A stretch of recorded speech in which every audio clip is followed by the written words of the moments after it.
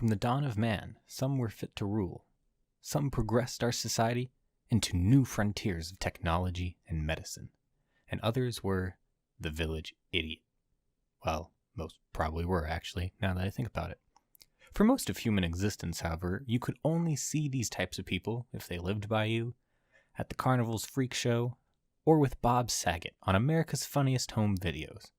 With this, however, it would appear we only scratched the surface of what we as humans were capable of accomplishing when we really didn't use our minds all that well. At the turn of the millennia, all that would change with the internet, the World Wide Web, and especially a video uploading site called YouTube. Here, users could post videos of whatever they wanted, many not realizing of how stupid or insane they looked exercising this great new power they had. No one could ever imagine how many crazy people could possibly think sharing their views or insane ramblings on a public forum would be a good idea, but it was happening. In a time where people trusted the crazy homeless man on the side of the street more than the news media, a new kind of show would step forward to both cover the news and showcase the craziest people the World Wide Web would have to offer. And their name, the Drunken Peasants podcast. This alt-right, redneck, doobie-smoking podcast would forever change the internet, one episode at a time.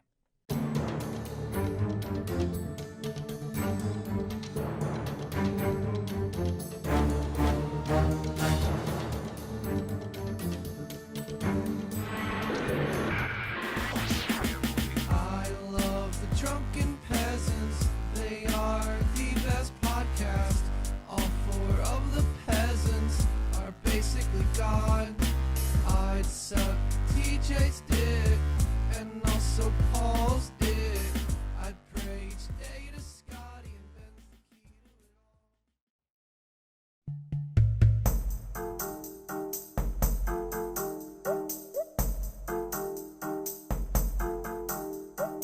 all.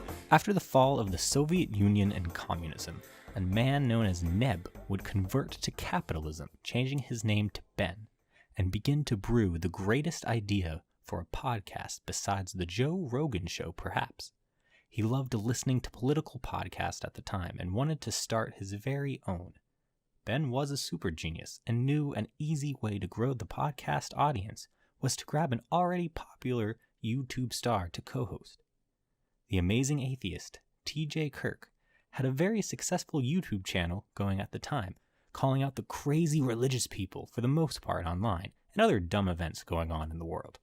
After Ben bugged him for a year to do a podcast with him, the two would finally join forces and air their first joint show.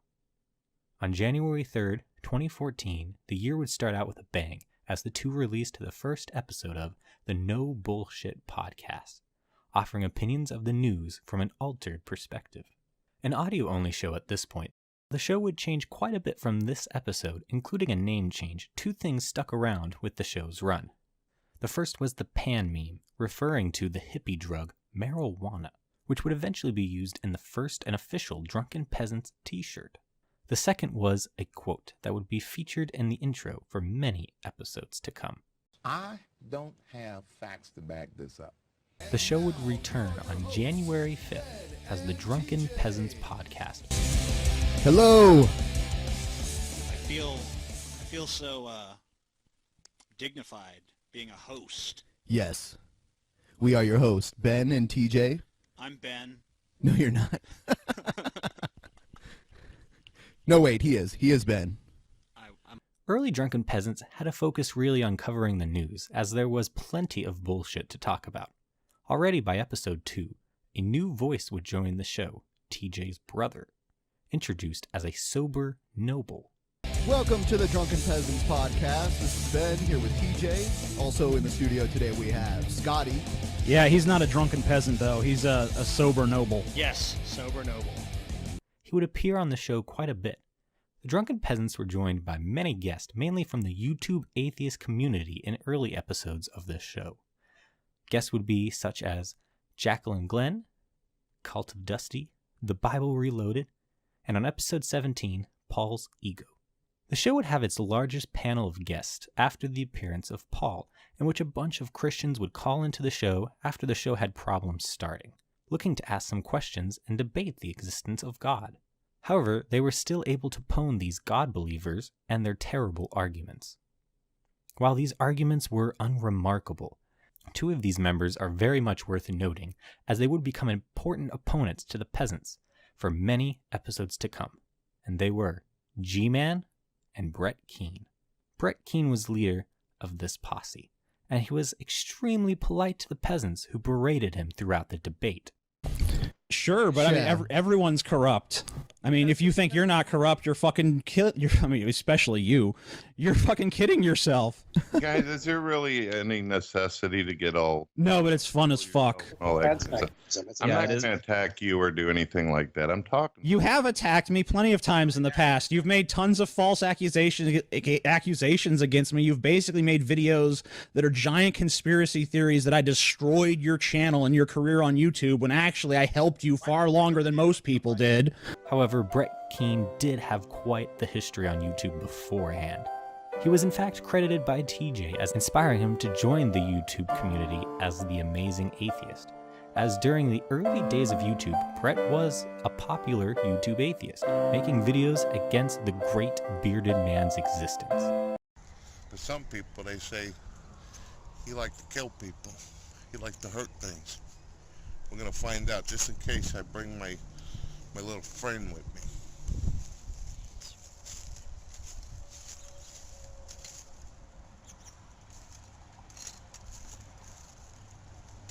Yo, Jesus, where you at? You in there, Jesus? I don't see him in there.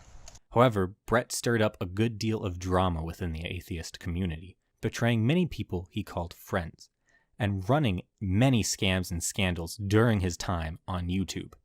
Brett breaking many of the community rules on the site over time would force him to create many YouTube channels.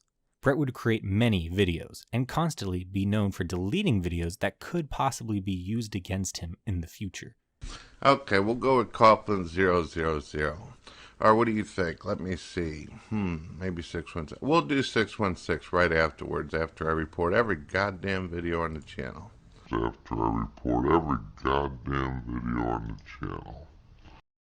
After his falling out with the YouTube atheist community, he resorted to begging on the internet for money, and Christians would end up falling for his scams. Thus, Brett would convert to becoming a God believer.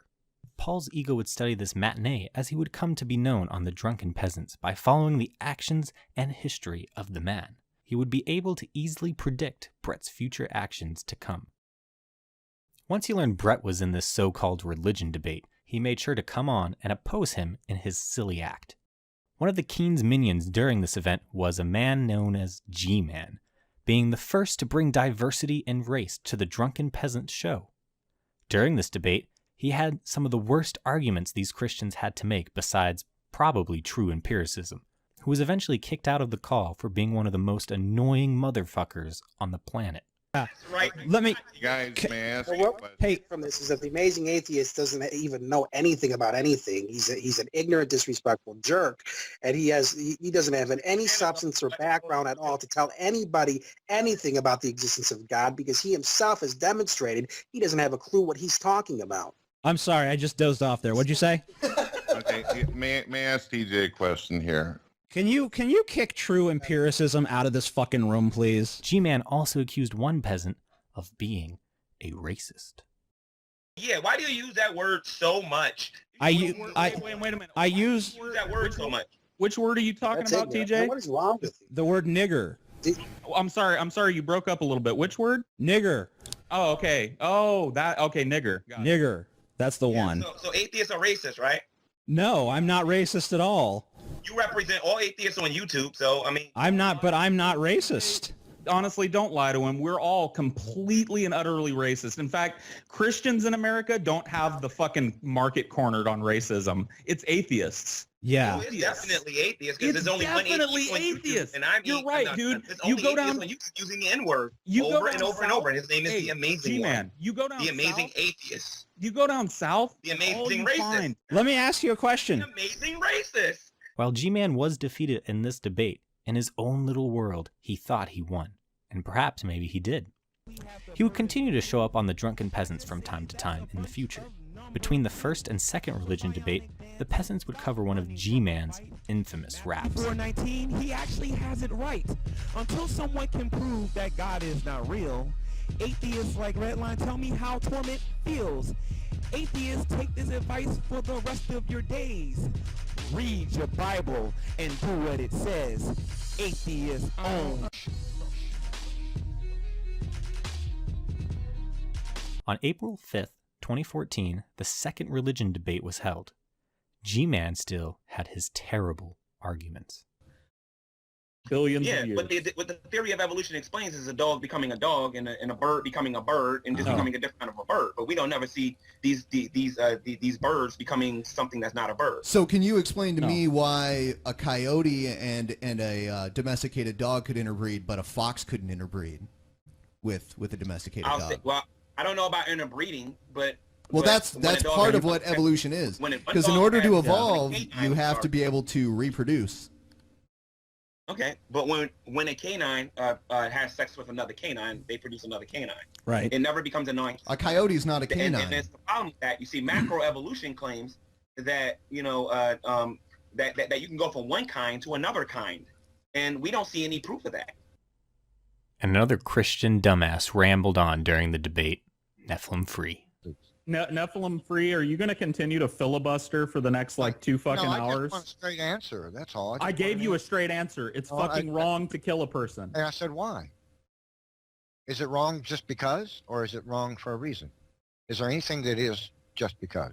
It's wrong because we live in a society. We've entered in a contract of governance with one another, and we have decided as a society that it is important to us to not impose our will on another person in such a way that would deprive them of life. Shut the fuck up. It would deprive them of you've been asking me for an answer, and I'm giving you your stupid fucking answer. After an hour, technical difficulties forced the debate to come to an end. In the episode following the debate, G-Man would claim to become an atheist, but it was all a scam, as he became known as the Chocolate Atheist. Taking this name, even as a joke, pissed off many other Christians in the community, and they all had their arguments in a Google Hangout. There are other ways that we can reach the lost. There are better ways than to deceive and then to... Why don't you just admit that you were thoroughly entertained and that you love what I did? Well, why don't you just admit that? The response. I like that. An apology. We're supposed to be given to God as chaste virgins, painted white. And he said he was the chocolate atheist. Painted white! White, the color of good! The white Unlike black, the color of evil! We're supposed to give ourselves to God!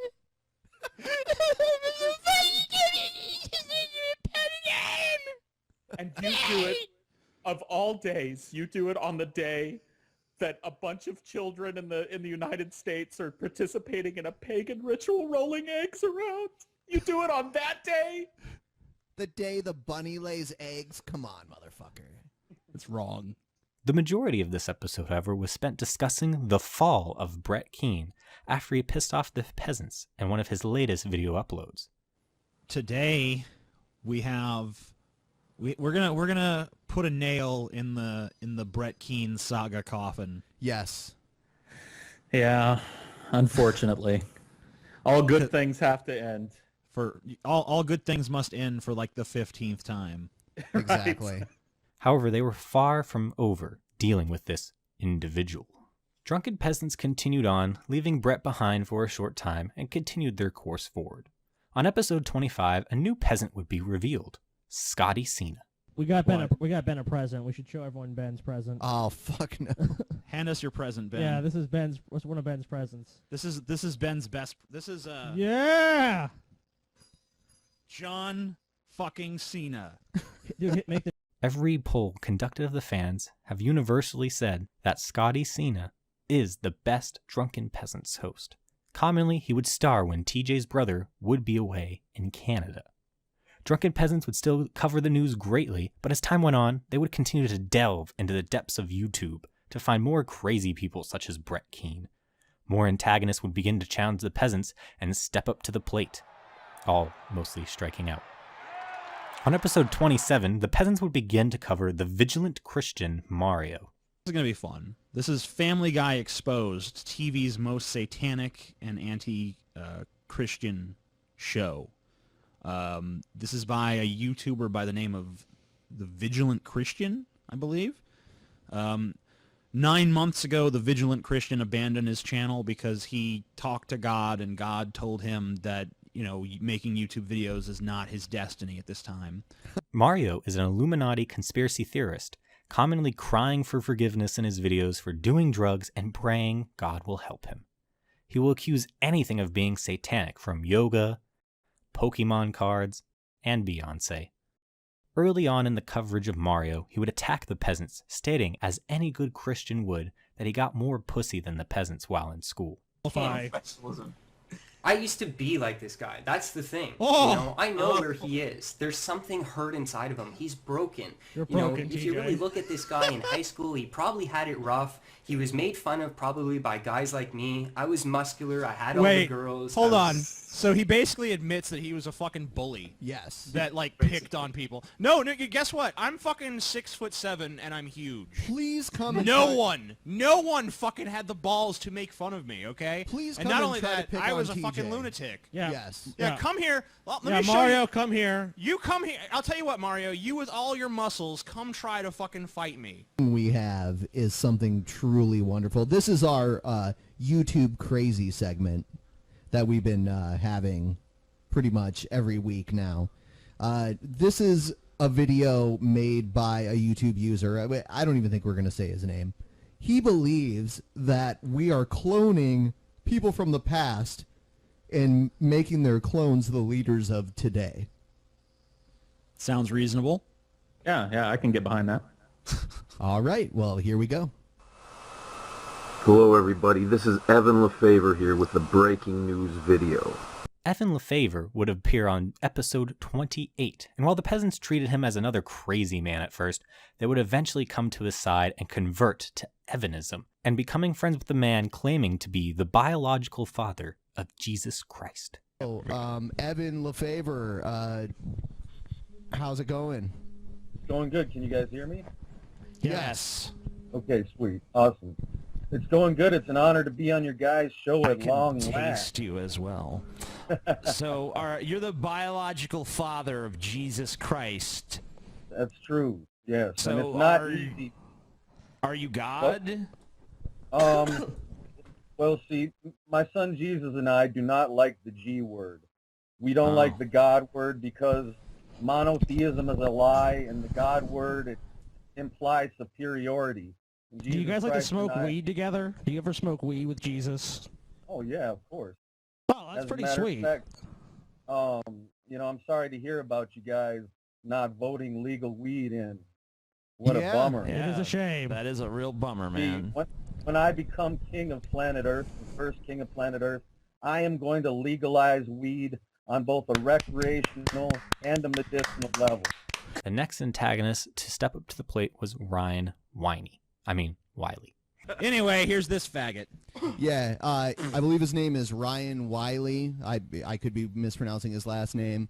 And he Grindin' Willie. That's he his believes that popular atheists on YouTube are not being properly held accountable for what they say. But he's gonna do the job. Yeah. He's dressed for business. Yeah, and actually I need to start it from the beginning. I criticize popular atheists frequently because I He lives in believe Michigan too, people apparently. should be held accountable. Yeah, so for you guys should go information beat his ass. Yeah, I think he goes to U of M, so go down to Ann Arbor and, you know. Actually, no, we don't condone that. Officially. I believe that when you have power and when you have popularity, you should be able to represent the movement well. I'll tell you one thing, if you want to be the one that represents them, you got to get better audio, for one thing. Yeah.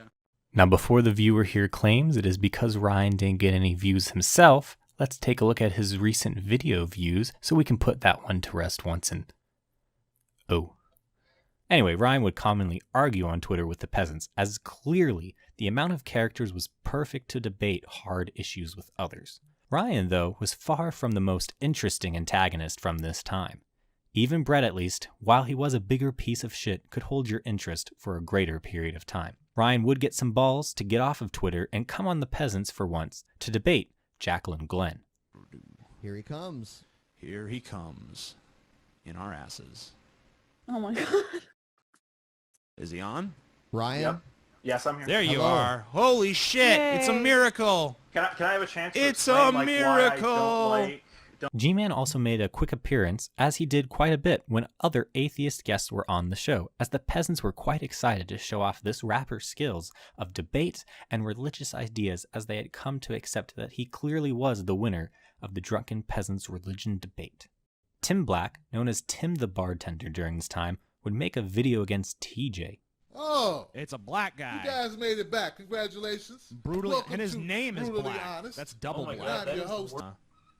And first thing I said to myself is, who the fuck is this guy talking to? Who's this guy giving advice to? Okay, pause They're it. not real.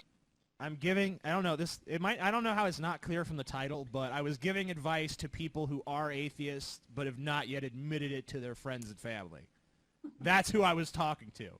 I would think it would be obvious from the title alone, but apparently it's not. During their fight back and forth over YouTube, Tim would utter the quote many DP fans would come to know. Scratching my belly and my Yeah. dick, it got in the way. It just got in the way. And I think I'm the spiritual heir to Diogenes. So I think that's where that's coming from. It's a tradition of sexual perversion that reaches back through the ages. What the fuck you talking about, atheist? I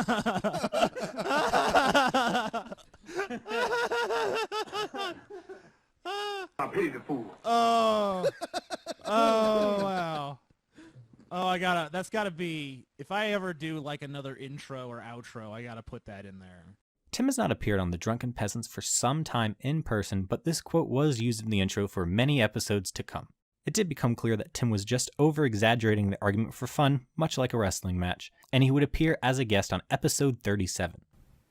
Tim the Bartender coming on the Drunken Peasant Show. Hey. Hey. Hey, what's up, fellas? Nothing much, down. Tim. How you doing, man? Good, man. I'm good. I'm excellent. What's up, atheist? Oh, nothing much. I'm happy to see you, Tim. I mean, after all this time, we've done 3 videos talking about you, and now we finally got you here. So, Hey, Ben, man. you had some kind of really racist question to ask him, didn't you? No, you did. No. You had some really racist question, I think. What was it? Tim would give the Peasants a black card as well. They again would have a falling out over some disagreements over the Chapel Hill shooting. But they would resolve this disagreement and return to being friends. Tim, while only appearing 3 times on Drunken Peasants in person, continues his career on YouTube, mainly discussing politics from a progressive viewpoint. However, he hasn't forgotten the Peasants, as even when he appeared on Dr. Phil, he would give a wink and a nod to the Peasants fan base. Tim, let me start with you. Have you heard anything today that changes your thoughts or opinions about this? I mean, it does, Dr. Phil, but the way I look at it, it's... What you talking about, Shanisha? On episode 36, before the appearance of Tim Black, DP wanted to explore the artistic creativity of their audience, as they had already seen the autistic capability through the stream's live chat. They began this when TJ issued the Draw Paul Ugly contest. Yes. I have a quick question about the fan art. Yeah. Why do I look like a fucking bullfrog in every... Like, I look awful. Like, I know, I realize I'm not the best looking guy in the world, but Jesus Christ, cut me a little slack, people. Fan art people. You make me like slightly charming and handsome, once. No, you gotta be a fat tub of shit every time. Dude, I'm a gigantic I want, tub of shit just with because a you big, said that, like, I'm announcing the disgusting Paul's Ego fan art contest. Wow. I will give a $25 Amazon gift card. Really? Wow. To whoever draws the most disgusting picture of Paul's ego and sends it in to the Drunken Peasants on our Facebook. Yes. Oh my god. Contests would follow, such as Draw TJ and Tim Black fucking, and the Draw Ben contest. After the Draw Ben contest, in which fans had to guess what Ben looked like as he had never appeared on camera during the run of the Drunken Peasants, the Peasants would start the greatest running joke the podcast would ever see. Hey, Scotty. Hey, Scotty. How could you be so fucking stupid? During the show, these quick clips of a crappy Christian show edited with jokes mainly directed at TJ's brother were played. The fans had a blast creating these videos, and TJ and Ben loved playing them. Sadly, TJ's brother killed the fun, only allowing the funny ones to be played, and eventually they were no longer played, as the Cristiano brothers who originated the show apparently never had heard of fair use, and began making copyright claims on videos using their clips, something the Bible Reloaded would take on and challenge them on. Hey, Scotty. Die! Die of every disease known to man at once, you stupid bastard!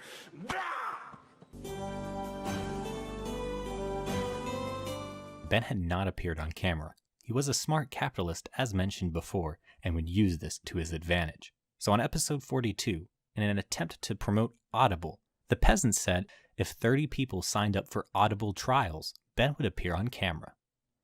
As you can see here, Ben did appear on camera but still hid his face.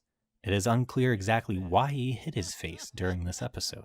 Was he a wanted man from his communist days? Did he want privacy? Or was there a terrible accident scarring Ben's face? What are the comments? I don't know. Let me see. I can't see them yet. TJ can read them. Ben has a mask on! Exclamation points. Fuck! Ben TJ. Ben Anna. Ben. Ben, take your mask off. No pussy. fucking way. I said I was going to be on camera. Yeah, he never said that you would see his face. Even at a wrestling event where the Peasants would appear on camera in the background, Ben continued to hide his face. The only glimpse many would get for a while of Ben's face was a quick mishap where Ben would change cameras accidentally while his mask was not clearly on. Peasant fans would quickly rejoice at the beauty, saving the image and spreading it for all to see. Episode 43 would star a debate between G-Man and Dusty Smith, thus leading to the greatest victory G-Man would ever have against the Peasants, where he would demand for the Peasants to show him that there was a starving child. Have anything to do with it. If God is helping you, why doesn't he help these starving children? Why are you more important than they are? How do you know he's not? How do you know he's not? Because they're dying. Because they're fucking starving! Yeah, they're dying. Okay. A child starves out every 10 seconds. So show me somebody. Show me. Show me a child. You're giving me what ifs and acting as if that's true. Show me some empirical evidence it's happening right You now. are just unbelievable. I know. I can't believe that this is a real conversation. I can't believe you're dying if there are children starving right now in the world. So wait, hold on, G-Man. You've admitted that there's starving children, though. So you like, there are starving children in the world, right? There might be, yes. There might be, yes. There might be. Okay, well, you're fucking retarded, and we're done with you for now. We're done. We're done. Until you realize that there's starving children. There are starving children in the world, dude. If you don't even agree on the facts of reality, how the fuck can we have a conversation? No, you don't win. You lose for the 5,000th time. You lose. You lose. You lose, sir. Good day. You lose. You lose, G-Man. G-Man. I am afraid that you lose. G-Man sir. literally wants us to produce a starving child. Yeah. Yeah, like, okay, it's getting too ridiculous. Yeah, you know what? Produce I a just happen to have starving a child. starving orphan. Yeah, because, you know, Prove if we saw that starving children are children, starving. we of course would just like say, keep starving so we can prove this to Yeah, G-Man. just in case G-Man asked me to present you as evidence that you exist. G-Man, skeptical of the fact that children are starving, but not of the fact that there's a magical man running his life. Has G-Man ever watched the fucking Giving him money. news? Oh, shit. G-Man, though, wouldn't go down so easily, and this wouldn't be the last time he would own while on the Drunken Peasants podcast.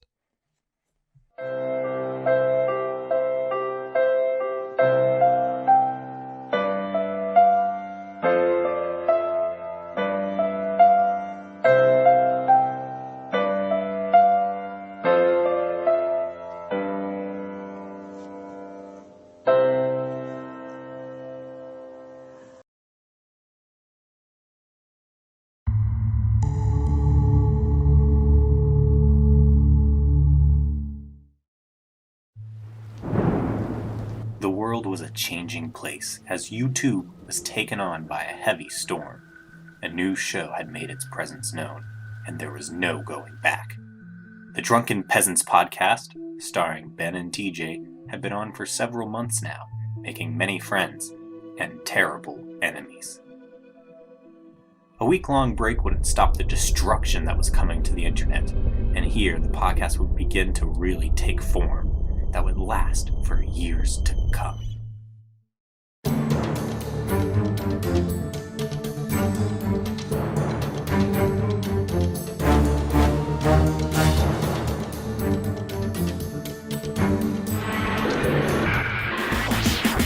I love the Drunken Peasants. They are the best podcast. All four of the peasants are basically God. I'd suck TJ's dick and also Paul's dick. I'd pray each day to Scotty and Ben's the key to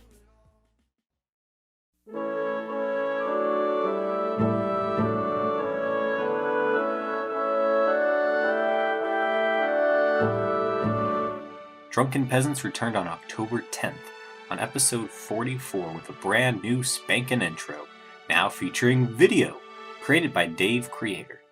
During this episode, a video was played of a Google Hangout between many YouTube Christians, including G-Man and VenomFang X, an old YouTuber who possibly may be suffering from multiple personality disorder. There's a problem.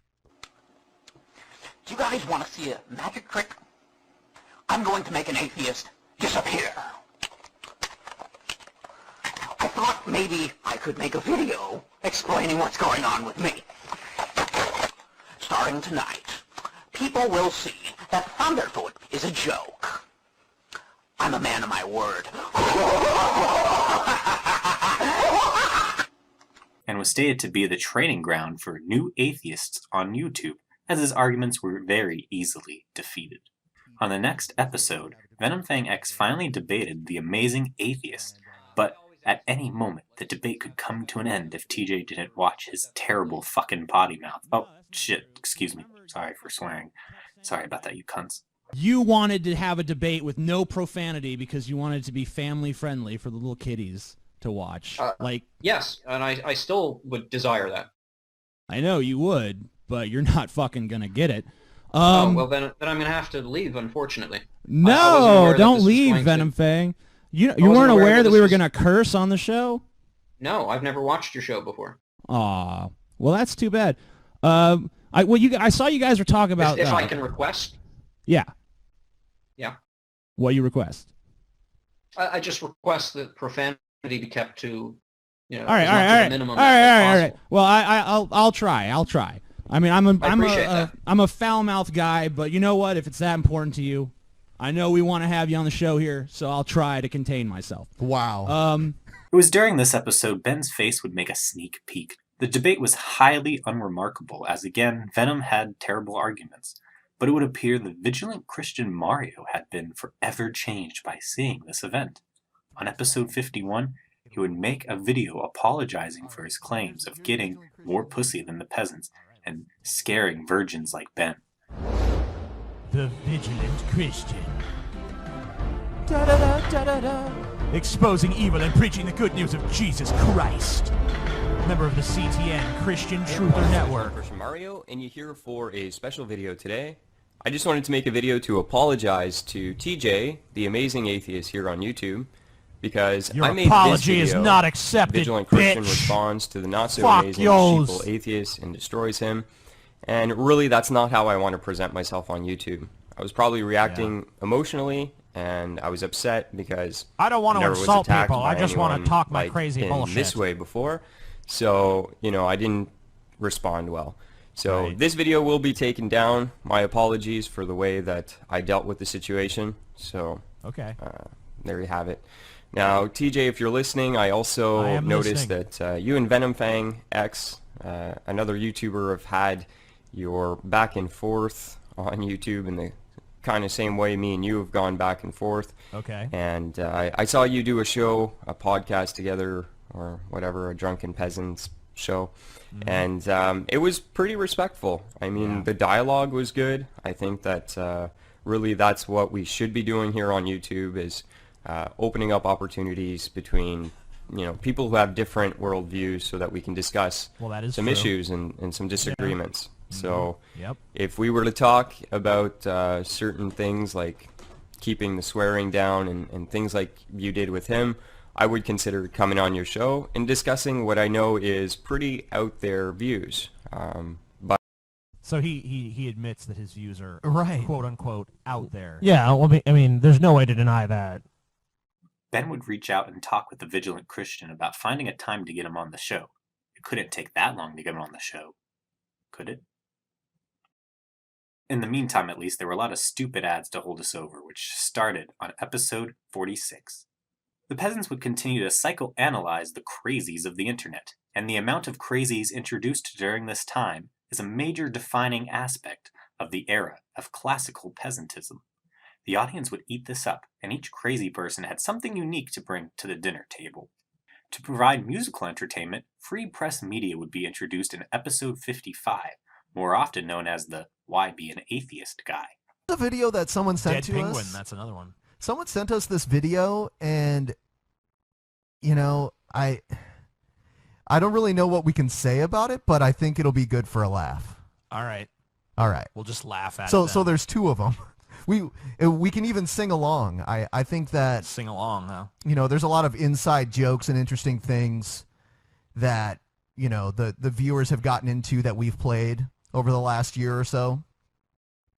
So this I think this should be a new one here. Here we go. Great song. Why be an atheist? Why be an atheist? Why be an atheist when there's freaking awesome faith? You could be deist. You could be Unitarian. You could be Quaker. You could be Taoist. I like how he's making all these suggestions. Like, it's okay, you could... Anything but an atheist. Right. Why be an atheist? I like Why his little be dance, an too. atheist? Episode 61 brought what every fan wanted, advice for their sex life from Alexis Taylor on the show Vagina Power, a strange talk show with some of the most quotable moments of this era, and sometimes a co-host that gave the strangest looks to Alexis, making this character extremely relatable to the viewer. But it's not the problem, though. She said the dick was so good that as she started rocking, she just got into it, and all of a sudden, she said something just hit her, bam, all upside his head, just slapped him. Dick will make you slap somebody.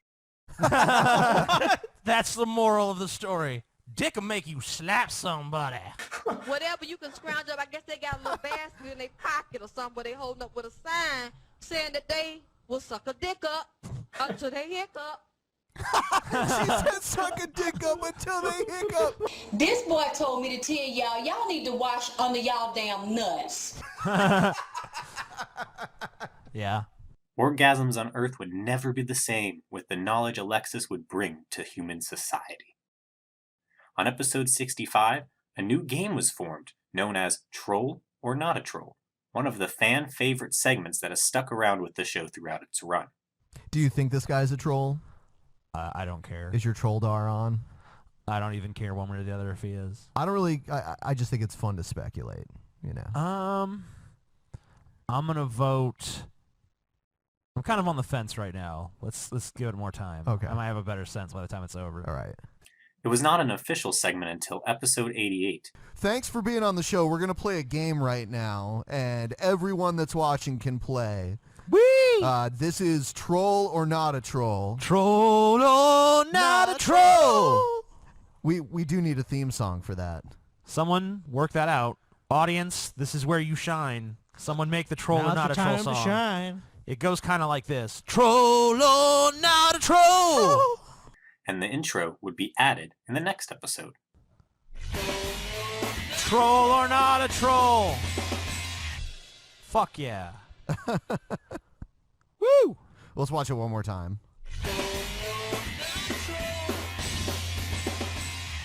No. All right. Is it time for that? Yes. Is it time? It's time for... It's time!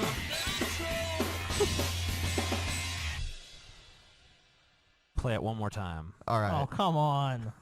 The only outcome for the game was the declaration of someone being a troll, not a troll, or the best outcome, a tie. Evanism wasn't the only new religion to be brought to the drunken peasants through the examination of crazy people, as on episode 67, the Church of Gale would finally enter orbit of the Peasants' Mead Station, commanded by Gale Kordschuler. Here the peasants would discuss Gale's fight against the Jesuit order. So let me know if at any point this makes sense to you, what this woman is about to say. Wow. Okay. That's quite an introduction, Ben. Yeah. You got me curious. I'm fascinated now. Okay, folks, let me just sum up. I Skyped with Terrence Jenkins last night. I finally heard from him after a silence of 1.5 months. Around June the 21st, when Terrence was Skyping with me, Brent Spiner said, "Hey, yoo-hoo, Terrence." Yeah, she's hanging out with Data from Star Trek, ironically enough. Brent Spiner. Wow, so is that what made you think of this when I referenced that? I mean, I had it next in the order. So here. it was coincidence. It was magic. Yep. No, it was not. I don't believe in coincidence. I think it was Jesus. Oh. This is divine planning, Ben. Okay, so how can you deny the touch of Christ? This is when her story gets a little more bizarre. No, it's fine. She's Something's right. going on with Matthew McConaughey's penis, and what was happening Right. was all of my Brent Spiner told her that something's going on with Matthew McConaughey's penis. So was Brent Spiner what?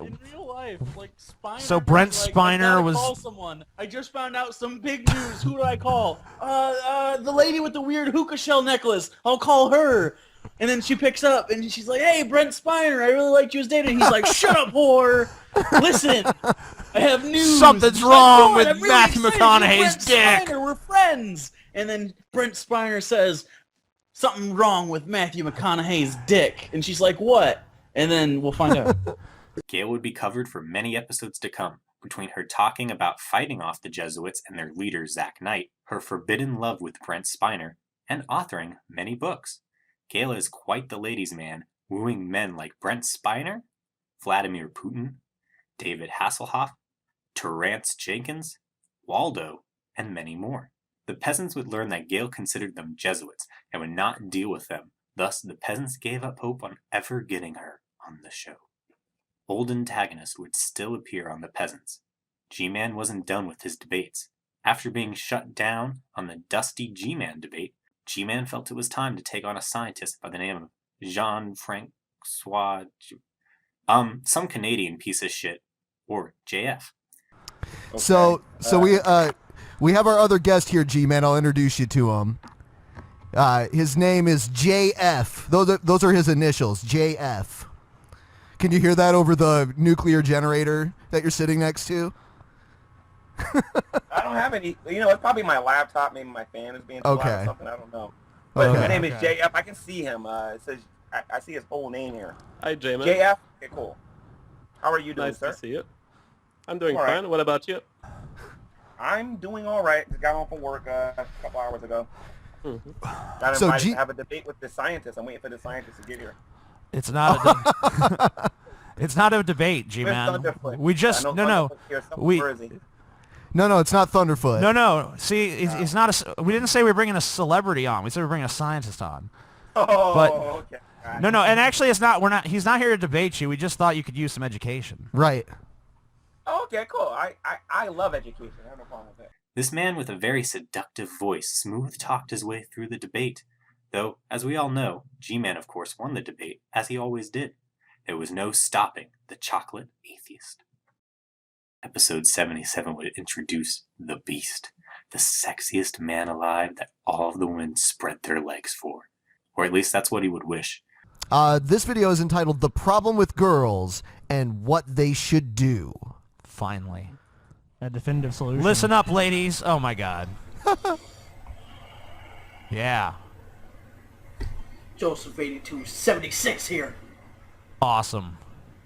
You want a rant from the Beast? The Beast? Wait, TJ. You'll learn a thing or two. The Beast. You might learn a thing or two. The Beast, and then, TJ. And then, in the future when someone's like, TJ, how, who are your influences when you make your videos? You can say, the Beast. The Beast. Yes. Look at him. Look at that face. He's a beast. Look at that intensity. Yeah, he's a beast. Am I looking at a UFC fighter right now? Is that what's going on? This is The Beast. The Beast. Joseph 8276. The Beast. Yeah. All right, boys, I'm back. The Beast is fucking back. Yeah. The Beast. The Beast. You damn right. Fuck yeah, the Beast is in the house. Motherfucking Beast. This rant.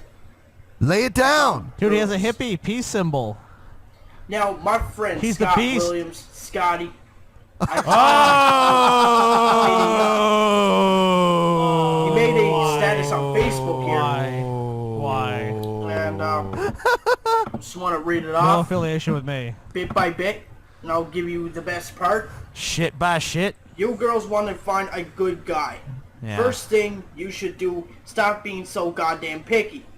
Okay. Yeah. Oh, wow. I like, This is so transparent. He leads in with that one. Don't be picky. Don't. I wonder why he has that.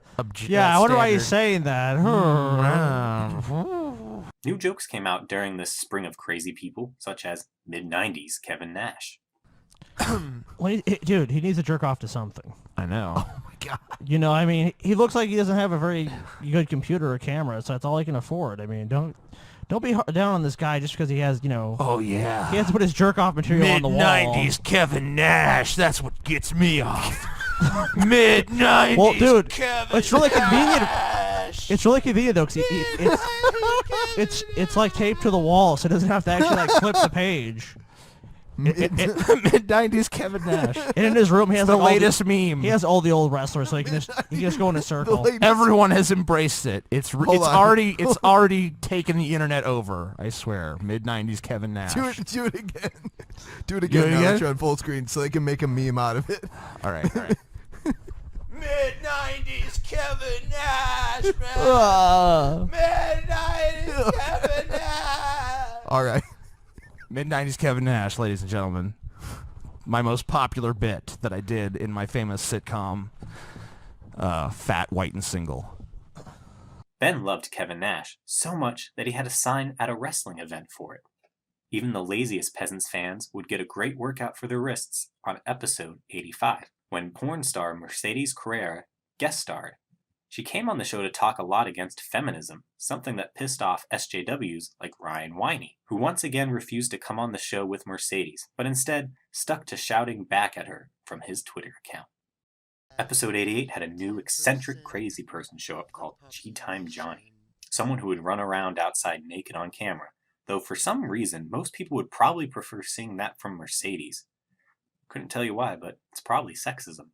Johnny had the world figured out, and would argue for people to give up on recorded history and language and returning man to his natural existence in nature. He constantly enjoys life, and is one of the happiest men alive, as he is always smiling and singing in his videos. There's some Zen shit to this. I don't think this next guy is a troll, but this video made me laugh because this guy seems pretty crazy. Play it. Hi, I'm G-Time Johnny. He seems pretty sane to me, dude. In the cycle, we're no longer going to live a technological generated fantasy. If you think from 2014, Okay. the recorded language. What is with crazy people singing now? Because first we had the Why Be an Atheist guy, and now we have this guy. Why are there people who feel like life needs to be a fucking musical? At least he's happy. Yeah. He's very happy. The other guy, he seems kind of miserable. This guy just seems like, I'm a crazy guy in the woods with a beard. Well, he's just happy, so he has to sing everything he wants to convey. I don't fucking give a shit about anything. In your ears, it needs us to exist. And you're from Earth. You're not from 2014. You are not a Catholic time terrorist. But You are not a Catholic time terrorist. Maybe I am. Many do not understand the concept of G-time or other things this man says, but perhaps if we did, we could all be a little happier. TJ, Have you No. ever won? No, oh, Ben. no? You're a piece of shit. Okay. Have I ever wondered what, Ben? What it would be like in an alternate reality where our show was like just terrible. You know, it's kind of hard. It would be kind of hard to imagine, but we don't even have to go as far as an alternate reality, Ben. We don't? No. No. All we have to do is watch the inebriated discussion podcast, which is not. Look, it's not a ripoff of our show at all, guys. Let's be honest with ourselves. The random discussions of the inebriated variety hosted by the unfunny comedian would begin to air, clearly ripping off the Drunken Peasants format, and even covering practically the same videos as DP. Episode 92, the Peasants covered the random discussions complaining about comments Mr. Repsion made about them. The unfunny comedian would defend his show, saying he did not steal the idea from the Peasants, but later he would admit the opposite in interviews. How's the random inebriated discussion show going? I'd say better than it was. Better than it was. Well, that's, I mean, like, it would almost That's pretty have low to be standard, right, you yeah, know? but that's good. I'm glad to hear it's That's like improved. the shit smelled better on day 3 than it did on day 2. Not quite as strong. Not as many flies today. So why'd you jack our shit, brah? Why not? That's a fair enough answer. Yeah. I can't really argue with that. Yeah. Yeah, I mean, the logic's impeccable. I'm not. You got served, TJ. Yeah.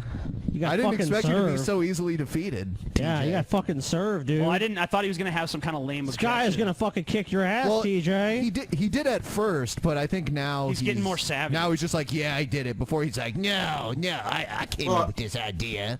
I never said that I came up with the idea, but I was trying to save face at first. Yeah. You don't have a good enough face to save, bitch. The only noteworthy thing about random discussions would come long after the end of classical peasantism, when on episode 210, a fight broke out between Unfunny and some lover on the stream, leading to the Bitch Boy Slap Fight song. Bitch boy, slap fight. Gotta ask my mama if you can stay over tonight. Bitch boy, slap fight. We're both painfully pasty and white.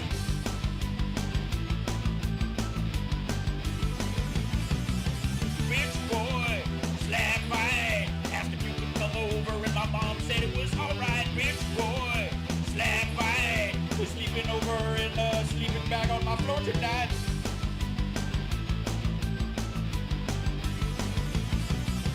Bitch boy, slap fight. Are they gonna touch each other inappropriately tonight? Bitch boy, slap fight. Didn't set up that webcam right.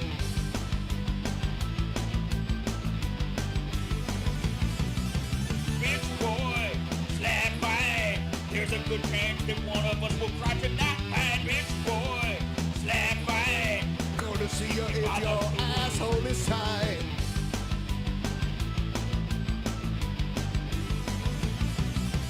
Bitch boy, slap fight.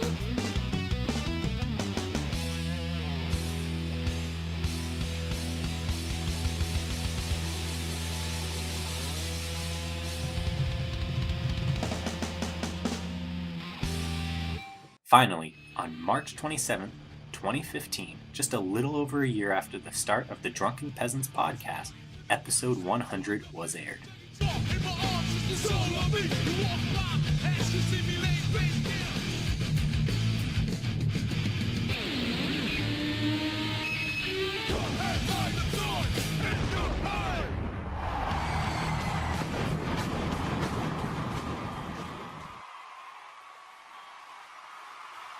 Hello, welcome to the Drunken Peasants Podcast 100th episode spectacular. I'm Lance Sloan, joined here by Ryan Sloan, my brother, and Ben Sloan, my co-host. It's great to be here, guys. Yes. This is No a wonderful relation event. to Ben. It was a big event, being the second longest DB show at the time, since the Dusty versus G-Man debate, featuring many guests that joined for parts of the show. Dusty would debate G-Man again and his friend Rancam, a madman out of a cartoon. Can you say that Bionic in Jet is a Unity? cult, that's for sure. She's a cult all by herself. And What? Call of Duty thinks she's intelligent. Dusty, you see this, bro? Jesus, really. brah. Yeah, come on, man. You need a little Jesus in your brother. What does it say? Oh, It's okay. that. Look at man. I don't want any Jesus in me at all. No, thank you. I'm just not come on, into man. it, to be honest with Are you sure? Jesus inside you, Dusty. It You feels need Jesus good, deep Dusty. inside you.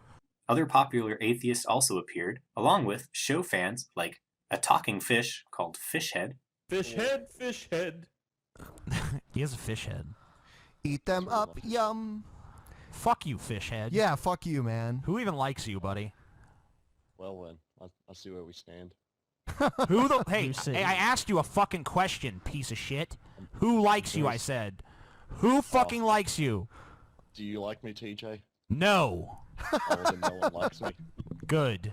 That's how it should be. No one likes TJ No, either, so yeah. you guys will get on fun. In reality, nobody likes TJ. Who cares? So- I don't give a fuck if you like me. I don't need to be validated by you insects. Insect? Did you say incest? Insects. Insects. Did I you say said. incest? Paul is on my level, but you two are garbage. Ouch. I know. What the fuck? Paul's like, I'm insulted, TJ. I'm way above you. No, far. I wouldn't be called Paul's ego if I wasn't far above everyone. And JF returned. TJ also danced to a song that was a remix from a clip from an earlier DP episode, TJ Fucked a Banana, in reference to the time TJ had a video leaked of him putting a banana in his anal hole. Scotty, you're a piece of He shit. only deserves Here, shit and piss. We'll play this and TJ can dance to it. I'll put him on Okay, full TJ, screen. you can dance, buddy. All right, cool. Okay, and I'll put him on the screen so Dusty can see him. Okay. All right. There Do we it. go. So now Dusty can see you. All right, here we go. TJ fuck. TJ fuck. TJ fuck. TJ fuck. TJ fuck. TJ fuck. TJ fuck. TJ fuck. TJ fuck. TJ fuck. TJ fuck. TJ I would actually love to go dancing with TJ. TJ fucked a banana.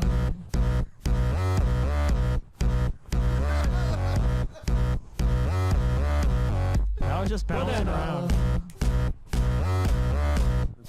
Oh, this is so bad. Whitest guy That was ever fucking awesome. confirmed. That was awesome. No, that was badass, man. You killed it. No, I think I did a good job. Yeah. Fuck you guys. He's like, I did awesome. I'm great. Banana. Banana. I'm awesome. Fuck. What's going on, Ben? I don't know. Banana. Okay. Sadly, many guests were hit with DDoS attacks during this episode. This wouldn't stop this episode, and it was a big success in the end, and the show would continue to charge forward. A new guest would appear on episode 103, the legendary artist James Asserton, or Jim Ass, who allegedly paid $10,000 to come on the show. Might as well talk about it here. God damn it. Jim paid us $10,000 to be on the show. I thought you guys respected the iTunes listeners better than the whole YouTube. We don't listeners. respect anyone. That's where you got it wrong. This episode featured tons of Hey Scotties, since Scotty was not around. You'll fucking suck! For you,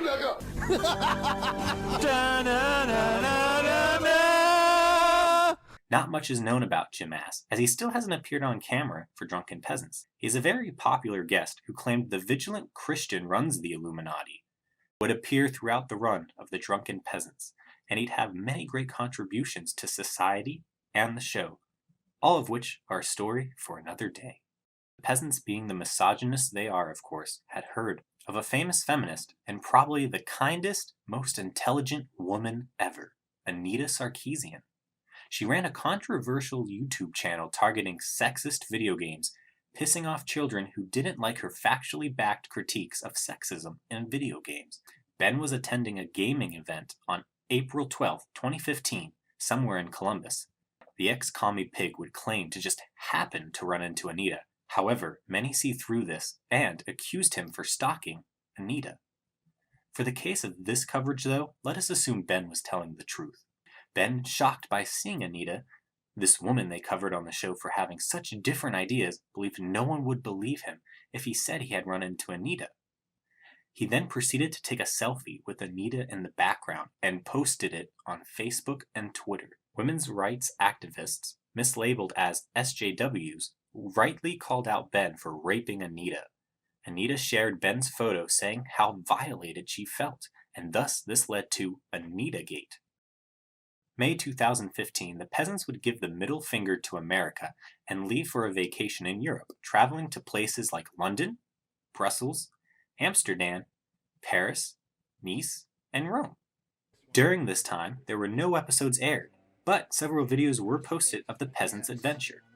That's as if to say to the king, well, peasants would just shit in the street, but if you were a king, you had one of these, and that's as if to say, please stop shitting in me. Because that would amuse the king, you know. He's mad. He's angry because he's full of shit.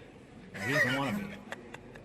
You know, but, and then you just, when you were done, you tossed it out the window onto some peasants' heads. Oh. And the peasants weren't too happy either. No, I would imagine not. But no, you know, but that was pretty much how royalty lived back in the 1920s, I believe. 20? Yeah, these are from the 20s.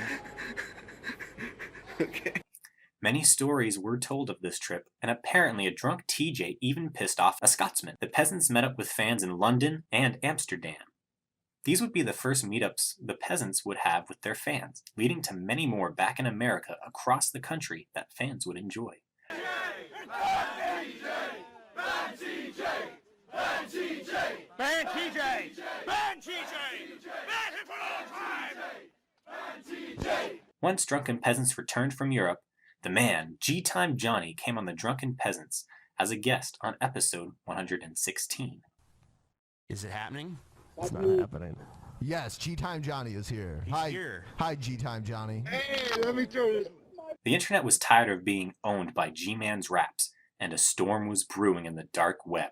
Furballs would fly, as creationist Cat would challenge G-Man to a rap battle, which was held on episode 121, in which 4 rounds were given to the challengers with different themes. Round 1 was on Jesus, with creationist Cat winning. Round 2 was on evolution, which CC also won. Round 3 was on who was the best rapper, which the Cat won. And the last round was a diss round. Okay, here we go. Yo, yo, yo. G-Man. Stupidest motherfucker in the world, yo. Yeah. You and me, G-Man, we could have killed the AIDS. But instead, I'm gonna have to kill you lyrically. What's wrong, G-Man? Why you look so cunty? Cause you got your ass served by Matt Dilla Hunter? I posed Matt and made him look like shit, but he made you look like an idiot. You make fun of me cause I'm a cat, but everybody knows your rhymes are crap. I knew today that I was that. By God, did I give you a big slap? So put your freaking face in my litter box. Cause I'll shit on your face and knock off your socks. I eat you up like bagels and knocks. I pwn you so hard, I knock off your cock. So put your Bible down and don't do what it takes. Cause that's not gonna help you anyway. Jesus loves me and he thinks you're gay. Worship CC, I'm the only way. Yeah. Yeah. Now G-Man's about to light this place up. About to expose this little phony little cat. You know what's up. I don't know what you're talking about. He's a cat. Christians don't curse.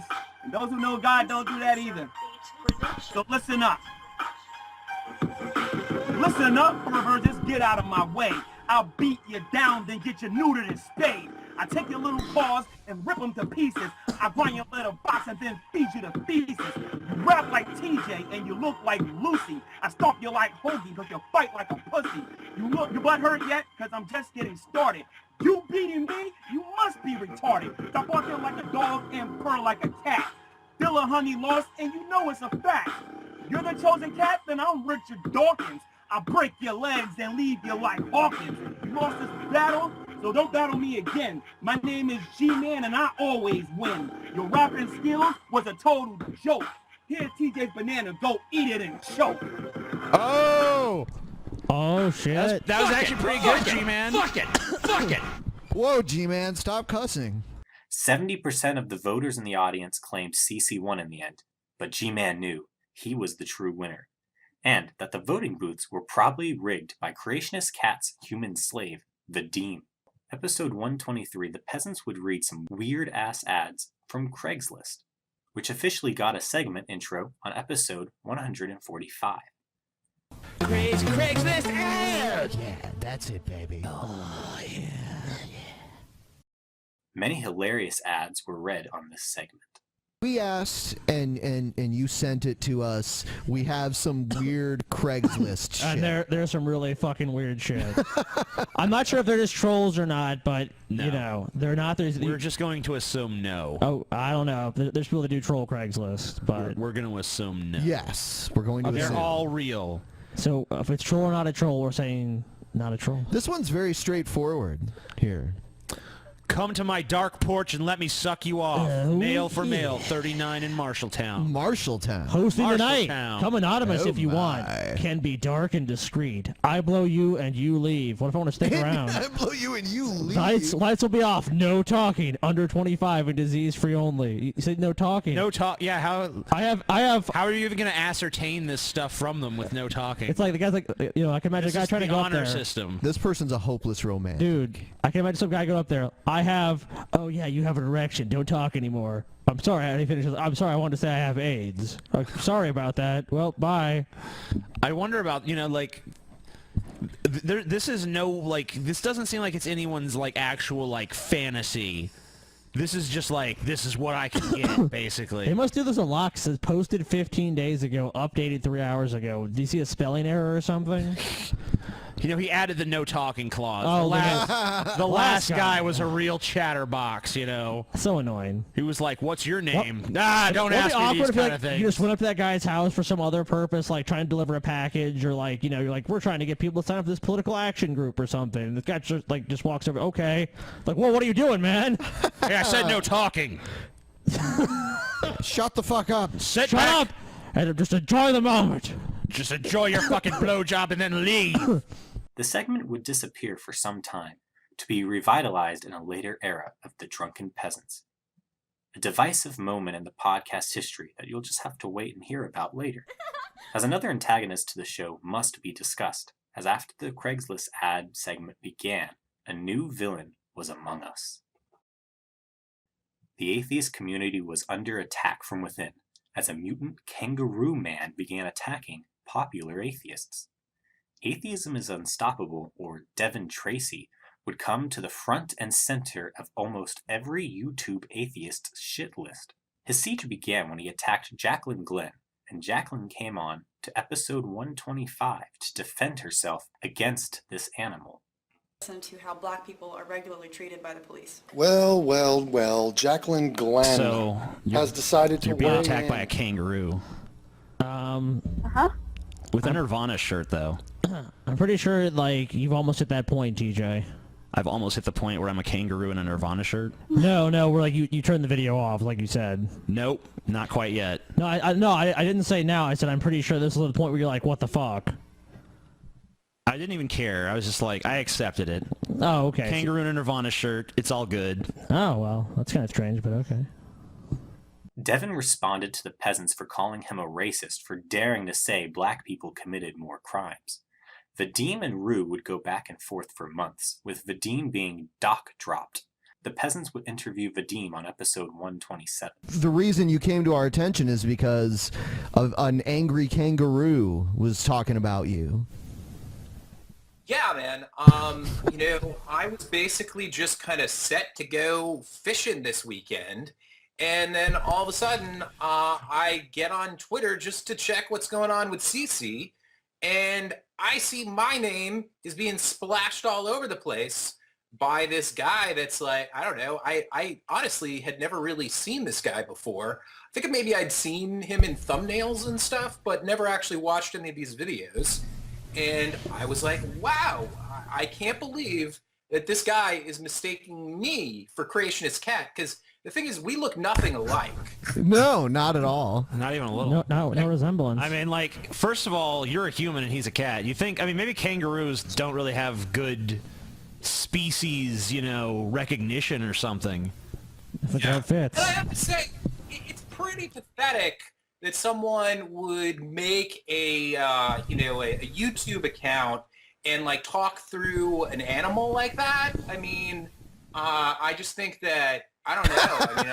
I mean, it's just kind of really desperate. Yeah. And, What's the psychological profile Lots of of someone issues who would there. do that? Yeah, I think that's I mean, I thought he was. I thought he was really a kangaroo, so I'm kind of lost here. Devin, as he began his tirade against his detractors, would release private information on them online, eventually leading to his ban from Twitter in 2016, which TJ would divide fans as he defended Devin against Twitter's terms of service in favor of freedom of speech. Fans were also upset that behind the scenes, TJ had made a truce with Devin and apologized for calling him a racist. Thus, AIU wouldn't be covered much on DP besides a joke here and there. It wouldn't be until Devin's meltdowns on his short-lived podcast, the Flying Monkey Podcast, that the Peasants would cover him again, and TJ's opinion would seem to change on AIU. Man, who fucking cares, bro? I'm against Hillary and Trump. I'm not against I'm Hillary. the amazing I'm not atheist. I'm American. faithful. You say your name? I'm not. But that's the thing. Yeah. What's with name dropping me? I don't have nothing to do with this Because shit. because you don't care. I don't. Because you didn't line up behind Hillary to sniff her fucking crotchless panties. Oh, Hillary. Oh, you're the best we could do, I guess. Oh, let me lick that fucking pussy, bitch. After Stevie's visit, TJ and TJ's brother's brother, the Vigilant Christian, finally came on for his debate on episode 148. It only took him almost 100 episodes to suck it up and come on about a year later. The Vigilant Christian needed some lessons, obviously, from G-Man, as his debating tactics mainly consisted of saying, "These are just my worldviews." Yeah, so, well, first of all, you have to understand that I'm coming from my perspective and my worldview. Yeah. Right, Well, but again, I'm just sharing my perspective here. Jim A. would come on the show to accuse Mario of being Illuminati. Jim, are you there, buddy? Jim A. Jim A. Yeah. So yeah, we can hear you. Mario's here. What do you want to ask him? Yes, I have a bone to pick with the Vigilant Christian here. Yeah, what's that? Mario, I feel, I've watched a lot of your videos and your Illuminati stuff here. I feel you're a part of the Illuminati. You're throwing a diversion. You're throwing a curveball to all of us. You know what I feel? I feel you're the Kaiser Soze of the Illuminati. When you walk around, I'm sure you walk around with a cane and a limp, like Kevin Spacey does in The Usual Suspects. That's you. That's how I feel. Okay. We're expressing our beliefs here. Yeah, so. The Peasants would attempt to convert Mario to Evanism as well, and Paul's ego joined. The Vigilant Christian didn't seem to very much like Paul's ego, and had to put up with him again on his return to the show on episode 150, which also had Vegan Gaines as a guest, a crazy-ass vegan who wanted to kill Mr. Repsion. The Vigilant Christian didn't want to ever be on a show again with Paul's ego, which I guess wouldn't be a problem as Paul was only a guest every once in a while. But the age of classical peasantism was coming to an end. The show was about to go through a major change on the next episode, and thus mark the beginning of the Salt Crisis. Hit it, Ben! Oh, Canada, you fucking piece of shit. Oh, you suck. Why aren't you America? Oh, Canada. Wolverine is the only cool thing to come out of you, and he's a fictional character. Oh, Canada. Justin Bieber came from you. Oh, Canada. I just want to say again that you're a piece of shit. Fuck yourselves in your stupid Canuck asses, you're insipid morons. Cut it, Ben. He's like, I'm done with it. I'm done with it. It's now ending. Fuck you, Canada. Happy Canada Day, bitches.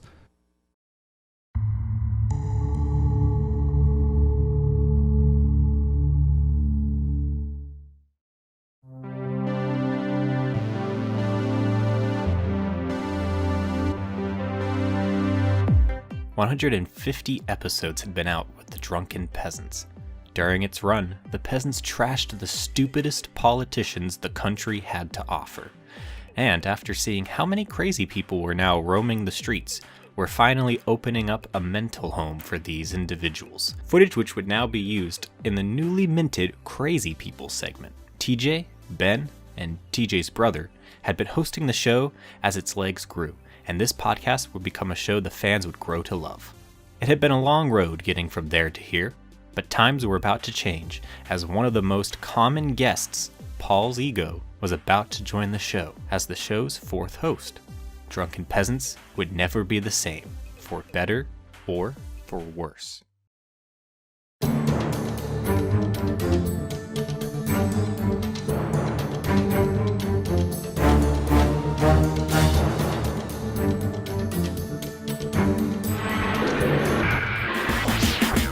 I love the Drunken Peasants. They are the best podcast. All four of the peasants are basically God. I'd suck TJ's dick and also Paul's dick. I'd pray each day to Scotty and Ben's the key to it all. The screen is fucking laggy. Ben's across the room and he's fucking laughing at me. It ain't my fault that I'm fat. I was poor as a kid and I have a bad back.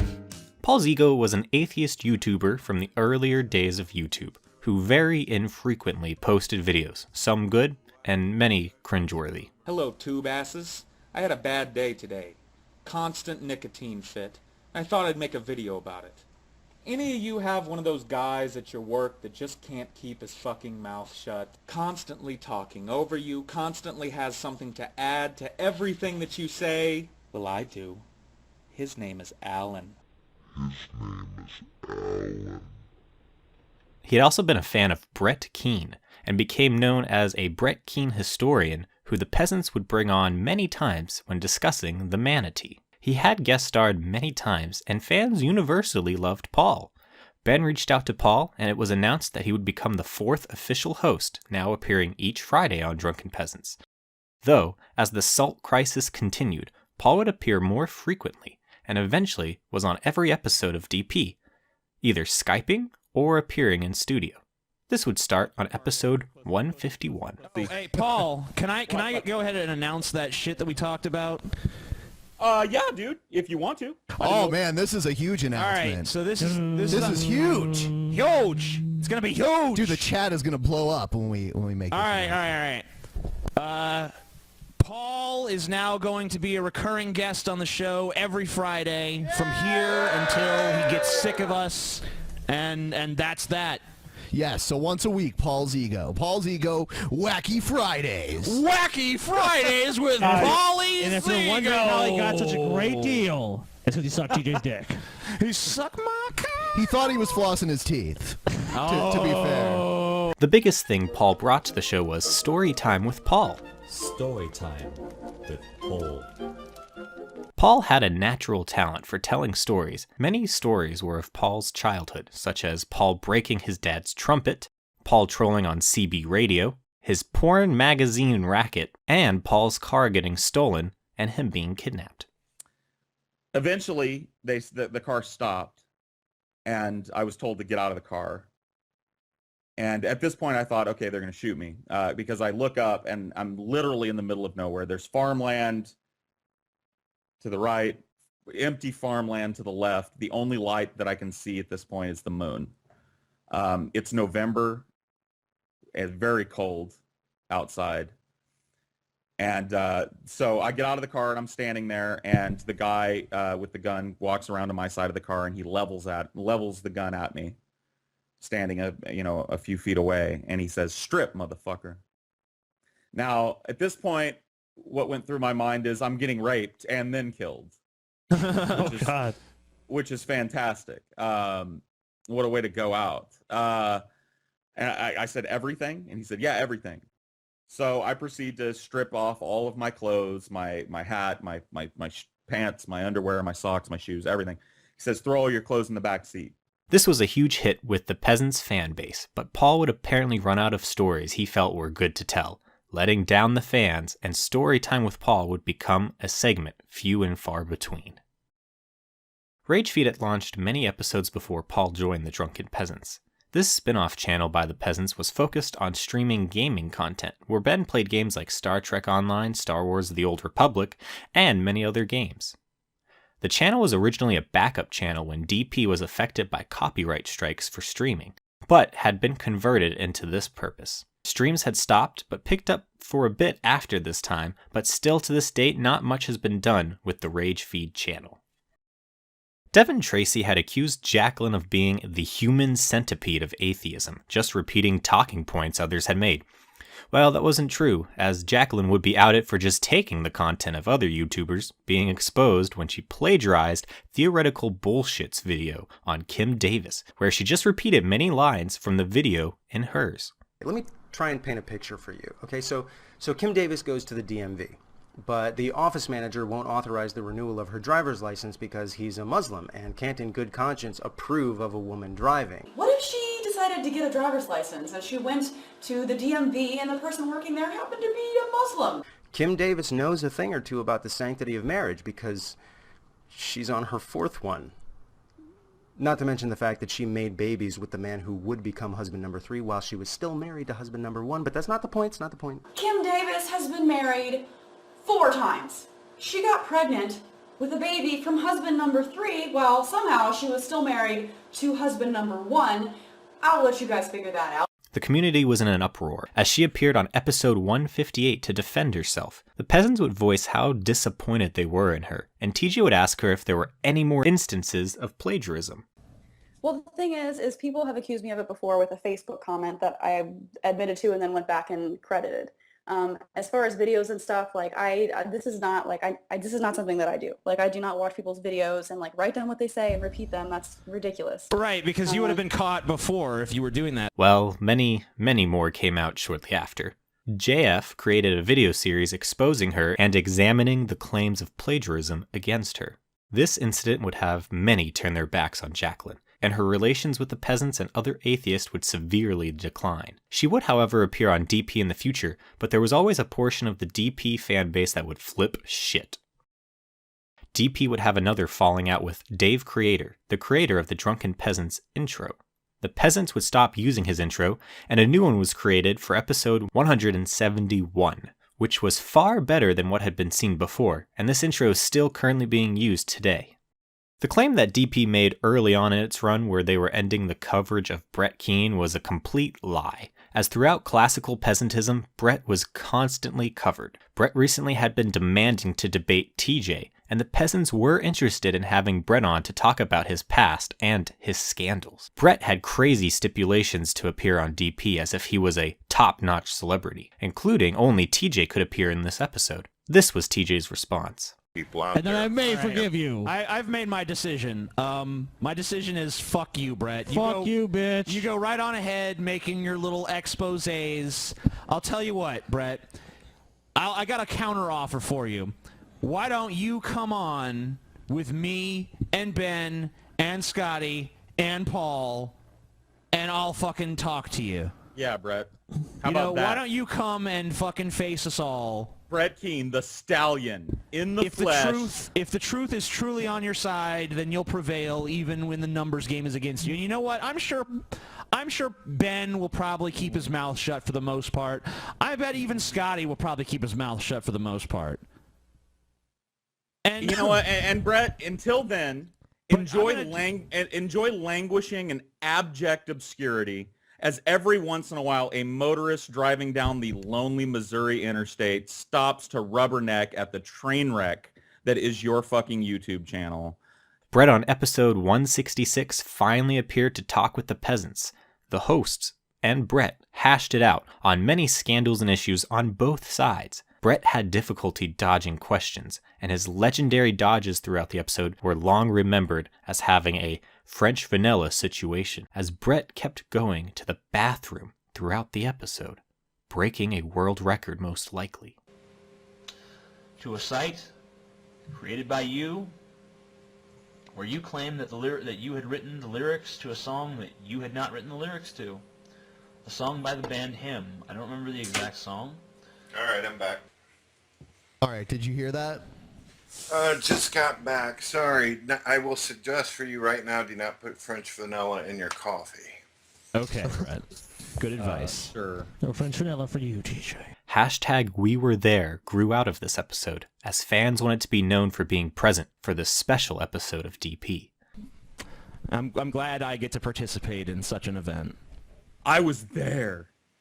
Remember that time Brett Keane went on the Drunken Peasants and made a fucking dumbass of himself in front of thousands and thousands of people? I was there, man. I smoked a fat joint and I watched that shit and I typed LOL like 2,800 times in the chat. Brett, shortly after his appearance, would pack bags yet again and partially leave YouTube, stating he was ending his religion and political videos to focus on his gaming channel on Games You Love. As with every one of Brett's departures from YouTube, this one would last only so long. Jim Ass would still make appearances, and it became quite clear that not all liked Paul, as the two commonly fought. Hashtag Jim Ass DDoSed Paul. Hashtag Jim Ass DDoSed Paul. You know what, you cowardly piece of fucking shit? You can't DDoS me in real life, okay? When we meet face to face, you're mine. Your fucking ass is mine, you piece of shit. Oh, wow. I'm gonna DDoS you in your mouth, you motherfucker.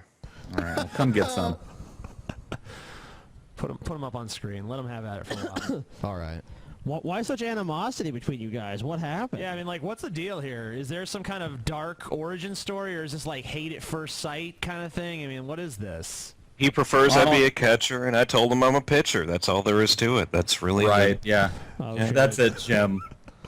That's it. It couldn't be that I have absolutely zero respect for some fucking trust fund baby who buys his way onto the peasants. You know, maybe that's it. I don't know. Maybe I'm crazy. So you don't think? Hey, I've got money. That's why I don't catch. Hey, that's. Well, what else can I say?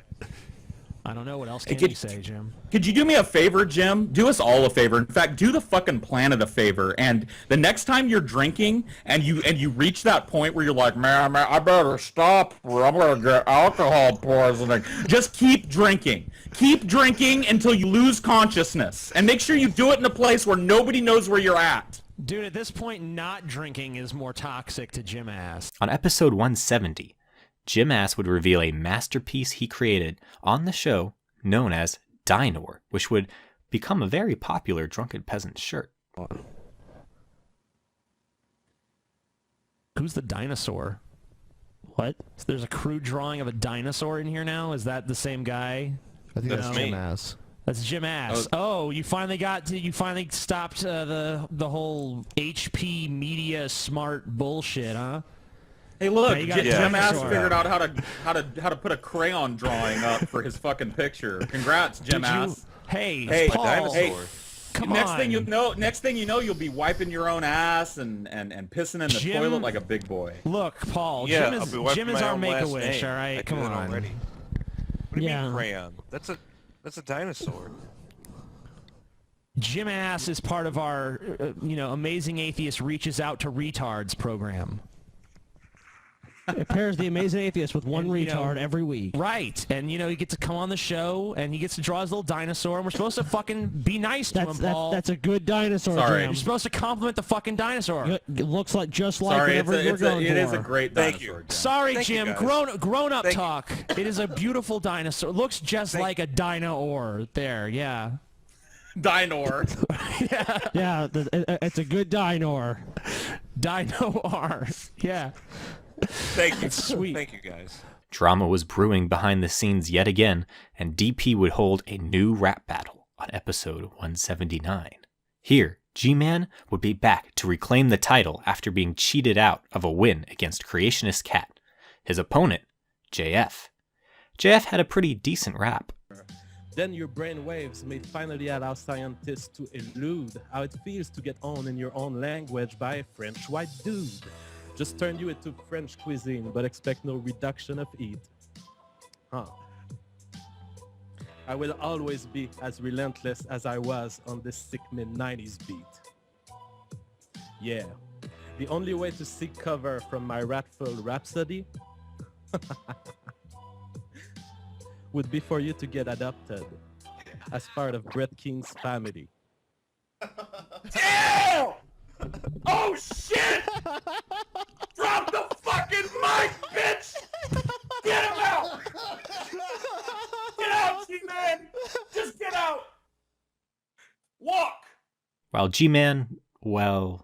My name is G-Man and I'm gonna rock this show. To show this French fry who don't got no flow. Try to keep up, you cocky French hoe. Pull up your pants, I see camel toes. You're a doofus with lupus, you're my #1 fan. Your brain cells are gone, stop smoking that pan. Go buy a pickle with a nickel or I'll shoot you with a missile because you're too stupid to cut me with a sickle. Learn to speak English, you're in G-Man's nation. You better call Brett for that situation. I'm red, white, and blue, you're Winnie the Pooh. I smack your face and say, chocolate bleu. So when you're alone and you're thinking masturbation, just call Paul for that situation. The French is just proud.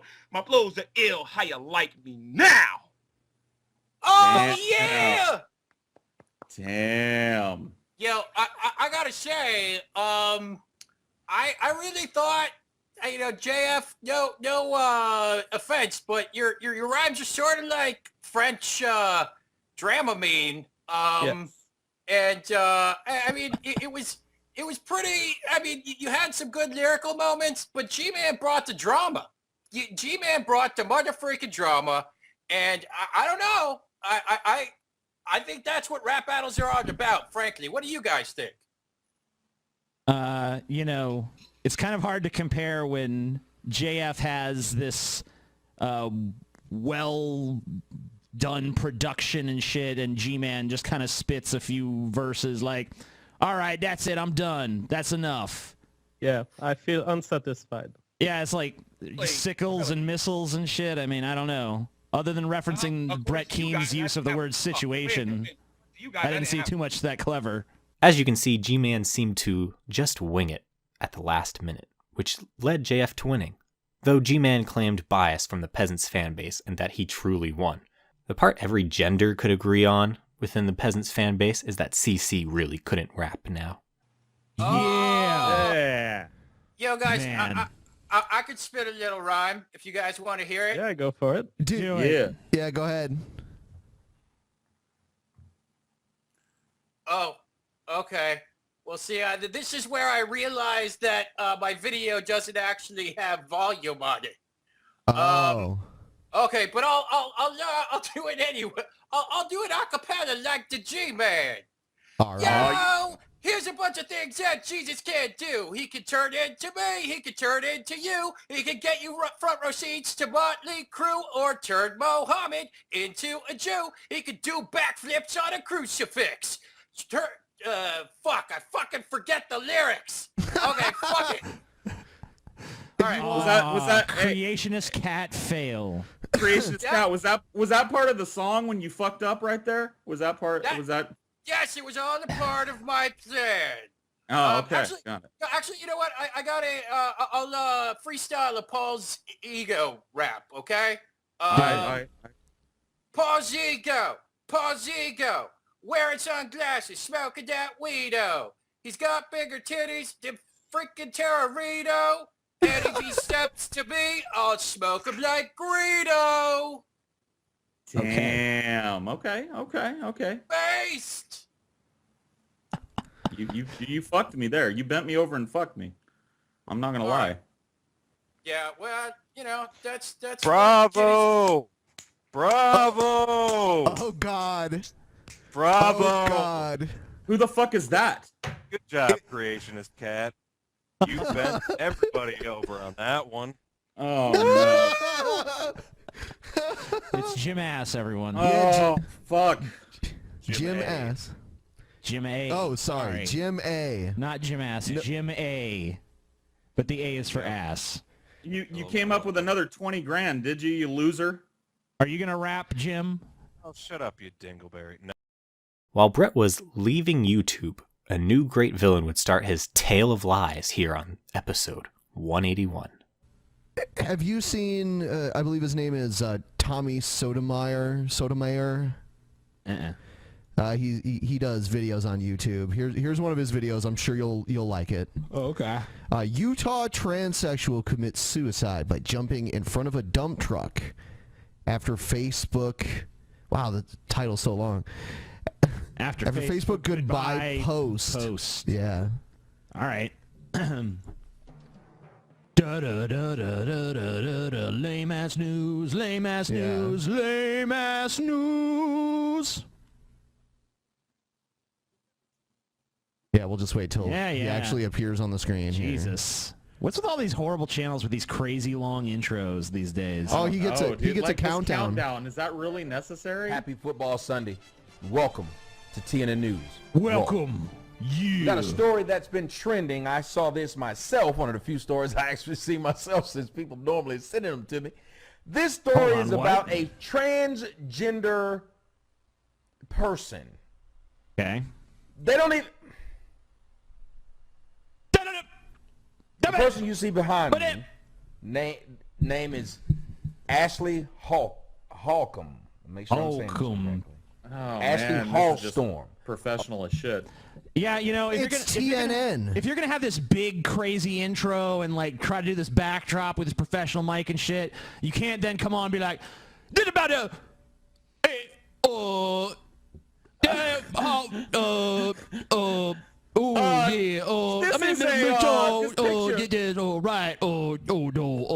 mean, This picture y'all are seeing behind me is a transsexual individual. Tommy Sotomayor was a strangely popular YouTuber making videos from his rented mansions, with his boring and incoherent ramblings proving that he probably sold his brain to rent the place. One of these beliefs the peasants made fun of was his belief that slavery was in fact a choice. Oh, by the way, it's outside. Yeah, and I didn't get to say the title. It's Dear Black People, Stop Blaming Whites for Slavery When You Chose to Be Slaves. Yeah, they chose it. Yo, TJ! What's going on, everyone? It's your boy Tommy Sotomayor. Check it out. Hey, I was in a Tajik conversation with my time. man Tommy. You'll probably come around here and jump in a minute, but I was in a conversation with him about something, and I'm going to say something that is controversial because, Okay, you to do give it. credit, we saw it somewhere else and heard about the thought of it, and it actually makes sense. And as you've probably been looking at the title, you know that the thing is saying slavery, yep, black folks, slavery was an option. You Yeah. chose slavery. Tommy's rebuttal consisted of showing off his garage and calling the peasants racist white boys, showing that Tommy was clearly a racist, but of course his form of racism was okay. The saga was just beginning with Tommy, and the skirmishes were just the beginning of an oncoming war. Previously on the Drunken Peasants podcast. But yeah, we're not doing any regular shows next week. Want to give you guys something. Because me and Scotty will be out of town. But, I mean, really, the only thing that's important is I'll be out of town. If Scotty was just out of town, we'd That's keep true. doing the Show- show goes on. You know, we don't need Scotty. He's garbage. TJ, I think you're projecting your feelings of being garbage on Well, me. you know, if I was truly the garbage one, then the show would be able to go on without me, Scotty.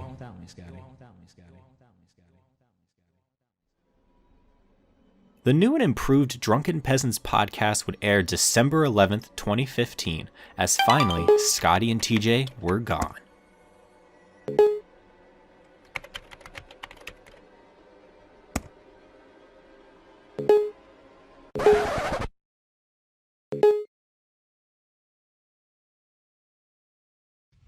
Coming to you live from your new and improved Drunken Peasants, now with 100% less TJ and Scotty, deeping the fuck out of the internet like never before. Dreams. Talking about how I like to have doggy situations.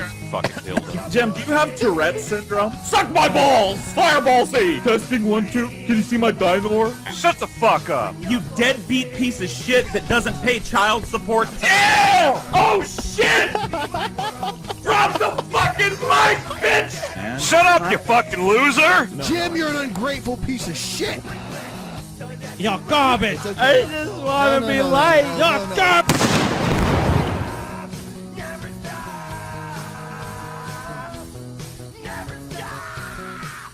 This reboot of the show now featured Ben, Scotty Cena, Paul Zigo, Jim Ass, Evan LeFavor, Pimp Monk, and Creationist Cat.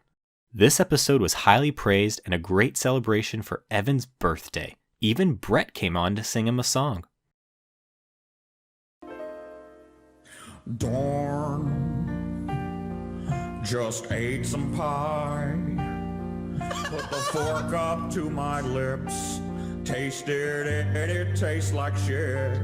I said, woman, your life has just begun, but now you've gone and thrown it all away. Darn, darn, darn. Ooh, when I asked you for some pie, I didn't mean something that you bought from the Save Mart. Bake that pie, cause nothing really matters. And then, you know, there's a whole other one, but then I want to skip to the hook, okay? I'm gonna skip to the hook. Go ahead. Go ahead. I see a little silhouette of mac and cheese. Scaramouche, darn, you better get cooking. Thunder, bolts, and lightning, black eyes are so frightening. Galileo, Galileo, Galileo, Galileo, Galileo was a God-believer situation. I'm just an individual, nobody loves me. He's just an individual on a poor family, saving my house from my donation drives. Waterheads, waterheads, I make waterheads. Bismillah, no, my children, waterheads, waterheads. Bismillah, my children, waterheads, waterheads. Bismillah, my children, waterheads, waterheads, children, waterheads, waterheads, children, waterheads, waterheads. Heads, heads, heads, heads, heads, heads, heads, heads. Dorn, dorn, dorn, dorn, dorn, dorn, dorn, dorn, dorn, dorn, dorn, dorn, dorn, dorn, dorn, dorn, dorn, dorn, dorn, waterhead. Beelzebub has a devil put aside for me, 'cause I'm a God believer. Okay, that's it. I gotta go, guys. I got a French vanilla situation.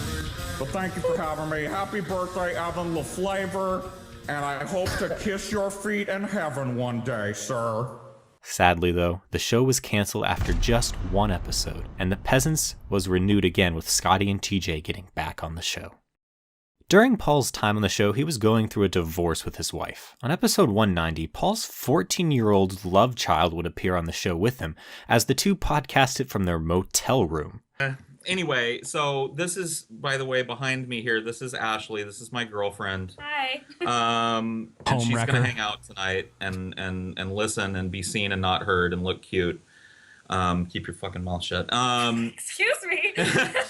You fucking misogynist. Read a bitch. Ashley apparently was peddled to Paul at a DP meetup, and she has been his slave ever since, only appearing a few times on Drunken Peasants, but has been seen more on Paul's Periscope and Hideology streams. Dusty was a popular YouTube atheist, who, as you can see, has appeared many times on the Drunken Peasants, and was an alright guy. Modern Peasants fans, however, have seen the great fall of this YouTube atheist, and it is here that the decline of Dusty began, though it had been brewing in the background for some time. Dusty had already practically been no longer on YouTube, as his video making days were over, as he found he could put way much less effort into posting on Facebook, which gave him more times to do drugs, party, and get laid. Dusty was already getting shit from defending Jacqueline, and the Bible Reloaded had broken ties with him and no longer sold his shirts. On episode 195, Dusty would guest star and tell an elaborate and shocking story about him and Matt Dillahunty, a host of the Atheist Experience call-in show, getting into a feud at an atheist convention. Dillahunty fell more on the SJW side of the atheist community and didn't like the more scummy side of the atheist community with their vulgar humor. Dusty would then make this claim about Dillahunty's wife. Set up the background for this story. Okay, basically it all started with an atheist convention they had in Denver. And I usually don't even like to go to these atheist conventions because they're pretty fucking boring. But anyway, I went to this one because they caught me and they're like, come on, we'll feed you. We'll get you in for free. So I go, and Matt Dillahunty was the lead speaker at this atheist convention. So I'm there with a couple of my friends. I walk in, and my friends are off doing something else. So I go sit down at the table. It's a big table, probably 8 chairs around the table, and there's 2 other people at the table, and I sit there. And Matt Dillahunty's wife, Beth Presswood, sees me from across the room. She's sitting at a table. So she gets up from her table. She comes over, and she sits down beside me. and she just starts being a total fucking cunt to me. Just the fucking biggest bitch in the world, telling me that she hates my show and I'm disgusting. But to be honest with you, I had the feeling that she wanted my dick. And I'm just being honest about that. I'm not trying to be like deceived or anything. Dusty would get into an argument with Matt's wife on Facebook over her racist meme she posted, and her defense was to call Dusty a troll. Matt and Dusty would go after each other over the meme, so Dusty made his arguments and claims on this episode. And atheist YouTubers OnStar would claim in chat live that Dusty was lying. Dillahunty came on episode 197 to dispute Dusty and claimed the desire of them wanting to have a threesome with Dusty was ridiculous. Anyway, so you're basically here because a week and a half ago, something like that, we had Dusty on the show. He was talking about an incident that happened, I think, on Facebook. Am I correct on that? I guess that's, part of it. Part of it? I mean, we already heard his story. Why don't you just tell us your side of events if you even want to talk about it? Yeah, and it's really weird because at the end of the day, this is going to end up being little more than he said, she said, or he said, but... Sure. And there are people who are going to believe Dusty no matter what I say, and people who are going to believe me no matter what Dusty says. And, I've debated, whether I should even bother addressing this, but there were a few things that were just kind of over the top and a few things that people were really confused about. Because from my perspective, this wasn't about a meme or anybody's position or opinion about a meme at all. Okay. I don't give a rat's. I'm happy to discuss the meme, and actually I responded to Dusty when he first asked me. I don't care. This idea that, Matt blocked Dusty because he has a different opinion about a meme is fucking bizarre. I ended up blocking Dusty because he wouldn't respect boundaries. But to kind of address what he said and go back, I guess I'll try to make it as short as possible, but who knows? So we first met Dusty in August of 2014 at a convention in the Denver area that he came to. Mm-hmm. And Dusty kind of told his version. I'll give you my perception or my view of what actually happened, because it seems like there was this sex-fueled fantasy version that Dusty came up with. Yeah, it did seem that way. In Dusty's version, your wife has the hots for Dusty, like hardcore. Yes. But this can only be manifested through hatred of him as a person. And he suggested that you'd be okay with it, too. Well, since nobody's gonna ask, is that true? Does she have the hots for him? No. Okay. I'm just hots for Dusty. He would definitely know. It wouldn't have had to been, she was picking at me like on the playground, so I think maybe she wanted my cock. No, he'd fucking know. For now, Dusty would still have decent relations with the peasants and a somewhat shaky relationship with the fan base. Episode 193, a popular gay conservative, Milo Yiannopoulos, guest starred, leading to the show getting its highest live audience. This episode would mark an important moment for Paul's ego, as before, many wanted salt with their fries. But this episode would divide fans and lead to many calling for Paul to be fired, as he childishly interrupted and argued with Milo, coming across of just saying things to disagree with Milo during the episode. Not on the scale. By the way, Milo. Let me finish the point. Hold on, Milo. Let Milo finish, and I want to interject something afterwards. Let me finish the point on Muslims. This is radically to demonstrate this. All right, Paul. This is not like Paul. Irish. Hold on. Hold on, Paul. I'm just going to let you know. You're going to say your piece, and then we're going to move on from this. Yeah, I do want to talk about. Hold on, Ben. Let's let Paul do his response. This one was great. Yes. Yeah, we can. Okay, sorry. Fuck, dude. That's all right. I know TJ closed the book on fucking religion, but as I was speaking, the fucking internet here died. I want to say one thing. I think it's kind of telling. Oh, God. After this, it was clear that Paul wasn't the best thing ever, and a large portion of the fan base from here on out would trash Paul. Paul would soon take his punishment, though. Episode 200 aired on January 29th, 2016, and much like episode 100, many guests were on, like Pimp Monk, G-Time Johnny, and Anthony Fantano, who praised the video game Underground commercial that was recently played on the show that the peasants fell in love with. All right, check this out, Anthony, and then let us know what you think. Give us the Anthony Fantano treatment with this one. I will. Play the needle drop. Oh. Oh, hold on. There we go. That's a sick shirt, Ben. Video Game Underground has the best video games in town. Video Game Underground has the best prices on games around. Video Game Underground has the best video games in town. Video Game Underground has the best prices on games around. Video Game Underground. All right. Pure brilliance, right? What the fuck, man? I can Absolute understand why you brilliance. would watch that while you're high, because that's like some stoner metal shit. Yeah. Yeah, bitch! That was some stoner metal shit. Like, that was some slow, heavy sludge metal, like doom metal shit. Like, they were clearly on some Black Sabbath shit with that song. Here at the end of the show, TJ punished Paul for his outbursts and fisted him. It's gonna start with 2 fingers. 2, all right?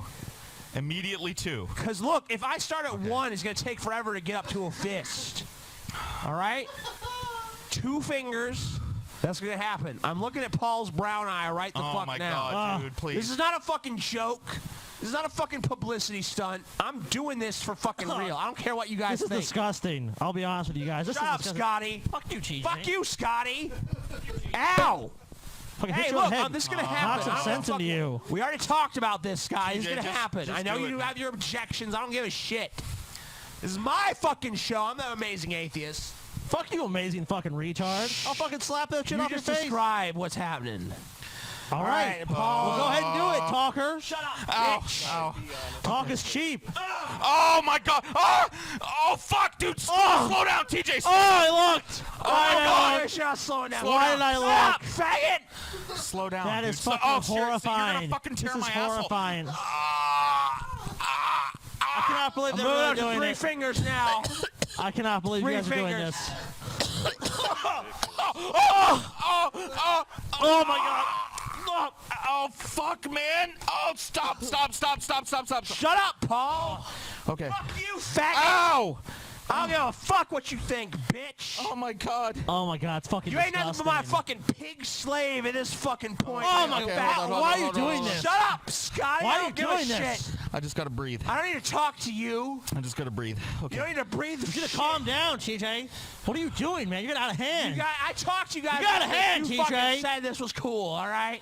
Oh. You said this shit was We didn't fun. think you were gonna act like this, though, man. Calm down, TJ. Walk away from me, Calm Scotty. down, TJ. I know what the fuck is best. You don't know what's All right, best. I'm going full fish. Fuck this Oh, shit. Oh my shit. God, no! Oh my God! There's blood everywhere! Fucking God, dude, stop! Oh my God! Is Paul even alive? Ben, stop him! However, Paul wouldn't learn his lesson and would continue to divide fans, showing that the peasants had indeed gone through a salt crisis. And I've been doing a backwards Hadouken since 1992. Salty Paul, round as a ball. And I'm fat cause my back is bent. No telling where my couch from IKEA went. Salty Paul, round as a ball. Salty. Salty.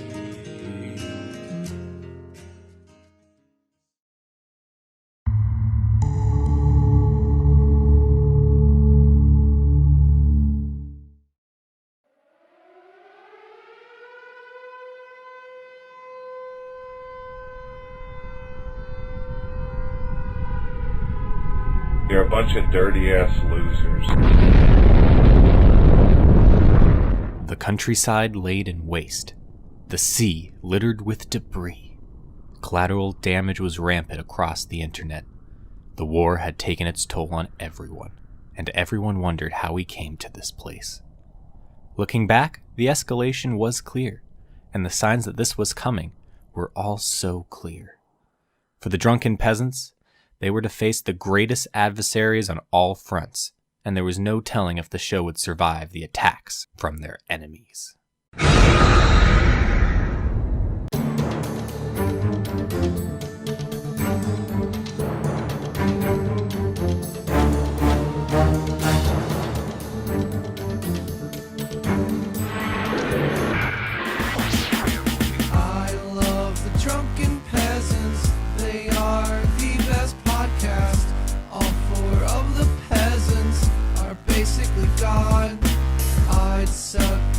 TJ's dick and also Paul's dick. I'd pray each day to Scotty and Ben's the key to it all. Homeless in the desert, surviving on rats and pee. At least I'm not Brett Keane. Coverage of crazy people on Drunken Peasants continued, and a Christian man known as Joseph Martelli was now covered. He had been covered way back on episode 56 and 57. On episode 203, he made another appearance on the Crazy People segment for his crazy belief that to solve the gay problem, they had to all be exiled to an island. So I came up with a solution to how to deal with homosexuals and lesbians. Put lesbians on one island from when they can declare themselves a lesbian. Put them on one island. Endless supply of food. Endless supply of food. Luxury, beautiful island. Gorgeous island full of lesbians. Another island full of gay people and whatever. All that, whatever. I'm talking about them as vervously. Endless supply of food, luxury, whatever. Now, obviously, they can't interact. Okay, I want to They're point on out the that one island. you didn't come up with These it for people are one. Yeah, like first of all, I've heard this a million times. Second of all, it wouldn't work. He's indoors, but I can see his breath, so his house must be like freezing fucking cold. Unless he's on a patio or something. Maybe. The problem is this. Okay, if I were a gay or lesbian, I would get behind this guy's idea 100% because it would mean I got shipped to a fucking island with nothing but other gay guys. I was given luxury and enough food, an endless supply of food and luxury, and he wouldn't be accomplishing anything because gay people are born to straight couples. Yeah, there would just be new gays coming from the mainland all the time. You know what, Paul? Yeah, you're really on something there. Coverage of him had resumed, leading to Martelli demanding to be a guest on the Peasants. Meanwhile, Brett Keane was waging brush wars on smaller YouTube channels, striking them with false DMCAs to silence all opposition. Hello, ladies and gentlemen. My name is Brett Keane from God TV Radio. Make sure you check out my gaming channel, Games You Love. And also Games check You out Love. Movies You Love. Wow, the brand new Movies You Love. Like, we were making fun of him for just having games you love. Now it's movies and games you love. At least we can take solace in knowing there's never going to be a books you love. There are more people watching this video now live than will end up watching this on his channel throughout its entire history. Easily. I find that hard to believe. By many times. Yeah. He's such a popular figure on YouTube. He should be thanking us. He should, but he's not going to. Music channel. He's probably He going will to be file a false DMCA against us at some point. Go ahead. I can't wait, honestly. Yeah, I mean, like, because then I would probably take up a collection to take you to court. Yeah, I think we would. And we've had people tell us before that they would help us do I think that. we would sue him at that point. Yes. Yes, we would. For sure. In fact, if you have received a and false don't doubt for a moment that we don't have the resources to do it. Yeah, we definitely do. But if any of you guys out there have the resources to like sue Brett for filing this false DMCA on you, like if any of you can afford a lawyer and shit, do it. And in fact, even if you can't afford a lawyer, maybe just sue him in small claims court. Tommy Sotomayor, a crazed mansion-renting man, had been in arguments with the peasants who were challenging his opinions and beliefs. Episode 216 had to be streamed on the Amazing Atheist channel, as Tommy had filed DMCA claims on Drunken Peasants episodes that had been using his videos, upset that he was getting owned by the peasants.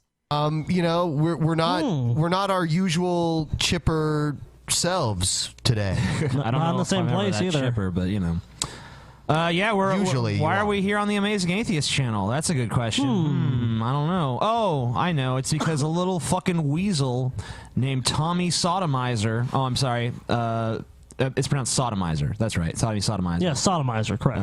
No. Sodomizer. No, Sodomizer. Oh, Sodomizer. Tommy Sotomayor. Sodomizer.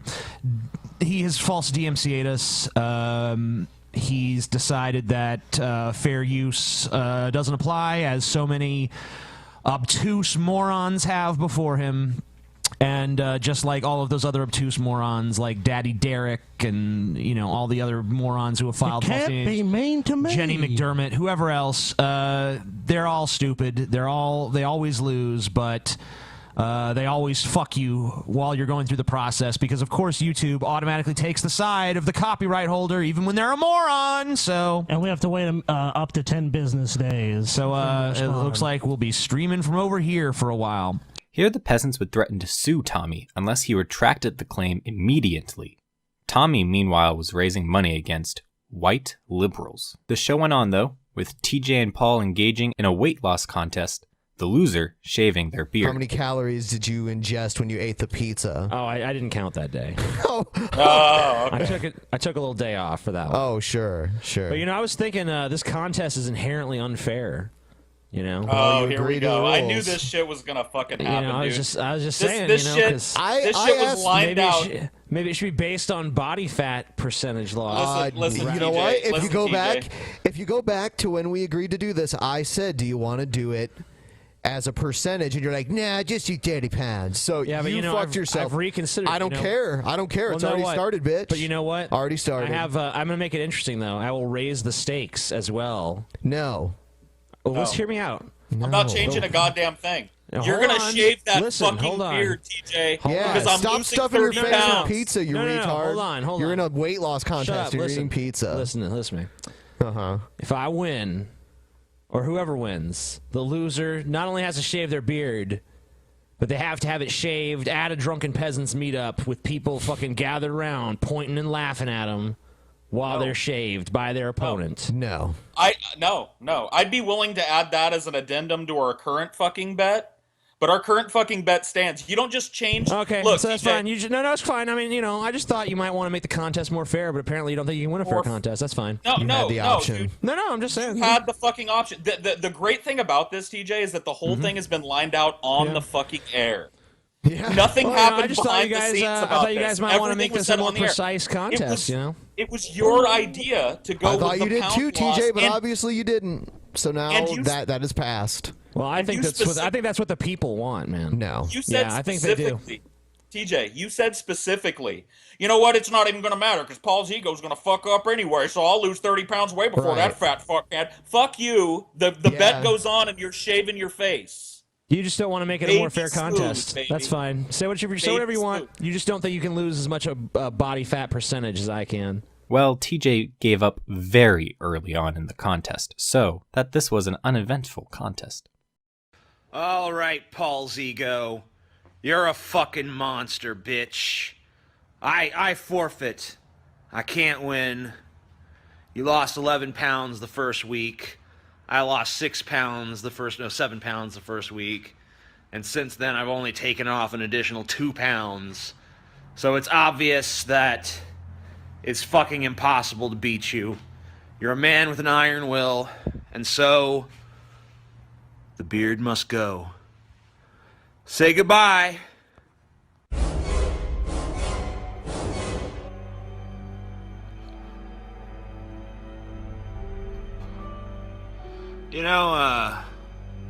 Doesn't look too bad, I mean, I could have been a lot worse, I mean. Oh, God, what have you done to me, Paul? Oh, God, no. Oh, maybe I can find the pieces and glue it back together. This things won't be so bad, just put it back on there. It's gonna be just as good as it always was. Just maybe get some glue.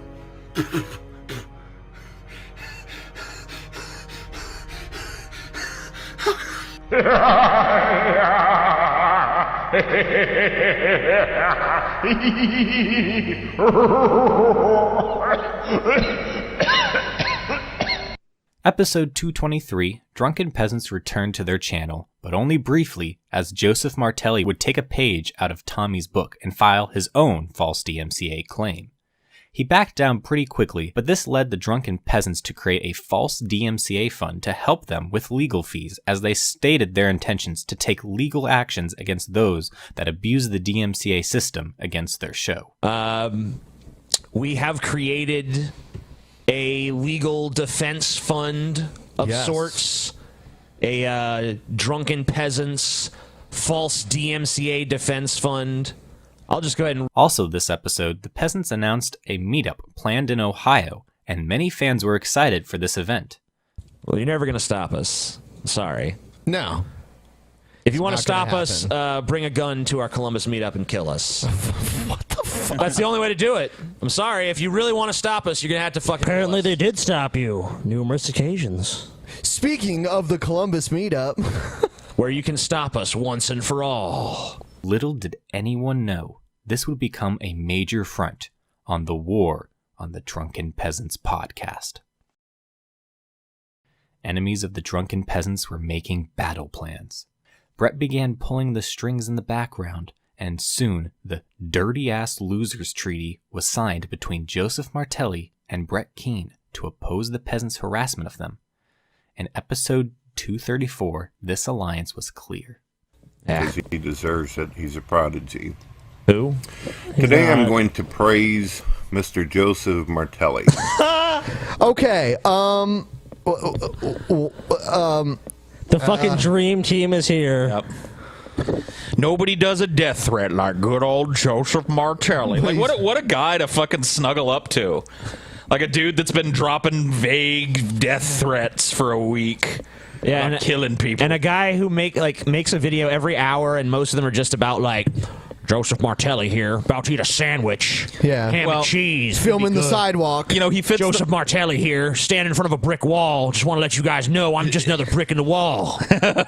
Joseph Martelli. Use guys. He fits the most important criteria for somebody that Brett Keane will support, though. He doesn't like us. Yeah. So really, that's all he needs. Martelli had a history of showing up to his detractors' residences to intimidate them, and Brett Keane would give the addresses of the peasants' residences over to Joseph Martelli, something that would come to light long after this incident. Martelli would make many videos and social media posts about attending the DP meetup in Ohio, some of them getting out of hand and making it seem like Joseph intended to attack the meetup with weapons. As the meetup date grew closer, Martelli had arrived in Columbus and was taking videos all around the peasants' hometown. It's about 50 videos a day, so I guess it's forgivable that you haven't seen it, but you are subscribed to the guy, right? Like 90% of the videos he's made in the last 72 hours have been about us, about how he's in Columbus or coming to Columbus. He lives 5 hours away from us. He has no business being here, aside from trying to threaten us. Right. Well, if he does have business being here, he hasn't revealed it. Yeah, and it just so and if he does, it's a pretty crazy coincidence that it's happening when we're meeting with our fans tomorrow. Here's a recent video. Yeah, this is I might even be his most recent video. Did you send Brett a link to it? I think Brett we're sharing screens with Brett. Yeah, Brett can see this. Let me take a look at it. All right, here we go. Oh.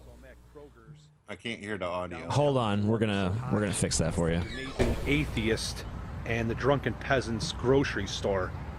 We have grocery stores in that. Did we get that? Called Tops. I can hear it now. Oh, okay. They came to my city, and I seen that they were making videos at my grocery store. I'd be trying to find them and talk to them and confront them and be like, "Yo, let's settle this." But we know they're sissies. We know it. Peace. Okay. I don't even know what to settle. Yeah, so there you go, Brett. There's Joseph Martelli. Now, he is from the New York area, as far as what he says. He's from, like, Niagara Falls. Yeah. Like, northern New York. Yeah. So he's 5 or 6 hours away from us. There's a video of him from today standing at a local grocery store asking where we're at. You want another link? You can just go to his channel and click any video. 90% chance it'll be another one about this. The peasants would play these videos and had managed to obtain Martelli's cell phone number and gave him a call on episode 235, the episode before the meetup. Why would you respond to a bad video? Because that's what we do. That's the concept of the show. We like to find people that make bad videos. Yeah. We like to find. So somebody that's making bad videos is in your city and you're still concerned about them? I'm a nobody, Mr. Amazing Atheist, remember? Yeah, I know, but the thing is, you've made all these vague threats and shit. So about me and which hotel I'm at and blah blah blah. because you decided to come to our city during the time of our meetup and post all kinds of videos suggesting that you're gonna try to do something. I'm gonna try to do. What am I gonna do, amazing atheist? Tell me. I don't What am I know. gonna Why don't you tell me what you're gonna do? Yeah, these questions that Well, you're I'm gonna asking. chill in my hotel room. I'm gonna chill in my hotel room like I'm doing right now, and I'm gonna do what Joseph Martelli wants to do. I just got some pizza at that pizza place, and I'm gonna watch some TV. Is that okay? Yeah, I guess it is. Is that Tommy, okay with you? we got Tommy from the Bronx on this call too. I know you like Tommy. Tommy, you there still, buddy? Hey Joseph, how you doing? Pretty good. How you doing, man? Yeah, the best thing you could possibly do is stay in your fucking hotel room till you go back home, all right, pal? Okay, Tommy from the Bronx. Hey, Yeah. this is Snagglefoot. I'll tell you This what, is you come over, Snagglefoot. I'll tell you what, you come over there and start some problems, I'll smack the teeth out of your fucking mouth. You got that? Okay, Snagglefoot. Heavens to Murgatroyd. What? I don't know, dude. You know What? the funny thing is, TJ, you know the Heavens to funny thing Mur- is, What's that, Tommy? He probably took a picture of the video inside the lobby of Super 8. He's back in an alley somewhere. That's what he's used to. I know. I'm really in Niagara Falls, guys. I'm really in Niagara Falls still. Yeah, sure. Okay, well, that's awesome. I didn't know they had a Mikey's Late Night Slice in Niagara Falls. Well, maybe you should show up there one day. Get the guts and show up. I'll be there tomorrow. What do you mean if we have the guts to show up? So wait, your standard is I'm in your city, and if you have the guts to psychically know where I am and be there, what? What is no, what? I had the standards of. I was going to come to your meetup, and if you would have been like Joseph, if you want to relax and chill, we could have hung out and chilled and blah blah blah. But no, you didn't say, Joseph, you can come hang out. I ain't going to talk about drama. I ain't got no fucking guns. I ain't got no fucking guns with me. Yo, I ain't got no fucking guns. Like Keep saying, you fucking lying sack of shit. Hey, make sure you... Shit. Yeah, make sure you get louder and louder, Joseph, because I want the cops to come and fucking haul you away for making insane ramblings in a Super 8. I want that to be the end of this. Shut up. You're useless. You're useless. So Joseph, let me just give me a second. Say nothing, dude. Now that's the game you're gonna play. Now you're not gonna say nothing. Oh, Jesus, Joseph. Yeah, you're in our city. Where exactly are you right now? What's the address that you're at right now? Super 8, right? I don't. Said I'm at the Super 8, so that's where I'm at. Which Super 8? No. What's the address? What's the Which room one are you number? actually? We'll bring He hung pizza. up. He hung up. He hung up. Okay. Yeah. So, there you go. Okay, like, I can smell the scent of pussy from here. Yeah. All right. Yeah. This guy ain't gonna do shit. Don't know him worry about shit. Even by his own admission, he ain't doing shit. Yeah, that's true. So fuck him. All right. Just don't worry about it. He ain't gonna fucking be there. He ain't gonna do shit. He was all like, well, if you invite me, we could hang out. What the fuck do you want to hang out with? Yeah, I mean, maybe if you were actually cool. Joseph, I will say it again. If you legitimately can come and not cause a scene and just be cool and play video games and drink beers and it'll be okay, I don't give a fuck. If you can come and behave yourself, that's fine with me. But the second you start trying to start your shit, bad things gonna happen. Joseph did arrive at the successful Ohio meetup, and accounts from people on the scene said once he was spotted, word spread quickly around the meetup. But immediately, Martelli bitched out away from the scene. Joseph Martelli just showed up on scene. He's running. There's Joseph. Why are you running, Joseph? Why are you running? Mosef! Mosef Martelli! Fuck you, Joseph Martelli! There he goes. There goes Mosef Chartelli. Fuck you! Ow! Yo! Peasants fans rejoiced at the easy victory, unaware that Paul had gone missing. Somehow, someway, Martelli had Paul. Yeah, Mosef Jartelli here. Yeah. We're here in Columbus, Ohio. Caught me a little piggy here.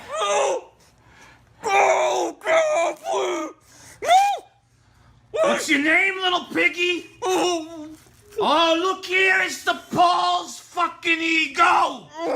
From the drunken fucking Peasants! You ain't worthy of fucking Mosif Jatelli, bitch! I'm gonna knock your fucking teeth out! And I'm gonna fuck you in the face like them little sissy boys behind the porn store I used to fuck all the time! Actually, that was a lie, I never did that, but I'm gonna do it to you! It is unclear how Paul escaped the clutches of Martelli, as it wasn't really addressed in episode 236, so perhaps the Mandela effect is to blame. The Peasants further showed their power over Brett after TJ challenged Brett to show his gums on camera, as the manatee had no teeth. For some time, TJ's brother had been claiming episode 238 would be the best episode of the Drunken Peasants ever. Though this number had changed several times in the past, this was the most consistent the Kaiser had been, and the shit finally hit the fan. TJ's brother appeared fully masked on this episode, only stating when talked to that the truth will be revealed. Watching that shit. The truth shall be revealed, TJ. The truth shall be revealed. All right, we'll see, I guess. Oh, God. About an hour in, Ben left the room to either have a quick jerky or grab some weed. But this was where TJ's brother attacked. The room was locked, and the Kaiser now held the show hostage at knife point, screaming to the audience. To show how serious he was, he held Scotty Cena up to the camera and killed him live on the show. The tyranny of Ben dies! They've locked Ben out of the room. The tyranny of Ben dies! Ben is locked out of this room. The tyranny of Ben dies, Scotty says. She's chopping up Cena. Peasants fans cried out at the terror as their favorite peasant was killed in front of their eyes. Humanity! Ben's Cena doll is getting chopped up. This is the doll that Ben would not let Scotty take home with him. He said that was show property. I don't even know if Ben knows what's happening yet. Before our eyes, Scotty was told the show. Your tyranny dies, Ben! All right, man. All right, just be cool. Be calm! Be calm, Paul! Oh. The show is now run by me! All right. Okay. Hey, the show is run by me! You're the man, Scotty. Okay, Scotty. You're the man. Just calm down, Scotty. The show is run by me now! All right. Play a clip of the ponies! The ponies? Play the pony clip! There's no pony clip. Play it! Okay, hold on. Oh, shit. Play the clip! I'll find you a pony. Play the clip! I'll find you a pony clip, Dude, Scotty. ponies? Ben, though, got back into the room with the key and ended Scotty's terror and put him down before the truth could be revealed. Censor! Are you censoring him, Ben? Is that what's going on here? Scotty, you need to drink more, dude. How am I I have been censoring censored. Look, he just tried to lock you out of your own room. No, I didn't. TJ did that. And then he had a whole diatribe planned, and then you just like found a key and let yourself in. Yeah. It's all been ruined by lies. Okay. What kind of lies? Scotty's awesome. The lies of Ben! I don't think it gets said enough. Your cup runneth over, Ben. Oh. The lies and deceit of Ben. Ben, don't you pretend you... Don't pretend, Ben, that you don't know what happened in Atlantic City. Oh, shit. I can't hold back the truth anymore, Oh, Ben. my God. Here it comes. Okay. Scotty, what happened in Atlantic City? Let us all know. Oh, don't act.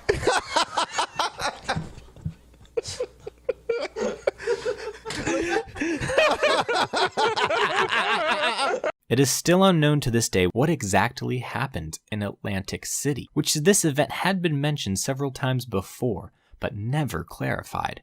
We can only hope a leaker one day reveals the truth that Ben is hiding from the public. Episode 245, Dusty apologized to Dillahunty for the false dick-wanting claims he made about his wife and announced his triumphant return to YouTube, which was like 5 videos and then he went back to Facebook again.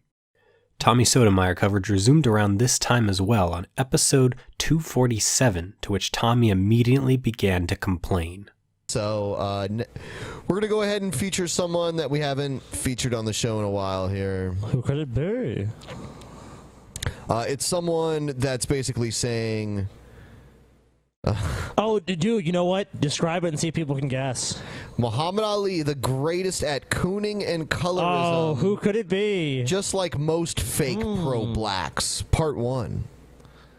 Who could it be? I don't know. Who could it possibly be? It's a tennis court. Oh. What's going on, everyone? It's Tommy Sotomizer. Sotomayor. No. Broadcasting live from Scottsdale, representing the NFC West. Cool. Ram. DP would prepare a nuke to force Tommy Sotomayor to retreat into the shadows for some time by releasing a special on Tommy called Fatherless America, a special episode on Vimeo for rent that extensively covered Tommy. Tommy was distraught, ending up crashing his fancy-ass car, most likely while filming a video as well. The manatee, having another ally defeated, took matters into his own hands and... Wait, I thought he left YouTube. Anyway, episode 254, it was clear the peasants had to up their defenses against Brett and launched a segment solely to covering the manatee, as he had become the king of the crazy people segment. We actually have a new intro for a new segment. Here's the intro for the new segment. Cool. Individual situation. Check out the beautiful asshole. The individual Brett Keane segment situation. Wow.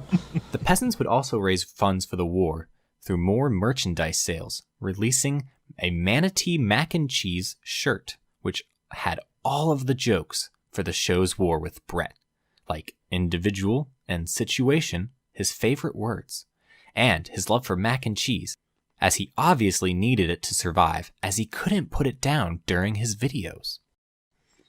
The peasants knew they'd get at least one purchase from a Patreon guest and fan of the show, Shirt Guy, who got his name from showing off all of the DP shirts as he bought each and every one of them. Unlike many Patreon guests, Shirt Guy was actually pretty well received. His funding probably kept the peasants afloat during the Manatee Wars. The peasants would need it, as Brett had figured out that TJ was the weak link in the podcast. For years, he stated that the only thing holding the peasants afloat was the amazing atheist, and now he had the evidence he needed to bring him down, thus destroying the peasants forever. On episode 259, the peasants were forced to address rape allegations against TJ from someone who called into one of Brett's streams while discussing the popular Pokemon Go game, which was a huge fad for all of the loser nerds out there. Oh yeah, I can totally understand.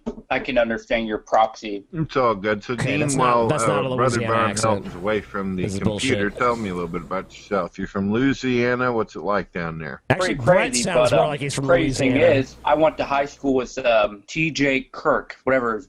You did. How'd that work out for you? It was pretty disgusting. He was the worst. It was pretty disgusting. You say he went to high school with me, huh? Okay. Yeah, this sounds like fucking fake ass shit. Oh yeah, it sounds so fake already. I mean, like, he's not mentioning okay, any of the high schools or anything. Here's either. the problem with this already. Like, no one I went to high school with ever fucking would have even known me as anything other than the tall, quiet guy. Oh, just wait until how he describes you. It's fucking ridiculous. Person I ever knew. You He actually went to high school with him in Louisiana, and he was the worst person you've ever known. Out of all listen the to this leading. Dude, that's so ridiculous. Listen to this fucking leading. Okay, Cheetah did not really communicate with anyone. There's no fucking way that Cheetah would have been the worst fucking person. I was the most asocial person, and I mean, like, Brett is like coaching this guy through this fucking story. I mean, this is bullshit. Oh, it's transparent, dude. It's transparently somebody that Brett Keane is affiliated with, and he I got know. to make this fucking call in and make these spurious claims so he would have something to use against you. It's so transparent, dude. I want to hear the rest of this. Is great. This is probably the same fucker This that is made great. that message from me. Oh yeah. people in high school. He was the worst. Yeah, he would always come in, be rude to the teachers. He would always be rude. Spat on one of the teachers' faces one time. It was pretty gross. Dude, you are so full of shit, because you know what? There's no way in Louisiana TJ would not have gotten in trouble for that, and I would have fucking heard about it. There's no fucking way. Did they have corporal punishment in your school? Yes! Yeah, so TJ would have got his ass whacked for doing something. There's Probably would no- have got the cops called on him, too. Oh, yeah, there's no fucking way that would have... At the very least, I would have been suspended for like 15 days for that. There's no fucking way. This dude, he's officially entered bullshit territory. He did not go to school with TJ. Wow. Goodness gracious. Wow. Wow. Wow. That's a you're not even, dude, Brett, you're not even fucking surprised. You're such a fucking bad fucking liar, dude. Wow, TJ committed, whatever the guy, his name is, TJ committed a crime and he did a lot of bad stuff? I'm shocked. Wow. Read the line next I bullet fed point. you. The lines I fed you, you're delivering them just like we planned. Yeah. Wow. Read that next bullet point that I sent to you. Wow. So TJ spat in the teacher's face. Wow. It was right around the time my dad knocked out my teeth. Wow. Sorry So about this, but, were you in the same class with them, or he was just you seen him from time to time? we had like one class with each other, but then Each other? That is Louis. Yeah. No. Thick Southern accent. Oh, God, that's such bullshit. We went to school with each other. That's not how people from Louisiana Grade talk. A bullshit. then he dropped out. But there was a rumor that he dropped out because he raped somebody. Damn, really? Yeah, apparently he raped someone at the high school, but I don't know who it is, but I have no evidence, but apparently that happened. Dude, you didn't go to school with TJ. You don't even know the name of the fucking high school. What class was it even? What teacher was it? You know, like, there's all records of this stuff, so if you did all that, then we could verify what you're saying. So here's what we're supposed to believe. Somebody called up Brett Keene's hangout on the whim, just discovered Brett Keene within the last couple of days. I just found out about you. You heard him at the beginning. And just happens to want to feed Brett Keene a bunch of negative information about you. Brett, this is so fucking transparently concocted by you that it's sad that it even exists. It's super fucking sad that this exists. I mean, they're right about me being a rapist, though. I mean, I have raped. Okay, literally, if it was anyone but Brett Keene, I would say it was beneath him. But Brett, there's just no low for Brett, so it's nothing can be beneath Brett. No, there's no bottom floor. People are saying that this is slander. I would say yes. Unfortunately, no evidence. But of course, it's not Brett saying it. It's not Brett. It's Proxy saying That's it. why it's not Brett Keene saying this shit. That's why it's little fucking anonymous Proxy. Yeah. Dean Bryan, random guy who called in my show said this stuff and then never appeared again. Yep. It's like whatever. raped somebody he was accused of, and then he disappeared. My goodness. You're saying that the Amazing Atheist was at your high school, in your area, and he actually dropped out of high school what area because of is that even? accusations of rape. These are your words. I didn't say this. How transparent is that? Done. There it is. It's done. There it is, dude. Like, it's you don't even have to fucking comment on it, Brett. It's so fucking. I want to imply that the Amazing Atheist is a rapist, but I don't want to subject myself to legal problems. So let me get one of my crazy cronies to crawl in and pretend he went to high school with Oh my God, Brett. Just stop. I'm not saying dude. it. The peasants felt they had defeated Brett's accusation that most likely he got someone else to say, so he didn't have to be targeted for these slander charges. Unknown to the peasants, however, they were about to get a new upper hand in the Manatee War. Episode 266.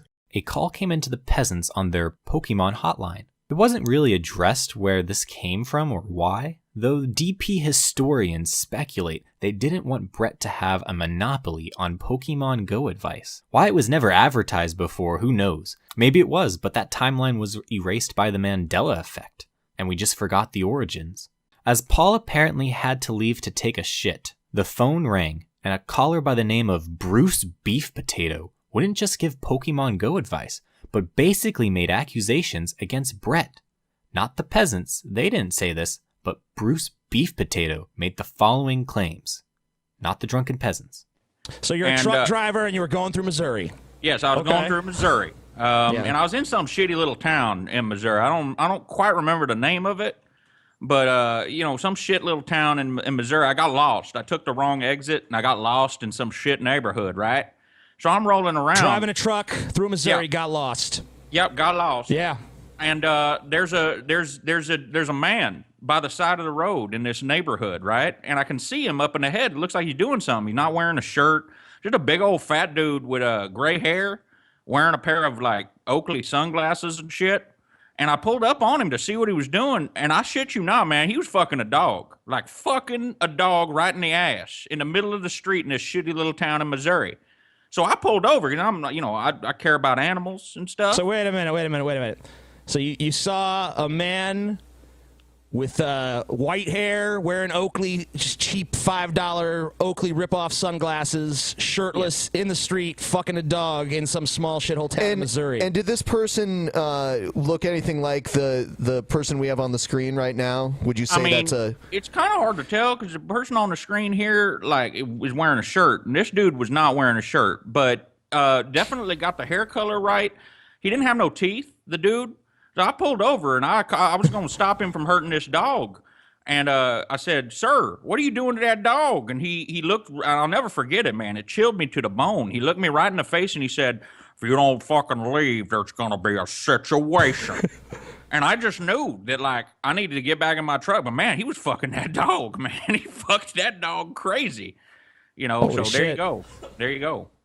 So someone matching the description and mannerisms of Brett Keane was fucking a dog. And you are an eyewitness, Mr. Yes. Now, we're not saying this. We're not saying this. This guest who called in, we were just here to talk about Pokemon when all of a sudden this gentleman called us and has dropped this bombshell information. We're not saying this. This gentleman is saying this. The man for the description of Brett Keane. Yeah. My name is Bruce Beef Potato. So we can't say this is Bruce Beef Potato saying this, not the Drunken Peasants podcast. Bruce eventually concluded that a Pikachu could be found in Festus, Missouri. This wasn't the only call the peasants got on the Pokemon hotline. The next few episodes, they would receive calls on the Pokemon hotline, mostly giving tips, but each strangely seemed to reveal more and more about the manatee. Rufus Scudder came on to say that Dorn used to be his son, Donnie, before he became a transgendered. Spud Vanderhoff would claim Bruce Beef Potato was full of shit and that the dogs fucked Brett. Manatee Makachi claimed he saw a man with Brett's appearance stop an out-of-control bus with his bare feet. And Mark Bunce actually called in to reveal that a starving manatee was in his front yard that could have been Brett. We're going to do the individual Brett Keane segment situation. Hold on. What? What is that? Is that the Pokemon? Yeah, the hotline, Pokemon hotline. Oh, really? Answer it. Someone, yeah. Yeah. So, do we have a caller on the line? Hello? Hello? Hey. Hello. Hey, welcome to the Pokemon hotline, man. Hello. I didn't really want to talk about Pokemon, but guys, there was a big-ass fucking manatee in my front yard, and he's eating a lot of mac and cheese right now. Lots of mac and cheese, and oh wait, in your yard currently, right this very second? right this second. Yeah. Hold on. So you're calling it in live right now? I am. No, this guy is slobbering. He's a big fat fucking manatee, just eating a bunch of mac. Wait, hold on. He's pulling out a bowl of chili right now. It looks like some good chili. There's no cheese. No cheese. It looks like some good chili. You should put some of the mac and cheese in there, you know. So what's your name, caller? My name is Mark. Mark what? Mark, Bunce. Mark Bunce. Mark Bunce? Mark Bunce, dude. Man, you're quick on your feet. You're quick on your feet, My name is caller. Jim Ass. Don't laugh at this guy's name, okay? Oh, yeah, thanks. Yeah, that guy's got a worse name than I do. Okay. Rock on. All right, Mark Bunce. Mark Bunce, is he doing anything else? What's yeah, funny motherfuckers. What's he doing? So are you gonna call animal control on that manatee in your yard, or are you just gonna let it sit out there and eat chili?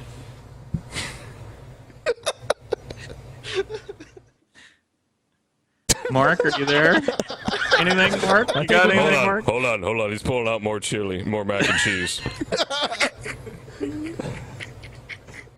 Oh, okay. No, I'm gonna put the microphone up. Hey, we get in my front yard. Okay, yeah, that was him. Yeah. He's just chewing. He won't even respond to you. He won't even respond. Is he making eye contact or what? No, he's just chewing. Is there a dog there by any chance? He keeps saying no, no cheese. I don't even know what he's talking about there. At this point, the peasants felt the need to tell people to use the Pokemon hotline for actual Pokemon tips, as many were now coming on without tips. You know what? In the future, like, this is a Pokemon hotline, guys. Like, we're just trying to talk about Pokemon. So if you don't have Pokemon information, and I just want to say that, like, why do you guys have a bunch of stupid fuckers like this Mark Bunce dipshit calling in and I don't know, man. Pokemon. We're trying to get some good Pokemon Go tips, and it's like, you know, these people keep calling in with unrelated bullshit. and we get like Crazy. naked fat dudes eating, you know, chili and mac and cheese in people's front yards. What? It's not good. I mean, like, it's not right. But we didn't say that. Mark Bunce said that. Yeah, Mark Bunce. Mark, it is a fucking Pokemon hotline, not a manatee eating mac and cheese hotline. Yeah, fuck you, Jim, you son of a bitch. Wait a minute, Mark, your voice got really deep. What happened there, Mark? You okay? Mark's voice just got like 10 Mark, times did you deeper. forget? Did you forget which voice you were using for yourself, Mark? I think Mark hung up. He's gone now. He's Mark's fucking gone, dude. He's fucking done. gone. The damage to Brett's reputation, or what was left, had been done. Episode 267, Crazy Craigslist ads finally returned to the show, now with a new voice to read ads, Ryby Jenkins. Goddess Ryby had the ability to arouse men to a degree never before heard of with her extremely seductive voice.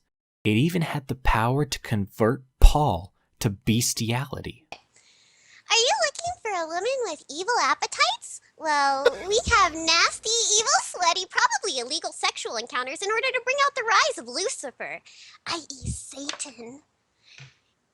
You must be willing to do all styles of sexual positions, except missionary. That's the Lord's way, and we will have none of that.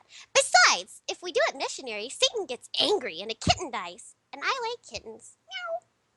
I mean, the chances of me answering an ad like that are almost zero unless it's read to me in that voice. Now I just want to be like deep dicked by a little woodland creature or something on a satanic altar. Like, you've talked me into it. However, science is yet to fully understand this trait this woman possesses, and why it appears not all men are affected.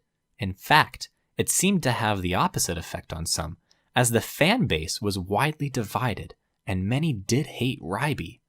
The Craigslist ad segment was backburnered, and TJ's brother would declare war on Ryby, getting his Jewish lawyer involved in a lawsuit against her. Thus, Ryby would not appear regularly on the show. Those that are still fans followed her to My Free Cams, hoping for a strip show, but the only fapping material they would get was from her Twitter.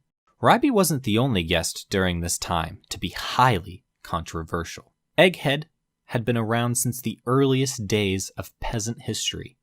He first got his start on Drunken Peasants when he would frequently submit questions to the Q&A segment, which wasn't worth bringing up during the Stoned Age episode because universally the audience didn't give a shit about the QA segment, which was why it was stopped. Why is he still here? I don't know. All right, this is my third question for the Drunken Peasants podcast. My question for you guys is this: if He you has a very ovular head. His head is oval. ovulating. Yeah, I mean, like, if he just painted his neck black and then drew some little white legs and like made his face white, he could look like Humpty Dumpty. It'd be pretty cool. Yeah, you're so mean. What? I would do it if my head was that shape, but it's not. My head is like a fucking giant melon. He could be Humpty Dumpty. He would be Humpty Dumpty. TJ just says he'd be Humpty. I would do it. That's okay. I don't care. You would, wouldn't you? Yeah, I would be like, I'd even do videos of that. Egghead would become one of the cringiest guests to appear on DP, when he made his Patreon appearances. The peasants would commonly make fun of him, but were kind enough to hang out with him during the 2016 New Orleans meetup. He, however, had to leave early from all of the drinking and drugs at the meetup, as he just happened to have to catch an X-Wing back to Texas. All hell would break loose for Egghead, however, after it was revealed a GoFundMe he was doing for his fiancée, known as Egg Tits, and himself, as they were going through financial troubles. It was then revealed that the financial troubles stemmed from legal payments Egg Tits owed from being charged with attacking a child for tapping a child on the head that annoyed her at a preschool she worked at. This fact was left out of the GoFundMe, and when DP fans called out Egghead for scamming the DP fanbase, Egghead would lose it, and the peasants watched his meltdown on episode 274. You just posted this. It's been like a month of people saying this is. It's been up for like 2 days max. Yeah, it's been up for 2 days. What problem do you have with scrutiny? I don't really get it. If the reasons are legitimate, then there should be no problem. Yeah, I mean, you're going to get scrutiny if you're going to be completely vague about the reason that you want the money. I mean, like, it could just be like, we need the money because of this. I mean, like, that's what we always do. Yeah. You know, we say we need the money because we want this, or we want the money because we want that.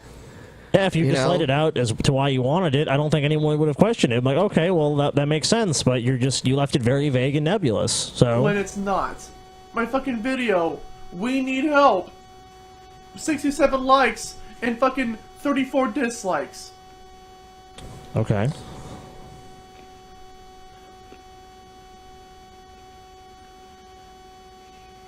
My fucking fiance got fucking gypped by the goddamn... My fucking fiance got fucking gypped by the fucking legal system of fucking crooked America. Mm-hmm. This may be personal, but how the fuck did Egg Tits get on parole? No details, guys. I'm not telling. Well, I want to fucking tell. I don't want you And see, like, look, Egghead actually wants to be honest at this point. He wants to be honest about about what's going on. He really does. Let's look at this transaction. So here's Scotty defending Egghead. I'll say that at least from a public standpoint, he is saying, let's tell the truth. Galen, a friend of the show who had been on some of the earliest episodes of DP, though he had determined the show was far too beneath him, had taken on Egghead's claims as he attempted to defend Egg Tits and attacked the child that she had attacked, as if it never really happened. Episode 275, Galen and Egghead brought the drama to the peasants for all to enjoy as the two argued back and forth. Well, really, Egghead got stomped on. Brittany was working at a daycare center. She was having a really bad day, and one of the kids was being an ass, and she tapped him on the head to get him to stop, and then she was thrown in jail. By the way, Egghead has been going around talking about how this kid is an ass and telling people not to tell other people. So he's not only explaining this, and he also says it in different stories where the hitting was, but he's not only doing that, but then he's going around ripping the child. I've seen him ripping the fucking mother. That's what you're doing. You've been caught. You have been doing it. That's what Brittany's been telling me. No, That's what you've Brittany been told me telling from day about what you one. thought too. I've been basically recounting everything that she has told me. She told me what had happened from day one when I fucking met her. When I first said that I met her, she didn't want to tell me why she was on probation. I had to force it out of her. I had to when you got with her, I had to force it out of her. Yeah, you said when you got with her, you had promised to pay off all her money. Yeah, I would help. Sound more like Steve Shives or something in a relationship than anything. Fucking God, I am not like Steve Shives. You're not? I'm not like Shives. For You don't fuck's lie? sake. Have you ever lied? Can you admit anything? I mean, you have asked people to pay the penalties and you lied. Last year, you've committed fraud several times. You've been caught red-handed over and over, and you don't accept anything. Galen. It's ridiculous that you have all these records and you plead ignorance. You know, to me, that's a fucking it's disgraceful. Galen, I'm not okay. I've said this already. The fucking GoFundMe that from last year was not about the fucking charge. The GoFundMe for this year, earlier, was not about the charge. It wasn't. It wasn't. And what proof do you have of that? Because all the money aligns that is with the payments that you made are an exact alignment, just like this year's. Wait a minute. So you want us to take your word when at every time and through this in the statements that you've made for the last few weeks, you have lied, and I can prove it. I have screenshots from people you know who all have been telling me you're a fucking liar at every fucking turn. Every people around you are all saying this. Dude, you want us to believe you. It's like, because I said so fallacy. What the fuck, dude? Show some goddamn evidence at this point to show your honesty and back up and have an argument. You have fucking nothing but cry like a bitch. Goddamn film editing job! Crocodile fucking tears. I'm sick of it. Got a goddamn film editing job for fucking last year. I was getting paid full time. The fallout from the scandal basically ended Egghead, as he was already not well liked by many in the fan base. His appearances and mentions practically dissolved from this point on, and it was clear TJ's brother in the future, when Egghead would be mentioned or made appearances, had no more love for this man. As of now, Egghead is still alive despite many claims from the DP chat that he was dead. In September 2016, the Peasants left one armpit of America for another, moving from their home in Columbus, Ohio to Bellevue, Washington. Here they would now have a new studio just for the Drunken Peasants. The Peasants first aired in Washington on episode 279, but this was just at TJ's house, as it would take time to set the studio up. During this time, Peasants would greatly cover the United States election during the news segment. I love this nation, it's true, it's true. Every donor dollar in my mansion was made for you. Plebs would have done all those things that Sanders said, but now nobody's able, 'cause he couldn't accept my dominion. The nation would become divided into those behind a cranky old buffoon Trump, those behind the lizard queen Hillary, and those that realized the shit show they were watching and wanted a third option. No, not Gary Johnson, a president who would have been much better than communist Bernie Sanders. Puking dog. Sometime off air, TJ and TJ's brother entered a $500 bet on who would win, with TJ on the side of Trump. With everyone assured of Hillary's victory, TJ became disheartened, and TJ's brother was sure he was about to make bank. But the two were unaware that Vladimir Putin had other plans for the election. So farewell, fuck off, Trump's your fault, every primary's rigged deep inside my lizard hole. On episode 295, the Peasants for over 6 hours covered the election results live, and as time went on, it was becoming clear that everyone but TJ had been wrong, leading his brother to flip out. Model. Trump is getting close to taking Pennsylvania. Trump is pulling ahead in Penn. It's over. If he takes Pennsylvania, it's over. It's over. And again, as you Hillary go through all this, is a fucking. Hillary, you are a fucking disaster. You are. Trump was right. You are a fucking disaster. You fucking. Areas. So you start fucking right worthless here, ass fucking Hillary, man. So shocking. Fuck you, Hillary. This is actually happening. Yeah, dude, I can't believe it. Dude, this is. Dude, let's just get this over with. What? You're gonna pay him already? No, dude, I'm telling you, man. I'm telling you. I can see the writing on the fucking wall. Dude, if you pay him and Hillary wins, he doesn't have to give you the money back. Yeah, you better win. You don't get to fucking decide, but it's not your fucking money. You don't get to fucking determine who the fucking if Hillary wins. If I don't get the money back, here I'm at. Who the fuck is you? Are you the fucking arbiter?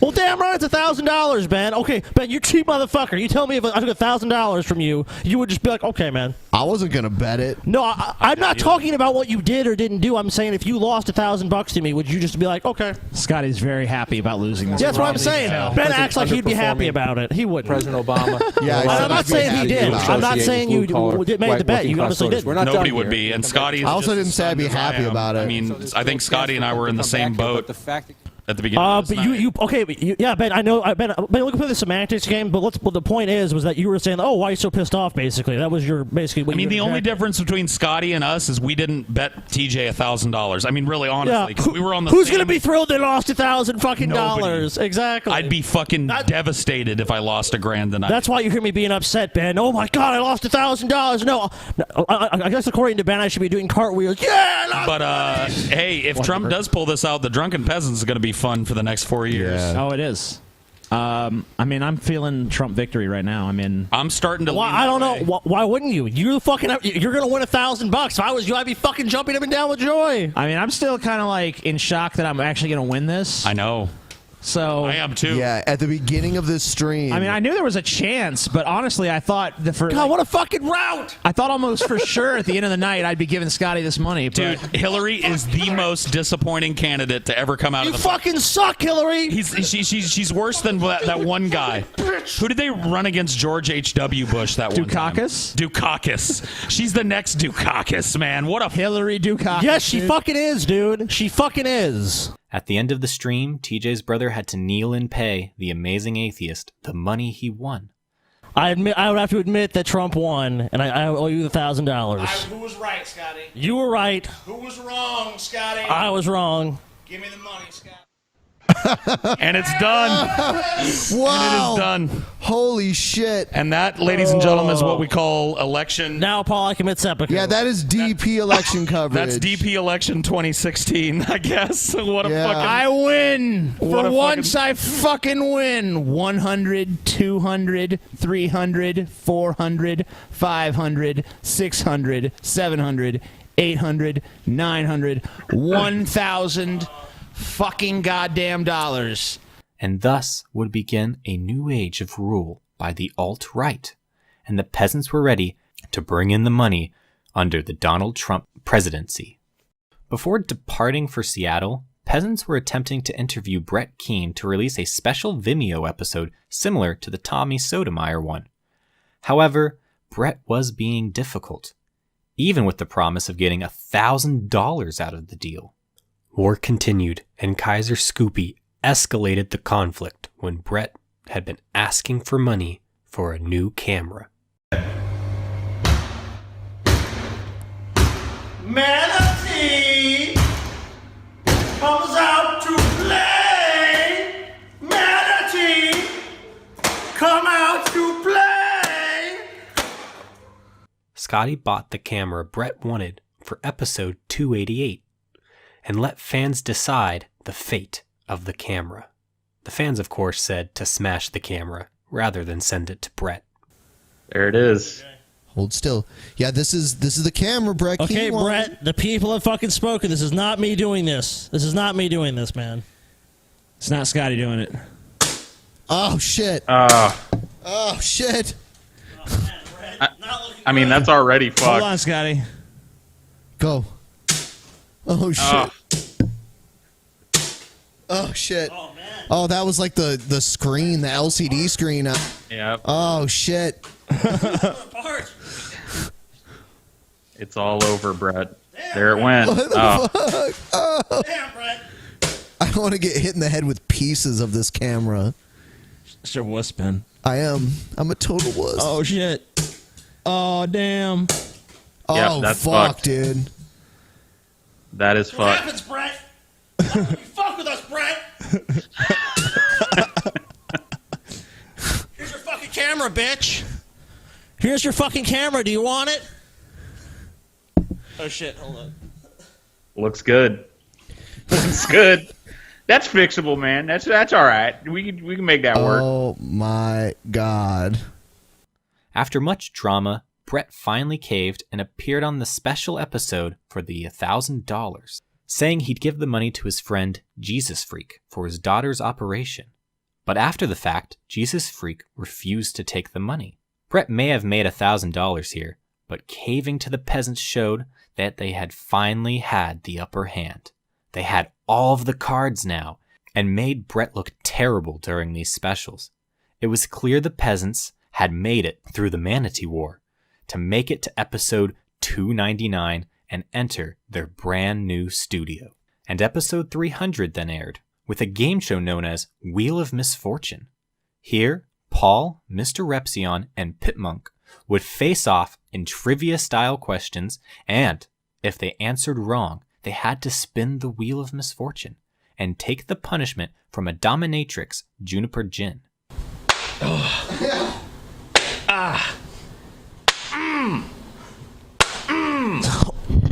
The thud. I mean, right now we're hearing the thud as this hits Paul's flesh.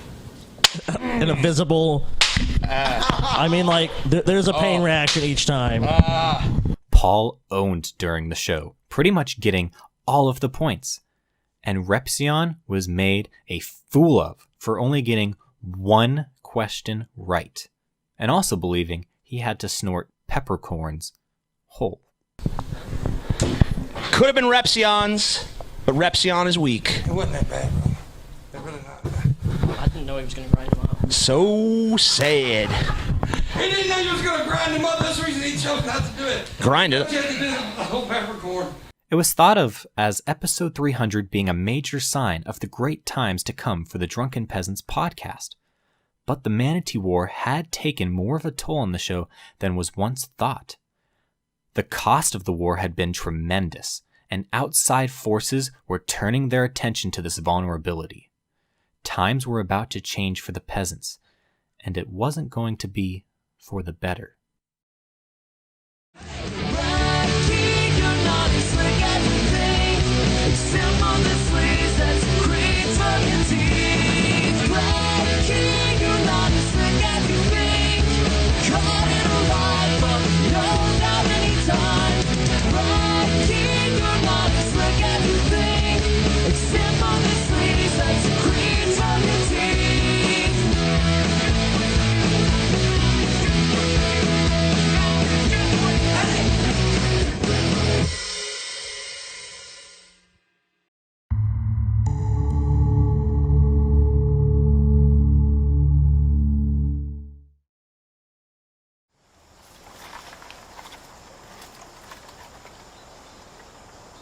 Oh, hello there.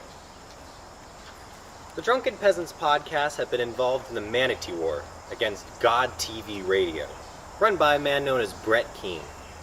Many were drawn into this conflict, but it now appeared as if the conflict was coming to an end.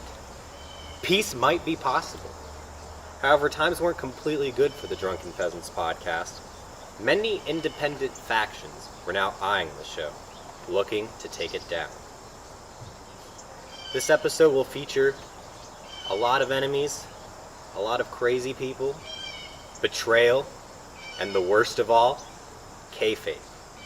Viewer discretion is advised.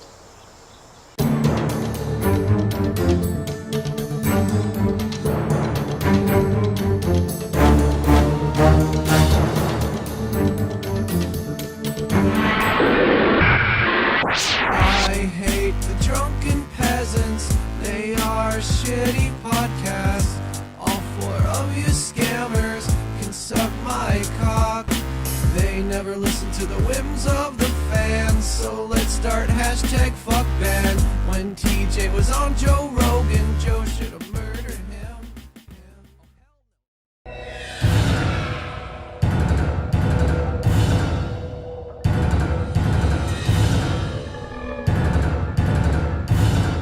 The coverage of Tommy Sotomayor had continued after a short break after his false DMCA claim against the show. Tensions were heating up as the coverage of Tommy continued. The peasants sent their audience to Tommy's channel during his live streams to spam Glanderson Booper, wanting Tommy to say the name, which got its origins from an Anderson Cooper interview of Glenn Beck. I heard that Tommy's actually live right now. Dude, do you want to raid his stream? Yeah, let's raid it, dude. Tommy raid, dude. Wait, how are we gonna do it? We're gonna send a shitstorm his way. Well, what are we gonna have him do over there, though? Tell them what to post over Glanderson there. Booper. Hold on. Yeah, dude. Make him say Glanderson Booper, guys. Yeah, we gotta get Tommy to say Glanderson Booper. Just go over there and spam hashtag Glanderson Booper, man. That's what we really want is footage of him being like, "What the fuck is Glanderson Booper?" Hold on, let me see if he's live. Because maybe he's not. Those dudes are using this whole conscious calling black women queens and shit, and then the next thing you know, it's about them getting a couple damn dollars and them fucking a bunch of damn chicks. Now, let me ask you, people who are in this conscious why do you think they're having such a hard time?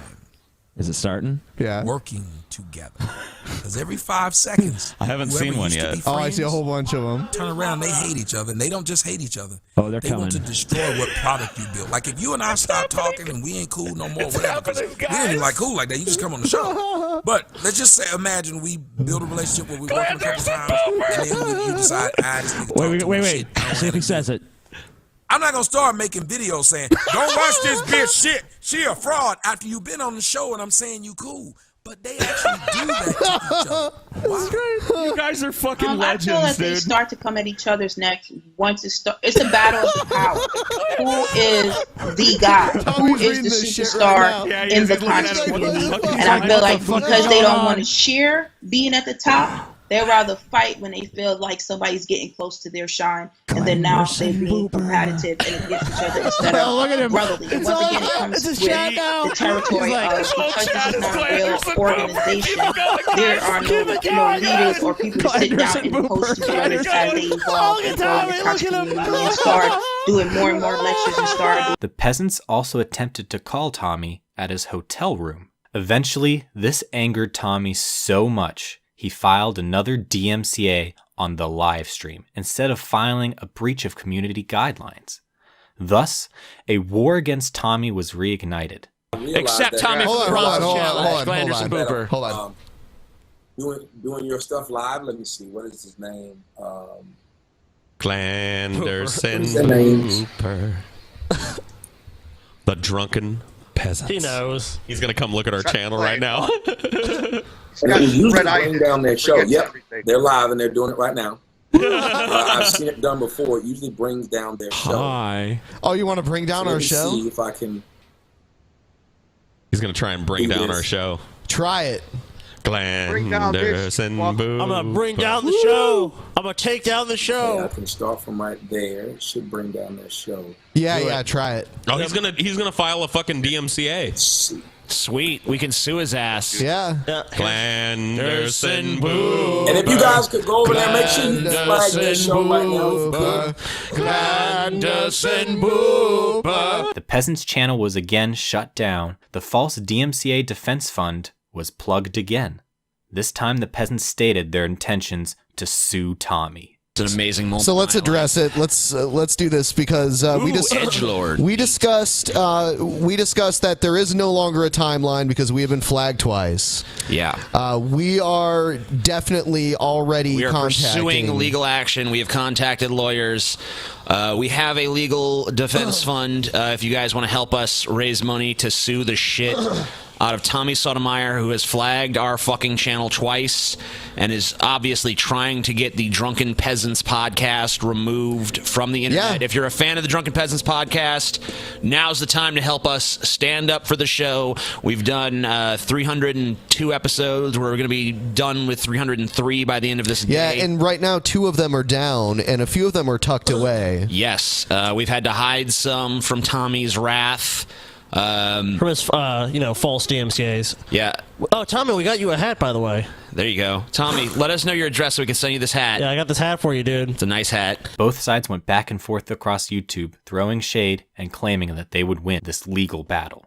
And Tommy would actually end up calling this a DCMA, clearly showing he had no clue what was going on. However, weeks later, after talks with their lawyer, while they did have a good case against Crispy Baldy, there was worry that Tommy could get out of this in an appeal or just simply never pay, as there was nothing in the current legal system that protected the peasants from the false DMCA claims. Fans were not too happy about this outcome, and some called the DMCA fund a scam.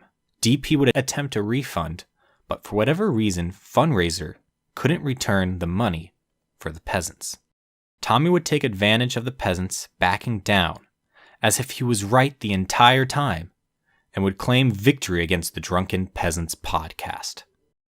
TJ and Paul were attempting to keep the peace with Brett and reform him into a model manatee.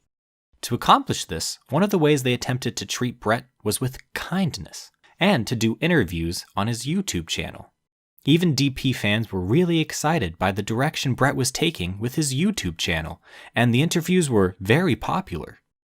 Ben and TJ's brother, though, weren't very interested in working with Brett, and TJ's brother refused to do an interview with Keen. Brett Keen would now have an alliance with an old YouTuber and old friend of the amazing atheist, Fake Sagan. Their friendship was long over after an incident where Fake Sagan had pulled a gun on TJ during a live stream.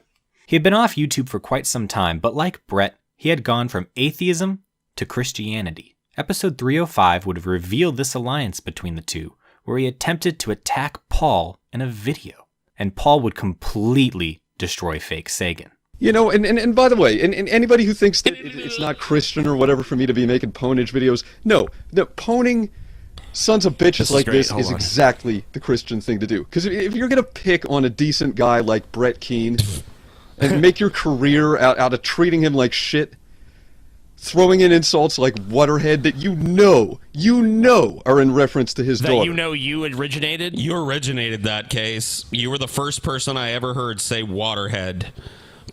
Because somebody made a fake email account of you and sent Brett Keen a fucking message, and he accused you of it, and you made a video denying it. The first person I ever heard use the term was Chris Anderson. How did that happen, How Chris? ironic. How fucking ironic is that? Who has a disability, okay? And that's fucking low, Paul.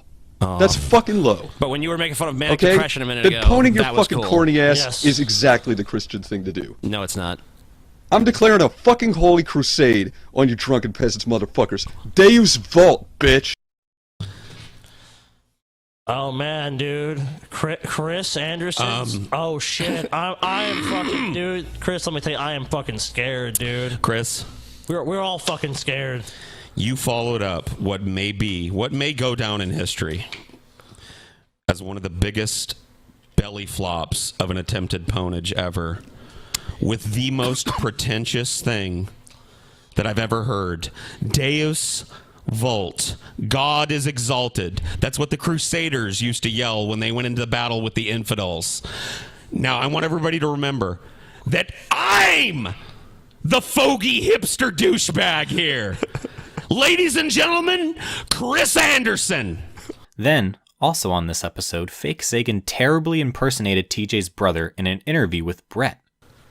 Hello, Oh, ladies that's and definitely gentlemen. me. My name is Brett Looks just Keen like you. from God Look at those TV Radio. arms. Make sure you That check looks out my exactly- Those are website, Scotty's arms. GodTVRadio.com. We've got a lot of really exclusive he holds them in content, front of great himself stuff just like over that.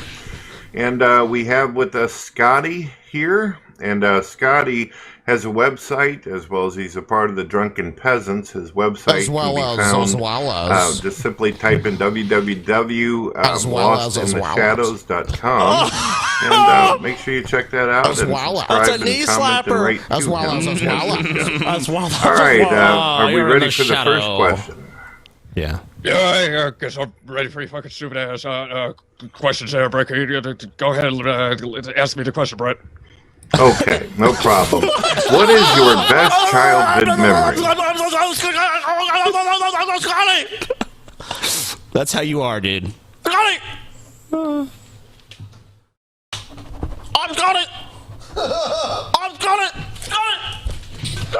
I've got it. J.S. Palt. Best childhood memory, you fucking faggot. I guess the best childhood memory I had was the time when TJ got good grades in school, because then like everybody started paying attention to me because TJ got good grades. What? TJ got that shit? TJ got terrible grades, dude. And what is this shit? Brett, I'll tell you what, Brett. If you want to interview me, I'll never allow you to interview me because, I mean, look, Brett, you're in my shadow. But, you know, I'll throw you a bone. If you come on the Drunken Peasants, we can have a discussion. And see, Brett, I've laid it out to TJ and Paul I think Ben's on the same page as me. Like, I just don't care about you, Brett. What do you bring to me? Like, if I'm not profiting off of you, Brett, I don't care about you. Look, TJ and Paul have a history with you where it was like, oh, okay, you know, they kind of were following you for a little while. They kind of saw like what a weasel you were. And now I've just kind of, you know, mainly ignored you. But now that we're doing the show, well, they'll talk about you. But that's mainly about it. I mean, as far as me and you are concerned, like, I never watched you. I don't give a shit about you. So if you want to come on here and have a discussion with me, that's fine. TJ's brother then threw down the gauntlet against Brett. I want to hear you do this publicly. I want you to say this on the Drunken Peasants in front of everybody. Say it, Scotty. I want you to take those stupid Blues Brothers fucking shades off and look right at the motherfucking screen. Pause it. Brett, you don't ever tell me what to do. Yeah. Let me tell you something, you fat little fucking turd. You want to make me do something? Come make me do it, you fucking piece of shit. Come take the shades Come off take his them face. off my fucking face, you fucking pussy. I will fucking destroy you, Brett. I have no problem destroying you. I don't give a fuck, dude. Come to his backyard and I'll tear them off for you. Scotty. I don't care about Brett. If Brett wants to, he can come here. Take to your his fucking backyard. trades off, Brett. You can take them off me if you want them off. Here's what I want you to do. I want you to drop your pants and show everybody your butthole and balls. Now. All right, fuck. Who are you, Brett? Do this, do that. Hold on. Let's hear the full extent of Brett's okay. request. Let's hear TJ, it. demand that you be put on the big screen when you say this. Okay. And I want you to say this But you're without right on your this, voice Brett. breaking and your eyes blinking and turning around. I want you to look directly into the fucking camera. Okay, man. And tell the entire audience that the reason why you got so many fucking viewers on Twitter and so many He's so followers salty. is because you are brothers with somebody who's actually got talent. You know what? Can I be put on full screen? Uh-oh. Let's go on full screen. Scotty needs to go full screen. Let's go full screen. I'm full screen. There he is. Brett. I'm not talking to anyone else. I'm talking to you, Brett. But everyone else can hear. The reason I have so many followers on Twitter, more followers than you. Okay, I don't want to get sidetracked. More followers. I am so much fucking better than you, Brett. I am amazing, Brett. I have those followers because I am great. These people want to make the internet great again, and that's what we're gonna do, Brett. You can fucking join in. Even the fucking manatee is welcome, Brett. Even how as pathetic as you are, because look, we need a lot of people, Brett. We need a lot of people. Look, TJ here, he wants to make the internet great again. Paul's ego. I'm already on board, He's Scotty. on board. I followed day one. Day one, he was on board. So if you don't, everybody, Brett, I want to thank Brett for featuring my Twitter so prominently. Please go follow me on Twitter. If you follow Brett, don't follow him. You're wasting your time. But you know what? Look, Brett is a loser. I'm a winner. If you want to win, get on board with me. Thank you. There we go. Request granted, fat boy. It was clear while the peasants still had the upper hand, the conflict was far from over with Brett Keane. It only took until episode 306 for the fake Sagan Manatee Alliance to completely collapse, and fake Sagan rejected and denounced the Manatee. The peasants began reviewing and discussing weed on episode 279. As the segment continued, it was clear the fanbase was very divided on this segment. A good deal of the comments would always complain about strains you love, as this part of the base didn't care to hear about the peasants' pan addiction.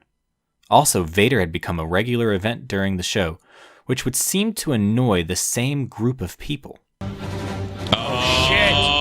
Oh, and we have a special Vader today. Do we? And I would like Paul to take the greens on it. Okay. And I would be... I'm happy to announce that this bowl is 100% Keef. shit. Drugs and alcohol were consuming the hosts, and even though the show was called Drunken Peasants, it was clear to many that you could only take that so far.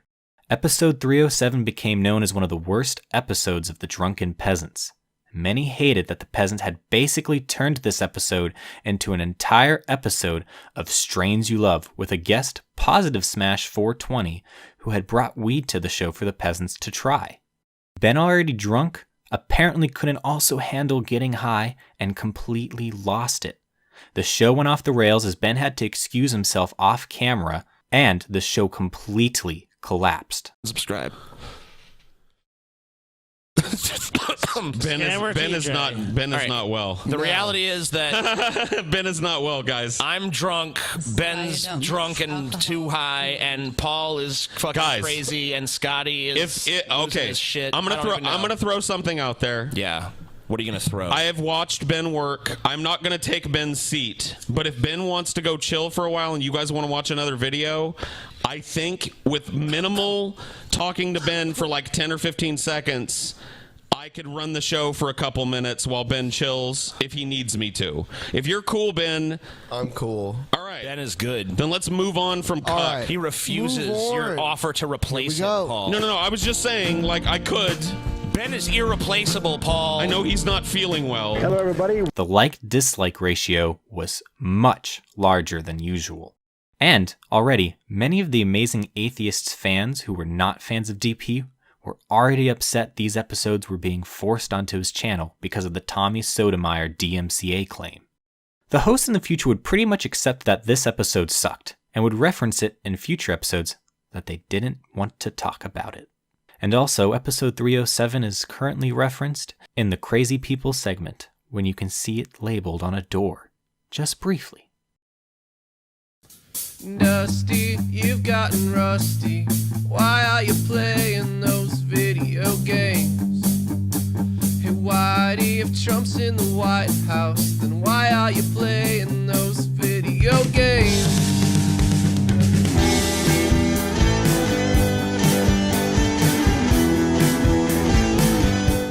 After Cult of Dusty's exciting and long-awaited return to YouTube, he had left only after making a few videos. Thus, interest in Dusty Smith was slipping. In order to remain relevant, as clearly Facebook and Twitter shows were not doing that, Dusty would begin to stir up as much trouble like a screaming toddler wanting a candy bar at a grocery store, just to get attention. Towards the end of the Manatee War on episode 288.5, Dusty accused skeptics like TJ for being alt-right for supporting Trump, and that they were using alt-right talking points. Dusty had been drawn to the alt-right before, after Hillary was the primary contender, but now feeling guilty about it. The skepticism of the skeptic community has gone right out the fucking window. They've literally started supporting candidates that oppose abortion and want to start a theocracy. Fucking literally. They've literally started supporting candidates that are openly against gays. You know, I admit, I took my part in it too. I did some things that I'm not proud of. I supported Trump and spread some of his bullshit memes early on. Yes, you did. I actually jumped on board Recently. with this whole social justice warrior thing and pretended they were the most harmful things on the planet. And I'm not saying Yes, you social did. justice warriors don't need to be fought. I'm not saying that at all. What I'm saying is they are not the biggest threat on this fucking planet. Do I smell Steve Shives? I'm detecting a Shives-esque scent emanating from somewhere. Damn. Maybe we had that music. Maybe it could be the Dusty Shives channel, dude. Dusty and Steve Shives can get together and sit around talking about how great Hillary's gonna be. He had already bad-talked the Drunken Peasant audience before the Mississippi meetup for being immature losers, which led many to question why he even wanted to come to the meetup in the first place. He would go on AIU's Flying Monkey podcast to continue to berate the peasant audience while sucking AIU's dick, saying he was right to dox people who, quote, slandered him. And anyone who didn't like AIU was a regressive. They have the worst audience. I mean, I like TJ. We're friends, and we're actually doing a group meetup next month in New Orleans. It's going to be a Drunken Peasants Cult of Dusty meetup, and he's a friend of mine and everything. But I definitely disagree about that. And his audience on Drunken Peasants is the fucking worst. They're all just children, man. It's just some of the biggest idiots I've ever seen are from that show. Yeah, we realised this last year, just after TJ had called Devin a racist. That's when Devin's fans came in contact with TJ's fans, and it was blatantly obvious that we were dealing with sub-puberty kids. Basically. Yeah, children. It's very frustrating. He seemed pretty cool though to the peasants, and had a good time with them and the fans at the meetup. The only strange thing was, Dusty seemed annoyed that the peasants were selling shirts, claiming they stole the idea from him, because nobody ever sold shirt merchandise before Dusty. And while Dusty would claim he was just joking, none of the peasants felt he really was, and that he seemed bitter about their shirt sale success. Dusty was pissed that he was being owned and called out for his bullshit, so he yelled at TJ for going behind his back to attack him publicly on YouTube on episode 290. Oh, you know, we never talked about how we made a video behind someone's back. Oh, you're right. Publicly. Damn, we dude. did. Yeah. Yeah, I went behind someone's back. Okay, so for those of you who watch our show, on episode 288.5, we watched a video by Dusty Smith. Cult of Dusty, who's been on our show several times. And he was basically saying all these things about how the atheist community has given into the alt-right, and, you know, I have alt-right talking points, and Sargon is alt-right, and Shoe on Head is alt-right. All these people are alt-right. And just, you know, trying to be, like, very dismissive and just, like, I don't know. It was a terrible video. We tore it apart. You can go see us tearing it apart in episode 288.5, which is a little special side episode we just did because we just felt like doing a show. But now, Dusty's come out and said that he is disappointed in us. He's disappointed. You know why he's disappointed? Is because we made a video behind his back. Like, okay, first of all, you don't know what behind my back means, because when we publicly post something, that's hardly behind your back. Yeah.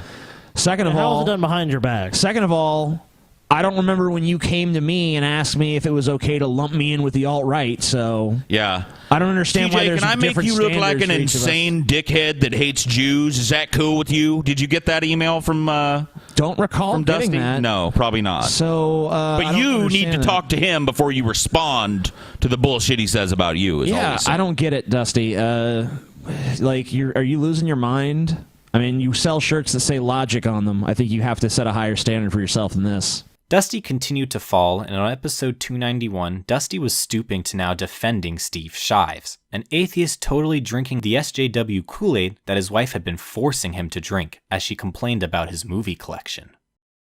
Steve had become infamous for wanting to silence all opposition to his morally superior standing, and many were blocked on his Twitter by block bots. It basically became a huge joke, as many who had never heard of the guy had ended up being blocked. The peasants wanted to keep the peace with Dusty and save him from himself, so they asked him to cut the bullshit, and if he really wanted views, to actually work for his views and do what he once did best. However, Dusty continued to attack skeptics and old allies in episode 308. Once again saying how dumb everyone was for not completely opposing Trump and backing Hillary, and making SJWs the end-all evil over the right. He continued to say that these people were alt-right and only doing this for money and views, since what people wanted to watch on YouTube was anti-SJW videos. It's my insinuation that social justice warriors aren't the most important thing on earth, and that by over-focusing on social justice warriors, we're ignoring even worse things that are being done by the conservative can you Christians. pause it, Dusty? I hate to break this to you, man, and this is a valid point for just me as well, but I'm not going this way. You're not Hugh Hefner, dude. the bathrobe, everything you're doing, you're not that. Just stop it. Like when you have a mansion filled with beautiful women who are just sleeping with you because you're just so rich and successful. Never. You know, you can pull this off. Right now you can. I'm sorry, dude. And never mind the Not fact... saying I can. Just Cult saying, of Krusty, come on. dude. Yeah. This is sad. Sad, low energy. And ignoring that has come... Go ahead, Paul. I was just going to say, like, what he's saying doesn't make any sense. Like, he's talking about, like, how we're over-focusing on SJWs. Why can't we focus on both? Yeah. I don't know what this false dichotomy is. I don't ignore the damage that the conservative Christian right does in this country and hyper-focus only on... You know, why can't we do both, That's not true. Yeah, we do focus on that somewhat, but we cover politics. We cover a lot of shit. We don't just cover only SJWs. Neither does TJ or any of the other people you're talking about. I mean, like, even the big anti-SJW channels like Sargon and Chris Reagan and Shoe on Head and Blair White, like, all of those channels tackle, like, a wide variety of issues. Yeah, there's some focus on the SJWs because guess what? They're fucking ridiculous and easily mockable, and people really enjoy it. Dusty, when the peasants responded again, flipped out that the peasants were making this public and that they were twisting what he said for views and to make him the bad guy since the peasants' fan base didn't like him. He would then say most of the drama was fake and for views, as they were taking a book out of wrestling since both of them were wrestling fans. Though the Peasants stated they were not in on Dusty's plan here. It's because it's all fucking fake. These guys are huge professional wrestling nerds, and all they're doing is cutting wrestling promos against my video. The Drunken Peasants is a comedy show. It's not meant to be taken that seriously. Me and Ben actually talked about this when we were hanging out in New Orleans. For whatever reason, the Drunken Peasants audience loves to hate me. In professional wrestling terms, I'm like a heel for the Drunken Peasants audience. And I actually totally get it, because I'm sort of a fucking douche. So all that's happening here is their fans wanted them to watch this video and make fun of me about it. But unfortunately for them, my positions are actually really reasonable, and they couldn't really attack my actual positions. So instead, they were sort of forced to be dishonest and make up a straw man to attack instead of my actual positions. It's straw man. It's straw man. It's straw. Hold on a second. Go ahead, Jim. This fake Drunken Peasant show. What do you guys do on here? You let nothing but fakeness. Nothing but fakeness. Yeah, 100% fake. You let people on and explain their beefs with other people. But we're always fake with them. People like who? Like Dusty Smith. Oh! Yeah. Here's the deal, Dusty. Yeah, we do kayfabe shit on the show. Everybody knows it. It's fun. I'm not... Actually, these guys are way more into wrestling than I am. Yeah. And you take umbrage with things I say, too. So let me tell you where my wrestling knowledge ends. Right around the time that, like, Roddy Piper was no longer a big thing is kind of when I checked out of wrestling. I did watch during the Attitude Era, but not religiously. I like wrestling in a nostalgic way. But let me tell you this, Dusty. Nothing I've said to you on the Drunken Peasants since all this bullshit started when you got butthurt because you made a bad video and you're trying to clamor for a win on us, nothing I've said to you has been kayfabe, faggot. Everything I've said, I would say straight to your face, behind the scenes, just like we met. That's all that's happening here. They're pandering to their audience who doesn't like me and wants to see them rip me to shreds. When I was in New Orleans hanging out with Paul, we actually talked about me being the bad guy in their movie, Palumbo, they're thinking about making, for exactly this reason. Their fans love to hate me. And I totally understand why they're doing it. The Drunken Peasants do like 60 or 70 shows a week. They have a lot of time. Dusty, no, you don't understand why this happened. It's because you put out a video saying that I was part of the alt-right, which I'm not. Yeah, and then, that's correct.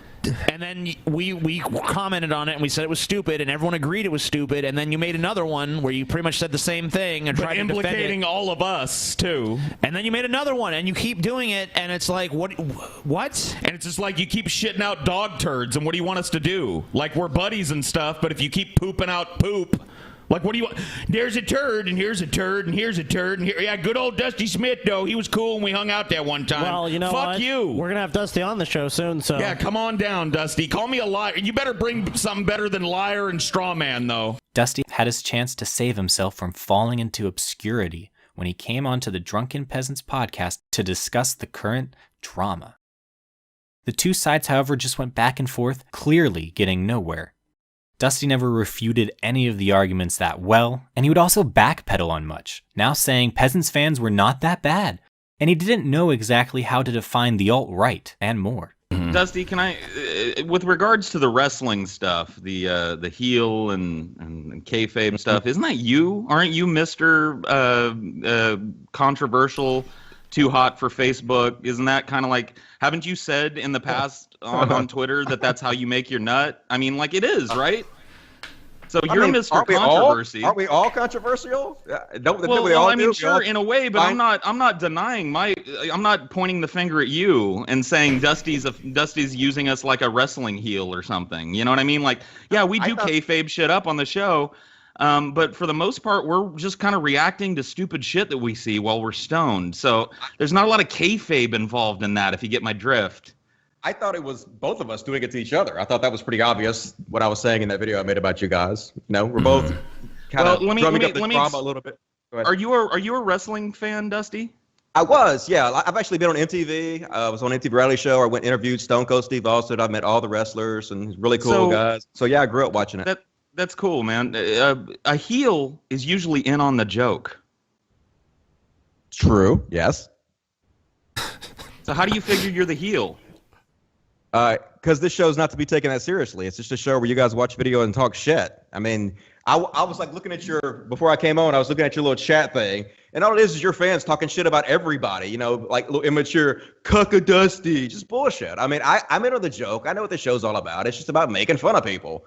I mean, the whole internet right now is addicted to outrage. Making fun of people and putting people down makes people feel good about themselves. And so people are just searching the internet to find somebody to hate. And you guys brilliantly give your audience people to hate. And, you know, they seem to want to hate me. And I'm totally fine with it. If your audience wants to hate me, I kind of like it. I think it's funny. I agree with everything you said there. I mean, I don't agree with your analysis of you being the heel and us doing things for drama, but I agree with the purpose of what we fucking do. And I mean, yeah, we are channeling the internet's impotent rage at retards. And you guys are wrestling fans too. I mean, don't you kind of hype it up, you know, a little bit? Oh, sure. Drama and shit. But Dusty, I'm not hyping this because I think your fucking priorities are out of whack on this shit. After this, to many it was clear Dusty was a hypocritical drama whore who had become irrelevant to the atheist community.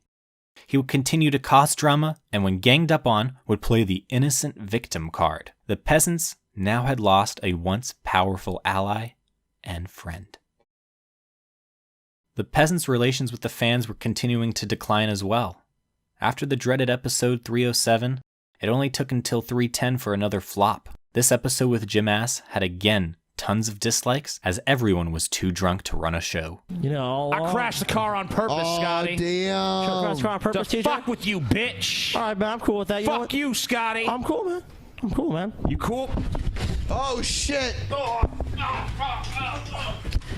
this guy's going crazy. Holy shit. Guys. Relax. Holy shit. Fuck you, TJ. Holy shit. Piece of fucking shit. Holy shit. Chill out, dude. Hey!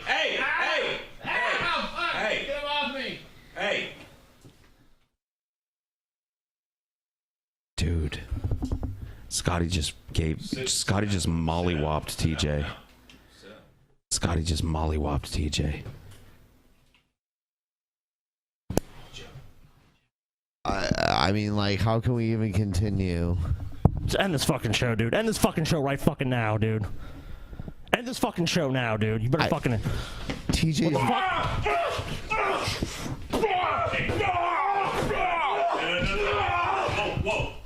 Whoa. Oh. Fuck this shit, I'm out of here. There were still high moments, though, for the show, as on episode 312, Gail Court-Schuler had recently come around on the Peasants being Jesuits, and she finally came on for an interesting chat. Hello, Gail. Hello. Do you see me? Yes, we can see you, and you'll see us in just a moment here. I'm just going to get a few things set up here. Sometimes, like, Angelina or the Jesuits will block me. Like, I can never see Brett Spiner when he Skypes me. Oh, okay. Yeah. Really? Yeah, they've got this really advanced computer technology. Oh, I see you guys. Oh, yeah. Hi. Yeah, I think actually some Jesuits might be trying to tamper with the show because we've had some connection problems tonight. Yeah, we have had a lot. You may want to tilt your camera down a little bit too, Gail, if you can. It was this episode that Brett had finally annoyed the Peasants with his drama, as it was at this time it was becoming public that the Manatee had given Joseph Martelli the Peasants' addresses for the Ohio meetup. And Brett had put Paul's face on shirts to sell. I was not aware that he had a history of fucking visiting people or going all over the United States of America. You weren't aware of his channel. You made a video after he did it and fucking congratulated him for his balls. What? He's well known for doing this. Brett, don't even think for 1 second that we believe you didn't know a thing about him. But you're a scheming fuck with no life. Of course you knew this about him. Even if, he can't even deny he knew it about him because he was still friends with him after he did it to us, after he came to Columbus and started being hey, Joseph Martelli here. I'm in Columbus. Yeah, Brett, come face me, drunken peasants. Brett, you can't. You You're pussy. You said you were watching his content, so you didn't see all the content where he talked up what he was going to do. Let's show this. So people are saying show the proof. All right. All right, here's some proof right here. Well, okay, just to give you some context, basically, someone sent me a screenshot of Joseph Martelli announcing to someone that Brett gave him our home addresses, and he was saying, you know, like, Brett gave me the addresses, but I didn't go to their houses, even though Brett gave them to me. And I showed it to Brett, and Brett said, that shit's photoshopped, which is like the ultimate Brett Keane cop-out. Of course. And someone, the person that was having the conversation with Brett Keane in this comment thread took a video of it. So it's a real video. Let's take a look at this. It's not claimed that Brett gave you the Drunken Peasant's address, and you said it to me. It's not Photoshop. It really isn't. Brett, Joseph, are you both this stupid? See? Right there it is, dude. Pause it. Say it right here, Joseph. This is your account. There it is. I went Black to the and white. Drunken Pussies town, okay, and I went to their stupid meetup, and 200 drunken pussies chased me down the street. I didn't go to their fucking houses, even though Brett gave me their addresses. Boom. That is Joseph Martelli's actual Instagram account. Yeah, and at the beginning of the video, yeah, this is a video of that. At the beginning of the video, there's a comment showing Joseph Martelli saying that it was photoshopped. So this guy went on his phone from that comment to this, which I assume is a DM. Yes, It is. Um, It's an Instagram DM. Yeah. The Peasants would thus announce the Starve the Manatee initiative, in which they would stop all coverage of Brett in 2017 for several months to show him how much of a nothing he really was. All right, Brett. Well, good news. I don't know how long it'll last, but we're gonna give the Brett individual segment, whatever bullshit situation. Give it a hiatus. It's gonna go on hiatus after the first. We're gonna leave you alone for a while because I think that the manatee has become overinflated with an ego. Yeah, so enjoy while it lasts for the last few episodes of 2016. Yeah, because after the first rolls by, we're gonna taking a break. We're gonna take a little break from you for a few months. They would move on to newer and more important people, leaving the sad, crying manatee behind. Episode 314 would be the last episode with Brett, in which an anti-SJW YouTuber named Andy Worski would guest star. There was some drama with Worski after this episode, and hold on, we'll get to this in a second, as I think I hear somebody bouncing in. Paul had been on a downward spiral since the Milo episode, and it was only getting worse for him. Many were getting annoyed by his constant babbling on the show and hogging up all the mic time.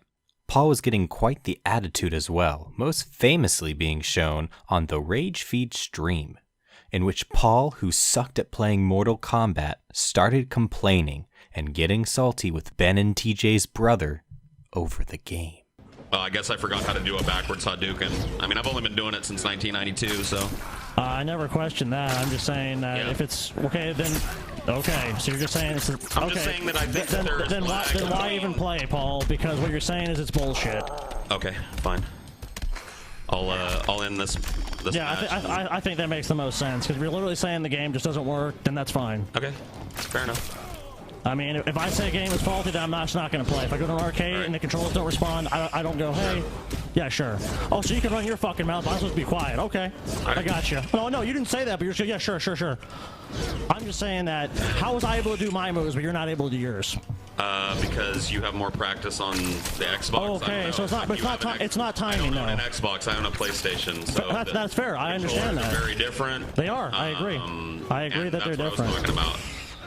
So I don't you know were why- saying it was timing. I don't know why you're angry at me, but it's certainly not because I don't know how to play Mortal Kombat. I thought you'd know Whatever, that. Paul. Playing a bunch of Whatever, sets Paul. with me, Paul, but- I'm just really not interested in having a conversation with you at this point. Okay, fair enough. So, we'll just end it at that. Sure. Here you go. I'll let you. Thank you, sir. I you and appreciate Ben it. Go at it. Yep, thank you. Appreciate it. Ben especially would start to call Paul out during the podcast. Thus, this animosity would leak into the show as the peasants were constantly berating Paul. This bullying would start to rub some fans the wrong way as time went on. I say we piss in fucking Paul's eye sockets. Why? Don't even give him one eye left. Why are you so mean to me, TJ? What are you talking about? What have I ever done to you, TJ? You know what, Paul? You kind of have like the Brett Keane effect. Yeah, dude. Oh, or are you attacking my family, TJ? No. It's like if I say anything about Paul, like Paul was a salty ass faggot when he was playing video games, people be like, "Be nice to Paul, poor Paul." No, I know, dude. Poor Paul. Dude, we were just joking I'm around about Paul. what? It's hosted by Mean Gene Okerlund, and it's just Cool. like different. Oh, yeah. It's different wrestlers Behind the scenes. I'm sorry. You just can't fucking stop yourself, Paul. All right, go ahead and now talk for another 10 minutes, Paul. I'll mute myself so that I don't interrupt you. Paul, frustrated, decided to take his anger out on the innocent, wonderful IKEA company on episode 321, just because they had forgotten his couch, and he had to spend hours trying to figure out where it went and what he was going to sleep on. For this, but I bought a couch from IKEA. Everybody's probably aware of what IKEA is. They're that Swedish furniture company, cheap shit, but it's, whatever. IKEA was set to deliver my couch and a bunch of other furniture that I bought for my new apartment, which I've been paying rent on for a month, and still to this day, as of this time, I haven't slept one night. So I've been moving, right? I secured the place, and I'm ready to move in yesterday. They were going to deliver a bunch of furniture, the centerpiece of which was a couch that folds out into a bed. Now, let me explain this. Ashley and I have a bed. We don't need a new bed. We have one, but it's shipping across the country from San Antonio to Bellevue. So it's going to take a couple weeks. We were going to use the IKEA sofa that folds out into a king-size bed as our bed until the bed got here, and we were going to move in yesterday. Mm-hmm. I was supposed to be here by at my house by 9 a.m., right? I was. The guys came. They delivered the shit. They brought the boxes up. I went in the other room and sat there, and they took about 20 minutes, and they came out, and they said, "All right, sir, we're all done here." And I said, "Cool." And I went out and looked in the living room, and immediately the first thing I was looking for was the couch, and there was all the other furniture there, no couch. And I said, "Where's the couch?" And he goes, "Oh, I don't have a couch, sir." And I was like, "Well, I do." Now back to Worski. Worski's appearance on DP wasn't very memorable, as many just found him to be a bland, boring, anti-SJW YouTuber. And if you went to his YouTube channel, that was pretty much the case. There wasn't too much of interest there that stood out from other YouTubers. Worski apparently had problems with his guest appearance on DP, and instead of privately reaching out to the peasants, like a normal adult, he decided to whine about it online like a child in a video, where even his co-hosts would call him out for being a baby, for not just speaking up during the stream, and just being quiet like a little bitch. Yeah, Chris. I'm sorry. I'll be honest. I like them. When I was on the show, it was just, I'll say, it was difficult because you see, like, you're all here. Jen, I was asking you questions because obviously when you're first on the show for the first time, it's hard to get comfortable with sort of like the vibe, right? Because we always do this. We know. So I ask you questions. I ask failure questions to get people involved. When I was on the show, they didn't ask me anything except for Ben like 2 times, and they ignored me. And then that fucking guy, what's his name, Paul's ego, does not stop talking.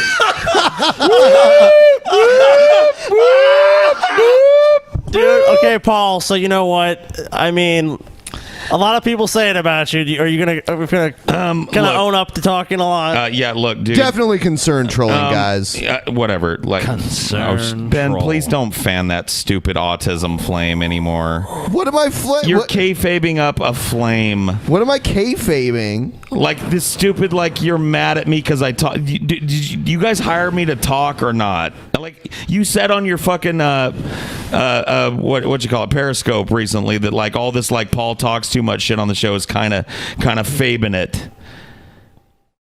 Am I wrong? I mean, I would say yes. You were hired to talk. Okay. I mean, just like a fucking police officer is hired to like get speeding tickets. Sure, but I'm just a little overzealous. Right. I'm like a cop that like wants to exceed the quota. I'll admit that. Yep. I'm a talkative fuck. And like Part of every good idea you have, even though they might be awesome, there may not always be room in a show with 4 other people and a guest. I totally to agree. fit in every and good you know idea what? you have. Honestly, we've talked about this in the past, and I've proposed some things to you guys going forward that we may talk about later. But like, even a guest noticed Paul. No, This I'm poor done. guest. You made At a least poor let me impression on a guest of the show. At least let me finish. We'll let you finish, Paul. But we have to point out the poor guest right here. Paul, I think you're already finished. Worski, after playing the victim card like many SJWs and showing how much of a hypocrite he was, returned to his place in Kekistan. He would thus fade into oblivion. As of late, Peasants had been attacked by many YouTubers they had once called friends. And slowly, the fan base was turning on the podcast, upset at the declining quality of episodes as of late. Peasants were getting fans upset with, quote, kayfabe, with fans accusing Peasants of creating a lot of false drama on the show for views. Episode 307 and 310 were still very much in the memory of fans for just being terrible episodes and not really covering videos. And while there were many decent episodes after that, it would all come crashing down again on episode 328. On this episode, the Peasants had a live studio guest on, Billy the Fridge. He was a friend to Onision for whatever crazy reason, and the Peasants had talked about getting him on the show just to hang out, as he lived in the Seattle area. Drama started early between Paul and Billy, however, with Paul making unwanted sexual advances at Billy. I get it. Wow. Already the best guest ever. Already the best guest and ever. Truth is coming. Truth is flying at you, Paul. Truth is flying at you, man. Whatever, man. It stood out to me. That's all. I don't know whatever you put in the drink. I'm feeling a little loose with it. Okay. Okay. I'm a little loose. I got you loose. Well, that's why I dosed you. Why are you roofing guests, Paul? Well, because we do this whole altered perspective thing. You know, you just want to make sure he's fucked up enough to actually be on our show. Exactly. Oh, okay, that makes sense. Then he said something about some experiment or something with the butt stuff. Dude, whatever, dude. I wasn't being. Hey, Yeah, I heard that. Dude, I heard that. All I said to Billy was this, and I don't think this is gay at all or weird, but whatever. He seems Paul. to think so. I said, dude, let's get some concentrates, some oil, some weed oil. I'll get sativa and put it down my pee hole, and then you get indica and put it up your butthole, and then I'll fuck you up the butt. And we'll see how high we get. Is that gay? That's not what hybrid means, Paul. Yeah, no, that's not a hybrid. I dude. wanted to make a hybrid strain with you, Billy. I was just, dude. I'm a big fan, and it's just whatever. Dude. I have a lot of fans that haven't stuck their dick in my ass, Paul. Well, I wanted to be one of the ones that has. Motherfucker. I know what's wrong with Wow, him. Paul. What? First Jude Law. Now our guests come here. Billy can't even come here and just enjoy a beverage. If I without was a getting woman, roofied. you'd be getting fucking rape charges for saying that to me, right? He should, right? Well, I didn't know, dude. You're lucky I don't look, piss dude. in the wrong bathroom, when I came dude. down and showed you up, I caught vibes, and I'm sorry, dude. I thought you were throwing me some vibes that I did. It was clearly not true. I'm a very pleasant person to be around. I'm sorry if you took that as a fucking flirtation. Dude, you gave me fuck me eyes one time in the elevator on the way up. Those are my regular eyes, Paul. I have fucking resting fuck me eyes. Okay? God, you are a beautiful man. Yeah. Tensions would continue to rise as the other peasants continued to get under Paul's skin throughout the episode, and Billy joined in. The rest of the show host knew already how much Paul had been disgusted by seeing YouTube videos of people drinking piss. Well, Billy went off camera for a short time, and then would return with the infamous red solo cup. The one cup that could bring the drunken peasants crashing down forever. It's TJ. Oh my God, dude, is this fucking serious, Got a dude? fucking nice present for you, Paul. Here you go, Paul. Here you go, dude. Here you go, Paul. Here you go. Take- Here All right. fucking Paul. The look of fear. Oh God, that's awesome. Oh, dude, this fucking reeks. It's piss. Oh God, dude. Hello, everybody. Paul is currently wearing the red cup apparel with the yellow stream, the yellow stream of the Del Fridge de Paul's Billet. throwing up, dude. Paul's throwing up right now. What the fuck, Paul? Hey, Paul, you okay? Dude, what the fuck, dude? He'll be Paul, fine. you all right? He'll be all right. He's fine. He thumbs up. Oh, yeah. I threw a fucking picture. Thumbs guy. up. He thumbs up. Thumbs up I for should let thumbs him fuck up. me after that. Yeah, Holy you shit. should. Holy What the shit, fuck, Paul! I'm dude? sorry I ever talked shit to you. Paul, why I don't you go to the realize how bathroom? much of my fucking Why bitch don't you go to the were. fucking bathroom if you're gonna do that? Holy shit. Dude, Paul, you seriously can't run to the fucking bathroom if you're gonna fucking throw up, dude? Like, Are really? you fucking kidding me, Scotty? No, I'm fucking He not. threw a fucking cup of piss in my lap. Well, you talked a lot of shit about him, man. You said you wanted to fuck him. Talk any shit about yes, him? you did. Oh, you yes, you did? did, Paul. Yes, you fucking did. You know what? You got what you fucking deserved. You should run to the bathroom to clean that. Paul, I'm a toilet fucking shit. man, and if some other man threw piss at me, I'd fucking fight him. So, whatever. Yeah, you didn't. You back fucking down, hit me. Paul. You know what, dude? How can a Whatever, little bitch dude. You're talk from the shit to me? streets. How can a little punk ass The bitch mean ever talk streets shit of to me? Seattle, Paul. y'all. Everybody look out. Billy the Fridge is here representing Capitol Hill, dude. The mean streets down on Pike Place where every once in a while a fight breaks out, but the cops come and break it up. The mean streets of Seatown. Fuck you. Things quickly spiraled out of control as Paul and Billy became more frustrated with each other, and the rest of the peasants continued to push things to the brink until someone spilled the salt. You fucking piece of shit! Damn, Paul. How do you respond to that, Paul? Don't fucking call me out! I'm a fucking guest! I came here for you! You wanna fucking call me out? You know what? Damn. Fuck you! You know what, Billy? You know what, Billy? Billy? I'll fucking Billy, kill you! Billy, let me tell you something, Billy. I'm going to be real with you real quick. You came on my show. Oh, is this the Paul show? Pretty sure this is the TJ show with friends and Paul. With friends. Well, whatever. And Paul. Well, whatever. And Paul. At least I'm 'Cause and you're not Paul. a friend, Paul. At least I'm and You're Paul. a fucking laugh track who Hey, stepped Billy. out of his boundaries. Let me tell you something, Billy. Fuck you. Let me tell you George something, Billy. R.R. Track that stepped out of his Martin. boundaries. You look like you wrote Game of Thrones on a piece of toilet paper, you piece of shit. Paul standing up. Let me tell you something, Billy. Oh, Where I shit. come from, you come in a man's house, right? No matter how you disagree with a man on what terms, you talk to him the way you're talking to me right now. Yep. You get a fucking bottle broken over your head, Where bro. I come from, Paul. Yeah? You talk however the fuck you want because you ain't a pussy. Don't matter if I'm in my house, your house, or the fucking streets of fucking Madera, California. Wherever the fuck I am, I talk however the fuck I want. If you got a problem with that, dude. your problem will Okay. grow short. Just You want like to talk your how you fucking want? life Just let it span, happen, Paul. Ben. Talk how you want in the streets, then. I Show don't gold, talk, dude. Paul. Don't Talk worry how you about want it. the Talk streets. about bottles? What Oh. the fuck do you have, Paul? Oh, okay. What the fuck So you're gonna do come in you my house and have? break a fucking bottle over my head now? Jack Daniels You bottle. insane I fucking bust this lunatic. over your fucking head. I get an endorsement. You crazy You get a fucking concussion weirdo with a back. donut around his I'll neck. Fucking get kill out of you here. with this fucking bottle, Paul. Get out of my fucking You studio. wanna fucking come at me, you dumb shit? Come on. Sit the fuck down or Dude, shut eventually the fuck up. fucking gravity will pull me over there. Go, Paul.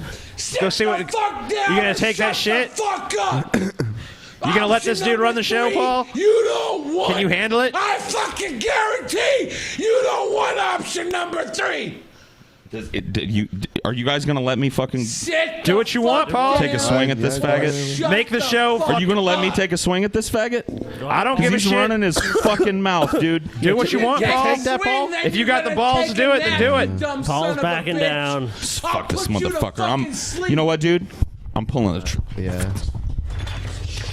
Oh shit. all right. The episode ended abruptly. Billy, threatening to sue Paul over Twitter, showed the rage another guest had had at the show, and Paul was forced to live stream later that night on the channel to apologize to the audience for his unprofessional outburst. And I responded to him once on Twitter, and then I got a really angry phone call from the guys saying that not only like that I needed to do something about the way that I acted, because that it was unacceptable that it got physical between Billy and I, and so that's what I'm here to do, I guess, to tell you guys my end of the story. I didn't mean for it to go that way, but when he literally threw piss on me.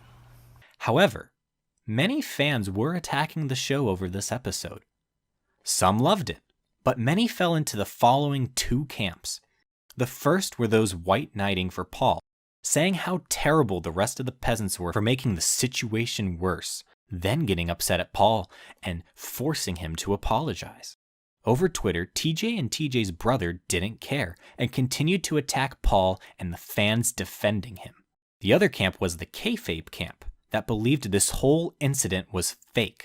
Thus, they were upset that this was what the show was becoming and wanting the podcast to return to the glory it once had during the era of classical peasantism. Paul's ego, though, on his Periscope said it was genuine and that he didn't lie on his Periscopes and gave the fans the complete truth. Here, fans got the real Paul. Is this a joke or is it real?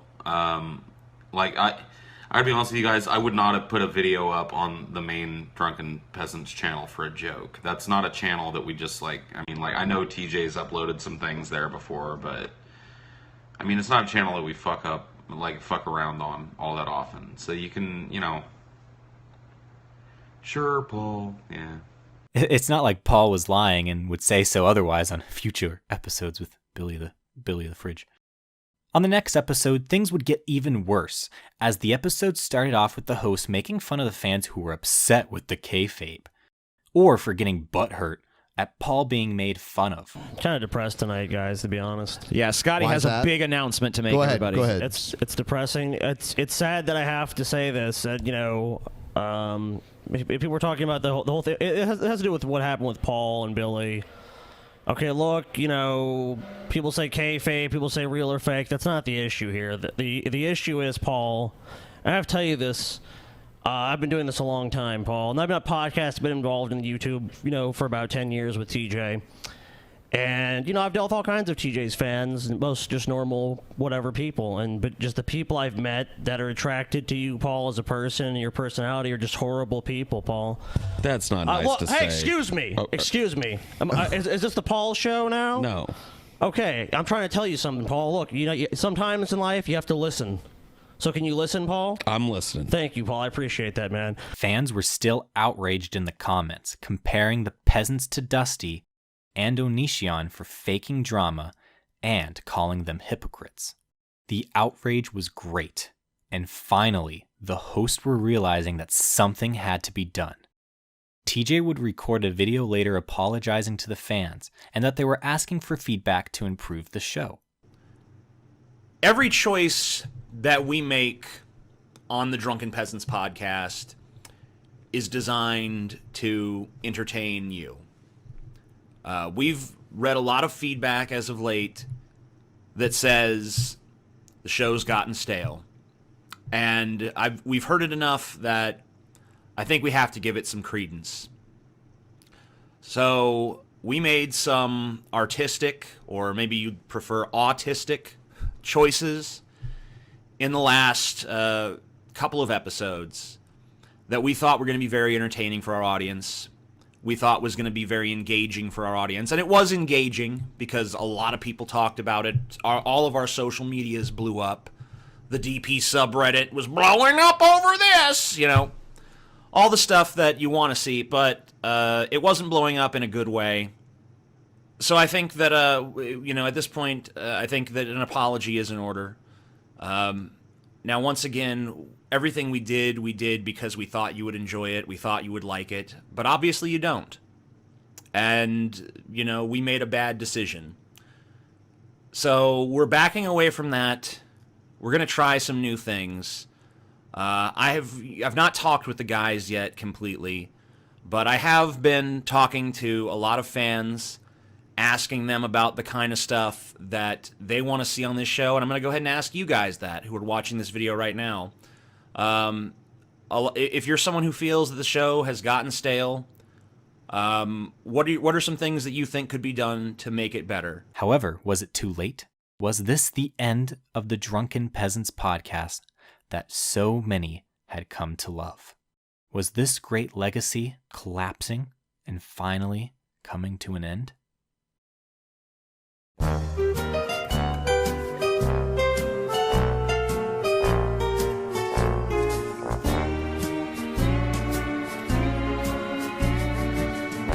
Got a friend in me. You got a friend in me. As long as you're fighting against the SJWs, hey, you got a friend in me. I wanna eat your shaved pussy. You got a friend in me. Can't you see? You got a friend in me.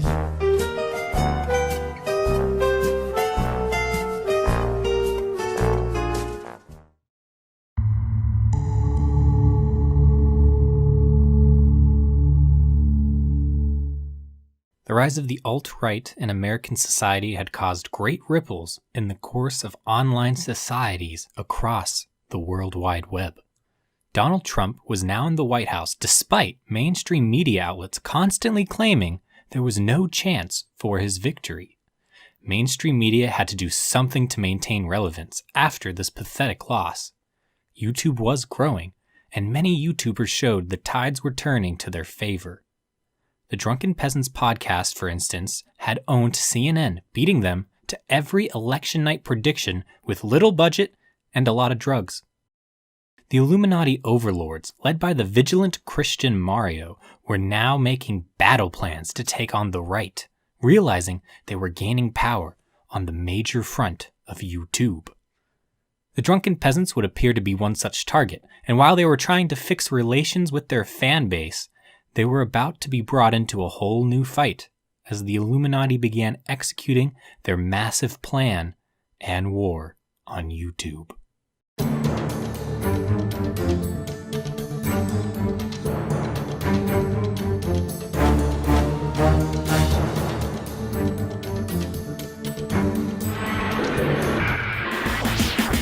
I love the Drunken Peasants. They are the best podcast. All four of the peasants are basically God. I'd suck TJ's dick and also Paul's dick.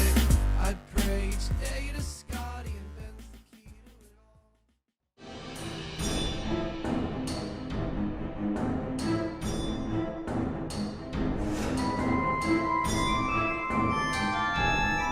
Controversial gay conservative Milo Yiannopoulos had been on episode 193 of the Drunken Peasants podcast, the famous episode that took down Paul's ego from being one of the best peasants on the show. During this episode, and on other podcasts and videos online like the Joe Rogan Show, Milo had made iffy statements, not entirely condemning the priest who had had sexual relations with Milo when he was a child. Milo, being a prominent leader of the alt-right, would become a major target now by mainstream media outlets. And almost a year later, Milo would come under attack by major news outlets. Strangely enough, an obscure right-wing podcast would be cited as evidence that Milo defended pedophilia. On episode 330, Drunken Peasants would discuss the Milo episode which had blown up online, and to demand credit for their work as they weren't being cited by news sources. This time, the cancellation came after the conservative website, the Reagan Battalion, published this podcast clip. Here it is. Highlighting Milo's discussion. Yeah, they published it. No, we published it a fucking year ago. CNN, you were liars. Why does the fucking Reagan Watch or whatever the fucking who gives a shit it is? Why are they getting all the fucking credit for this? Yeah, they came up with it. No, we did that interview, CNN, a year ago. You act like Milo just came out with this shit. We did this shit a year ago, About CNN. sex with We minors. scooped you, and Joe Rogan scooped us. It's the second Some time of this those year. relationships between younger boys and older men, the sort of coming-of-age relationships, the relationships in which those older men help those young boys to discover who they are. It You know sounds what? like I'm Catholic grateful- priest molestation to me. And you know what? Host. That voice sounds familiar. He continues That on to say he host. would never I don't know be who as that good host guy is, but he's pretty awesome. He's got a nice voice. I like how That they mention some blog that linked to our podcast, but you're a host and we're a podcast. CNN, this is a joke. Fuck CNN. you, people. Everyone should I've never fucking in my tweet life- CNN what look, go to Paul's Twitter and fucking retweet that shit because we want CNN to respond Yeah, to why they would do this. I and be want so CNN to have us on their fucking show to talk about this. They deserve us that much now. Yeah, they owe us. They you know what, dude? You source some fucking shitty ass fucking news aggregation blog with a conservative bent, and then we get billed as podcast. Fuck you! It was also revealed during this episode they had tried to get Milo back on the podcast, but he wouldn't come back on with Paul's ego, showing once again the hatred many had for the round man. Eventually, fans made it that Jake Tapper would have to apologize to DP for them not being cited. While many might think this event would hurt DP, the attention to their show had gotten them many views on the Milo episode, leading to many discovering the show. This would appear to also bring many fans back to the side of DP. This event would mark the end of the dark ages of kayfabe for many, and that the show was indeed improving and becoming relevant again. Some historians and fans still disagree and might say the dark times for the show continue. But, as the only one with an official degree in peasant history, we will consider the ages of kayfabe over and that a new era was starting for DP. However, would it be entirely rainbows and unicorns for the show? The show continued on, and the peasants were making great changes to the show to appease the fan base. There was way less kayfabe now, and more focus on news and crazy people. More videos would be covered on the show dealing with ghosts, vampires, Bigfoot, aliens, flat earth conspiracies, and more, bringing some new fresh material to the Crazy People segment. Many guests would also be on the show, including Howard Bloom, who had previously appeared as early as episode 3 of the podcast. Here, he and Paul would debate on episode 339 over a more optimistic view of the world argued by Howard, or a cynical let the nukes fly view that Paul had been more commonly expressing as of late. I'm sorry to interrupt you, Howard. I've been glancing over at our chat as we're talking here, and a lot of people are saying, calm down, Paul. This is I care. Look, I worked in this environment for a long time, and when I saw it was happening and I saw how deep it went, I care very much, because for me, we're handing the torch to these children. And now I was given a decent education at these schools. One of the reasons I'm so connected to this is because I worked at the schools that I was educated at. I attended Melview Elementary School from the time I was a kindergartner through 6th grade. And I worked there for almost 8 years. And I saw the type of things that were done to kids there, and it was completely different. I was given an opportunity to at least develop a brain that could think about things, and children are not being given that now. Not there, and not in the bigger cities, and not in the wider American, educational sphere. It's not happening. And if we don't stop this generation of kids right now, Howard, the ones that I got to watch go from kindergartners to 8th graders while I worked there, if we're passing the torch to them based on the education that they got, and a lot of these kids we are, because they're not getting it from home, if we're passing the torch to these children, I hate to say this, Howard, to an optimist, but we are fucked. I knew he was going to say that. And yet here I am looking at this. On episode 340, Dr. Segmento would be revealed as a character on the show, showing off TJ's sentient fat gut. Someone has You to guys pan are the putting some camera bitches down. on my free cams. Shame.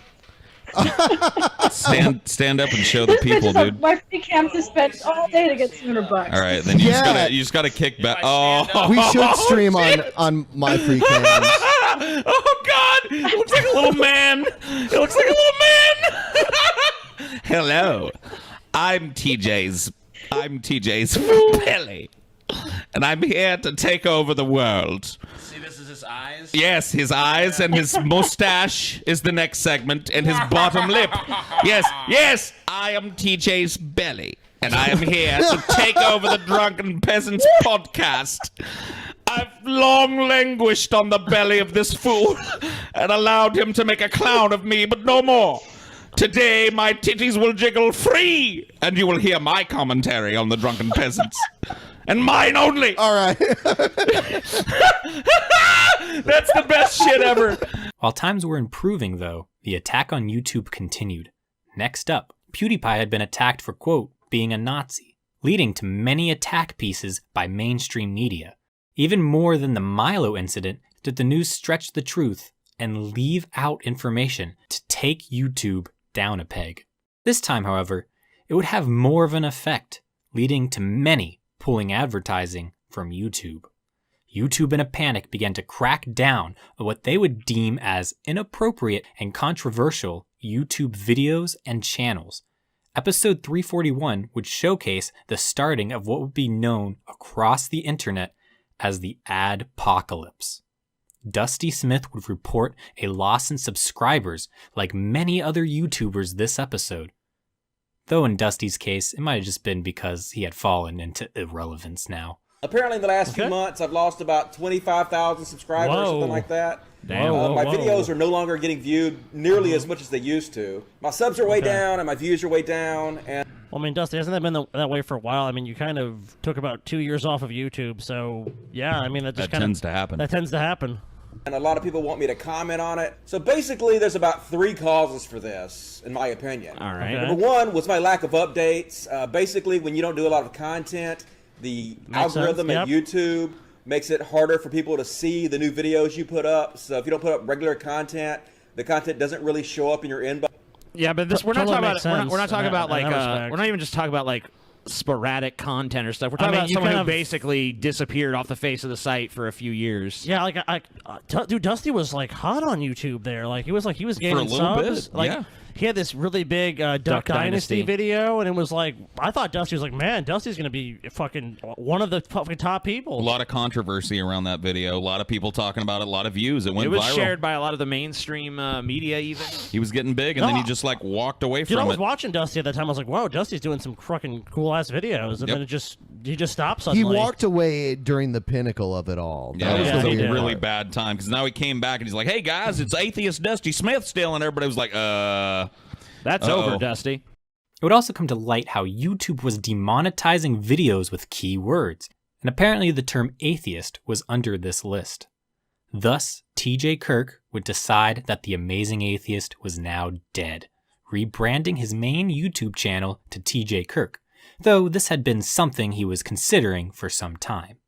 The Drunken Peasants were already weakened in funds from the Manatee War and started to become concerned about keeping the show afloat as the adpocalypse begun. Ad revenue would begin to disappear from the DP channel, so the Peasants would push their Patreon page for more support. However, this alone wouldn't be enough to help the Peasants with the cuts to funding, especially after the move to the Seattle area. Luckily, they had the Super Chat system, which really began to kick off on episode 335. Here, viewers could tip the show and leave a comment that the Peasants would read on stream. As time went on, the Peasants turned this into a segment throughout the show so that videos were not always being interrupted by them reading Super Chats, as some were not turned on by the ability to call Paul fat. Mr. Naughty Priest was probably the most famous Super Chatter, constantly sending in $250 for Paul to post his dick on Pornhub. Paul would tease the priest and state that his money was being added to a fund, and when he hit the unstated goal, Naughty would get what he wanted. However, this money would start to dry up, with donations becoming only $10 later on. A new source of revenue would be needed. Ex-communist Neb, having fully embraced capitalism since the start of the show, knew how to expand the show in order to make up for the revenue loss, as the adpocalypse would require the show to make great changes and expand, thus leading to a great revolution and expansion in Peasants content.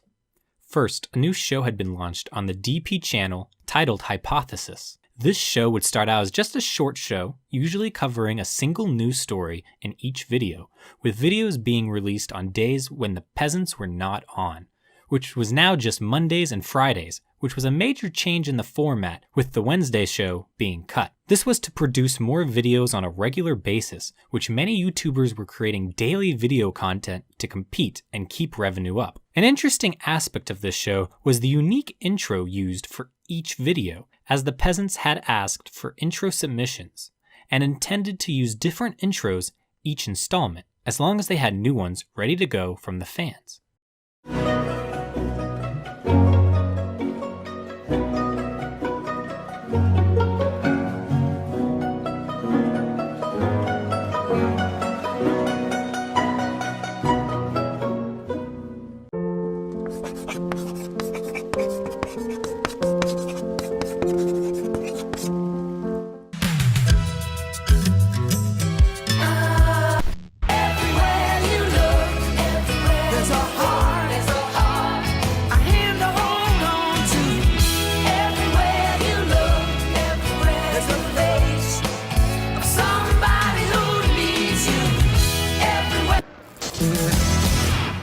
Eventually, though, it would appear YouTube began punishing constant uploads, as the statistics were showing that many YouTubers were losing subscribers with each upload.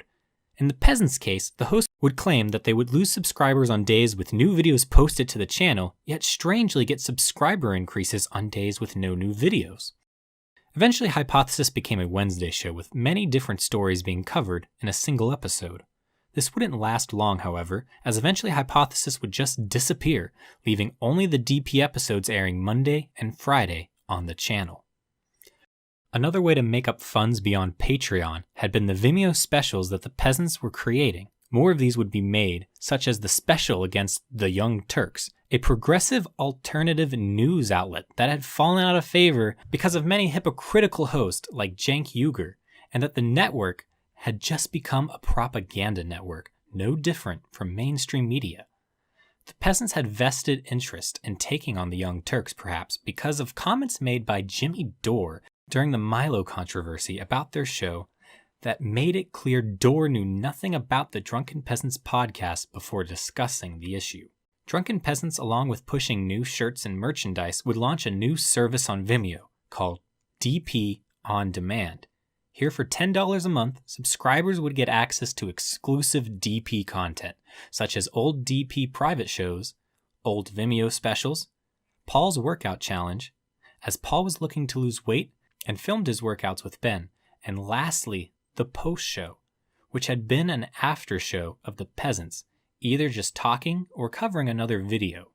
This had been on SoundCloud in the past, but was now made exclusively to DP On Demand subscribers. Another idea for DP On Demand would be a Star Trek Deep Space Nine commentary and review series with the host, but sadly, just as the Peasants announced the week this would start, the concept disappeared and seemed to fall apart. The regular DP show would continue, and would still be very eventful even with the launch of new content elsewhere. Egghead coverage had resumed again, but it was far from positive. Now more than ever was Egghead made fun of, with the Peasants making challenges for Egghead to embarrass him, and of course he always accepted. One challenge featured eggs being smashed into his head while he sat in his bathtub, a disgusting cesspool that distracted every peasant, which would lead to the demand for Egghead to clean his bathtub. Oh no. All right, well. Scotty has to see that as well. All right. Start it over. Yeah, Scotty has to see this one. What's up, bitches? He took him. Look at this intro. Cringe production. He's embraced the cringe, dude. Oh, the music's so bad. No, Egghead, why'd you even do this? I think this is a smart move for Egghead. And the X-Wings, dude. Look at that. X-Wing, no! All right. I was recently on the Drunken Peasants podcast, and well, they Why be an atheist? Egghead, why do you talk this way? Why do you not speak like a normal human being? This is how you be entertaining when you change your voice a lot. You should smash an egg on your head, dude. Yeah, Cool. dude, like I'm realizing. Get the chat back on your People side. are telling. And well, you know, me being the Oh, yeah. person I am, I Do always it. keep to my word. I'm gonna fucking do it. Do it. And I actually got 2 cartons of eggs Do this it, you time. fucking what have I bitch. gotten myself into? But you know what? Let's just have a good time. And to even make do it it. more awesome Do and it. more fun and more Boo. cringe, Do it. I'm wearing my Mario boxers today. Okay. Can't go wrong with Do it. fucking Mario. Oh, God. Oh, no. Boy, I can't Do it. even fucking do it. Smash him on his head. Oh, there's egg tits. Egghead. Look at that dirty ass tub. Clean your Egghead. fucking tub, Yeah, clean your Egghead. bathtub. Come on, Get dude. some That tub fucking is disgraceful. Tilex or something, bitch. Egghead, without a shadow of a doubt, I now know that you have a small penis, because if I would have done that, my cock would have flown Oh, out. dude, like, my balls would have been Yeah. hanging out one leg of those, and my cock would have been out the other. I Egghead. mean, yeah. When And I you don't lift your even have leg that like big a that, dick. it just would have been like. He taped his he taped the dick to the other leg, dude. Maybe he tucked it back like Buffalo Bill. Maybe he shoved up his own asshole. It's actually really long. Egghead's favorite film was The TJ, Crying do you have Game. an idea? I see those tits. You I mean, have an those idea? tits. I mean, I don't know. From this angle, Yeah, they look you all like right. it? They look You alright. like it? I mean, I guess I'd Yeah. fuck egg tits before pimp monking a wig. Oh, they're for not sure. looking bad. I mean, I Whoa, know. Paul. Oh, there you go. All right, Okay, TJ. well, I'm still gonna go with her because You know, he well, don't have any tits. Here's another thing, TJ. Here's another thing. You know, she knows how to beat someone. That's true. Oh, shit, dude. Yeah, we could just do like the whole like I've been a naughty little piggy. Yeah. You can throw a little like toddler temper tantrum, and she can be like, "Fuck you!" Whap. Just Whap. like the old days. Yeah, there you go. She's savage. She got the savagery. Clean that fucking tub. Oh my god. Yeah, look at this shit. What is this? Is this the set of a snuff film or what is going on here? Like, it looks this like is- Serbian people torture people Yeah, in that tub. that's dude. what I'm saying. Fucking Christ. It looks like Jesus. blood-stained walls, doesn't it? Clean that shit.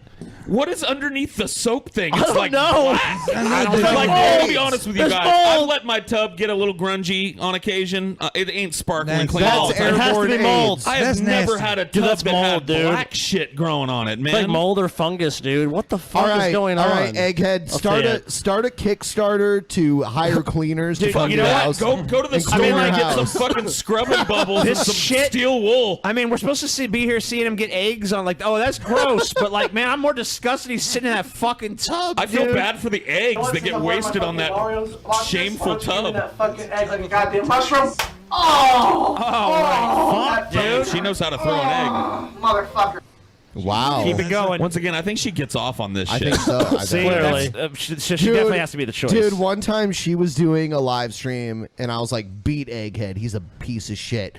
And she slapped the fuck out of him in the live stream. That was Awesome. before the whole, like, baby slapper thing came out. Damn. Many new songs were coming out about DP from artists like Lazy J and Marshall Manson that were played during breaks.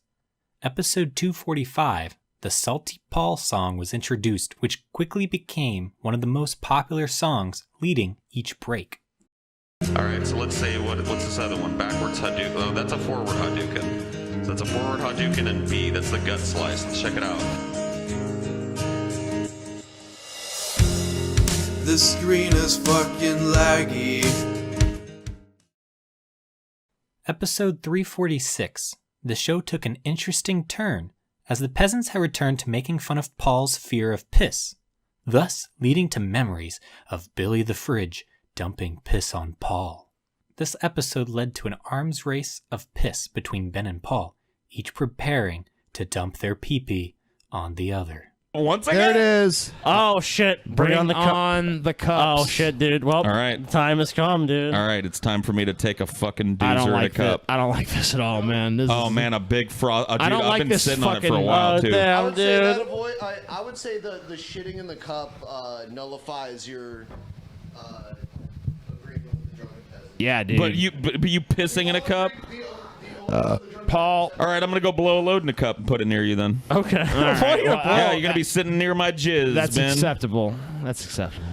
Paul, you should just piss in a cup and give it to Ben. That dude. seems like a compromise. I'll shit in a cup and then come on the shit Why and don't then you- put that near Ben. Why don't you just fucking match piss with piss? Why you want to escalate, Paul? Because he's not Just freaked go out by piss piss, in but the he cup. doesn't want shit near him. He said he doesn't care. Oh, I don't- dude, Ben is taking the a only piss one who doesn't right want now. shit Oh. next to them is me. I don't fucking care. Yeah, Ben. I see Ben in the corner taking a piss. Ben in the is taking cup. a piss. It's undeniably piss going in this cup. There's no denying. Ugh. Dude, I swear to God, Ben, I'm gonna knock the fucking cup over if you bring it over here. Do you not send that fucking cup over here? Ben, you're knocking piss everywhere. He's putting piss near me. All right. That's definitely piss. I'm not touching that shit. Here you go, Why are you Paul. handing it to me, bitch? Here you go, Paul. Yeah. No, this is piss for sure. All right. Well, I don't know. I'm putting it here, so you do it. You're putting it here? What the fuck? You putting it in front of Scotty? Gross. I don't want it. Why is the piss being set in front of me? Why are we pissing in cups I don't want anyway? the Why, fucking how did this start? I don't know. I don't want the piss near I me, don't want it. dude. I never wanted this. If I said it like right, yeah, like right. Right there. Oh fuck, dude! What the fuck? Right there. Okay. The fucking. All right, I'm gonna go throw up in a cup and put it by Ben. Paul, come on. Are you really shitting in a cup, dude? Okay, so here's the deal. All right, what's up? Here's the deal. I sat down and it was just a big fart, but we have wet wipes in there. Yeah. So I got some shit off the rim of my ass with a wet wipe. So you just had shit there. There was a little remnant. There was a little dingleberry left from my previous shit. What the Okay. fuck, Paul? A little brownness. And I wiped that on a wet wipe. Yeah. And I put it in the Dixie cup, and I'm gonna sit it next to Ben. Sit it next to Ben. All right. Let me take a look. Let me see this. You want the duty wipe? Yeah, that's fine. Well, hold on. Let me see this. Let me see it. The cup. I'll take the cup. Yeah, I'll set it right there next to my mouse. Thanks, Paul. Why don't you put the piss cup? Hold on, Paul. I'll put it like next to my face like this. Why don't you do this with the piss cup, Paul? Why don't you do this with no, Paul? Come on, motherfucker. Come on, bitch. Paul's a hat over the piss cup. Also, the peasants this episode held a contest in which they would each wipe their assholes to see who had the dirtiest streaks. Let's see if I can find some shit on my ass, Paul. Okay, are you going to do a duty check right now? Yeah, I'm going to do a duty check publicly. I'm going to do a duty check too, and we'll see who's got the dutier ass. All right, go get a fucking another wet wipe then, bitch. See, people are saying it's beer. Yeah, come drink the beer. Come drink the beer. beer. Here's the thing, Paul. Like, I actually did like a plumbing apprenticeship, so I've been covered in piss. All right, so here we got this. Before. It's perfectly white. Paul did not use it to wipe his ass. He's a liar. Then put your lips. But we're going to fucking wipe asses on these things, and we're going to see. We're going to do a duty check. We're going to see whose asshole is dirtier between me and Paul. People are so mad. Like, why are they mad? Fuck them. It's Go like, to hell, aren't you? bitches. Don't you want to watch something interesting? What do you want? You want us to watch the same boring fucking shit videos we always watch, or you want to see us do something new? Put us onto the the screen I'm talking about. This one. That one. Yes. Let's see whose asshole is dirty. Okay, so this is terrible. I've got a clean wet wipe. I got a clean wet wipe. Okay. I can't believe we're So doing what are we this. gonna It's do? heven This is so bad. We're gonna dude. stand up Dude, and we're gonna can we wipe even our- do this? We'll Can we swipe. do We're this? gonna do this, Ben. We're gonna give it a full swipe We across just showed the a butthole. cup of my urine. It's fine, Ben. Who cares? You're the one who started this by pissing in a cup. It's come to this, Ben. This is what you rock. Actually, you know what's funny? Like the All right, original. Paul, count of three. 1, 2, 3. Do it. Oh Okay. God, this is gonna be so weird. Oh, they're wiping their asses. I can't handle it. Okay. $50. They're wiping their. All right, I got Oh, I got God. a good wipe in there. Oh my God, dude, TJ's. Look at that shitty ass on TJ. Oh my God. That's so fucked up. Okay, I wipe my ass after I shit, so this is what mine looks like. You're cleaning the keyboard, TJ. There you go. Don't bring no cup near me. Put it in the cup. Oh my God. Put it in the cup. Put it in the cup. Look how grossed out he is. Oh, hold on.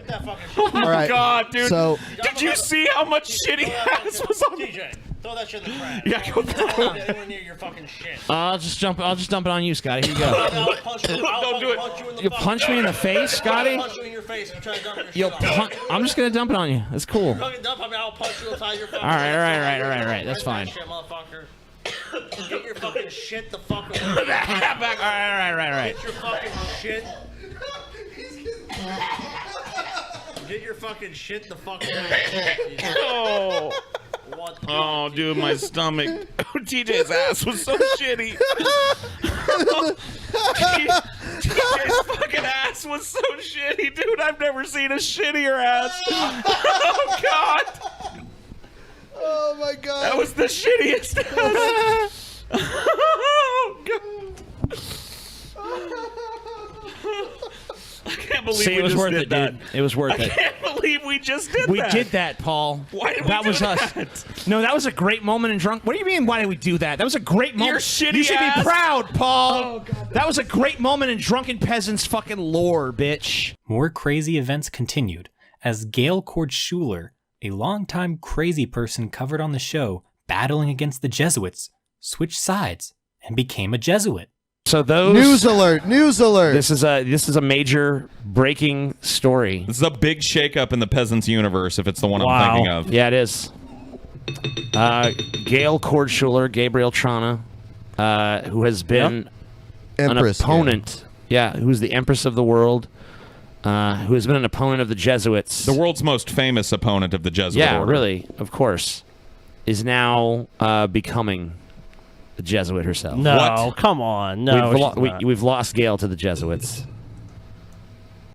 On episode 354, the Star of the Manatee Initiative started on episode 314, now ended. However, the bigger event on this episode was coverage of a new crazy person, Laushin, or as he would come to be known, Corpse Midget. Here's a new gold mine of a channel that we're All gonna right, start. so this is the channel trailer for the LH show. Cool. Hi, valuable viewers. Welcome to the LH Show channel. While you're here, I invite you to subscribe. Just click this button. Why? So you can be updated every time I upload a new video. There you go. What is this channel about? Basically, randomness. I make funny sketches. Nobody's making apps for us, Bill. That's his Bill Gates impression, dude. What do you think, Paul? This looks like absolute fire. I mean, His this channel head- is going to explode. Look, examine this person that we're looking at right now. What the fuck is going on here? I don't know. Hold on. I mean, let's look. The main things the chats are doing right now is saying, "I hate my life. What the fuck? What is this?" Basically, random. But also serious vlogs. A pessimist sees the difficulty in every opportunity. An optimist sees the opportunity in every difficulty. Ah. Serious vlogs. Words of inspiration. So he's just reading quotes from other people? Guy. I recite poems. Take thy big from out my heart and take thy form from out my door. Okay. He's doing the Raven, dude. Look at the head size versus the arm length. What you just think midgets are funny, don't you, Ben? Midget alert. Midget alert. Midget alert. Ben loves midgets, dude. Commander, we have confirmed the presence of a midget. Oh, quote the Raven. Nevermore. But also sing a cappella songs. Wow. I've heard a lot of dudes read that fucking poem, dude. I've heard Christopher Walken read that. I've heard Vincent Price read that. I've heard rapping. James Earl Jones has read that. And that I would say that little snippet right there was more powerful than any of those guys. Yeah. By far. I actually like Christopher Walken's read is actually pretty good. Can he sing though? Can he sing? Yeah, he's singing. I'll be the host of everyday. Look at his look at him. Why does he look like a corpse that came back to life? What's going on? What the fuck? His videos would be covered frequently on the show from here on out. On episode 357, a representative of the shitlords of Kekistan would appear in studio as a guest, Jeff Holiday. Hello, welcome to the Drunken Peasants Podcast, episode 357. Welcome, everyone, and we are joined by our special guest, Jeff Holiday. Oh, hello, everybody. How's it going out there? So, TJ, how many of Jeff Holiday's videos have you watched? Every single one. You lying sack of shit. What do you think of his latest video, TJ? Yeah, tell us about that, the subject matter. He made a video recently about the burrito incident. Where some street vendors were shut down because the burritos and people were upset. How do you feel about the first video? You didn't watch it. How about his first video? He and he really nailed that subject, dude.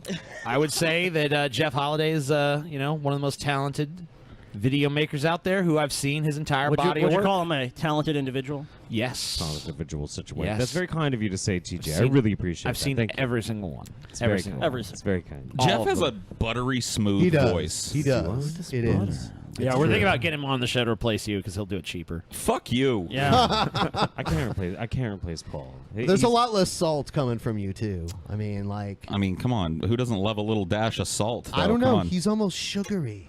Jeff, who had been a longtime fan of the Peasants, would appear quite a bit later on the Drunken Peasants.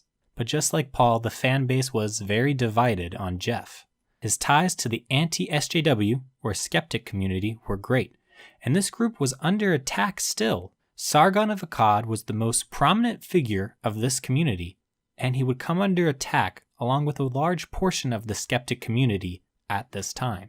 After a male feminist YouTuber was facing charges for killing his female co-host, many anti-SJWs were laughing at the irony. In a Google Hangout with many of these people, including Sargon, very crude jokes were being made at this event. controversy sprung forth as the very people who usually criticize feminists for making humor about men facing unfortunate events or violence were now making the very same jokes about this issue. YouTubers like Thunderfoot then denounced their position within the skeptic community. So how did YouTube's skeptical community deal with this? Well, a feminist got triggered. Yeah. For the final time. For the last Not time. too soon, crowd. As I said before, like too soon is literally 5 seconds before it happens. That's when it's too soon. So as well. But I want to say, can I praise the shooter really quick?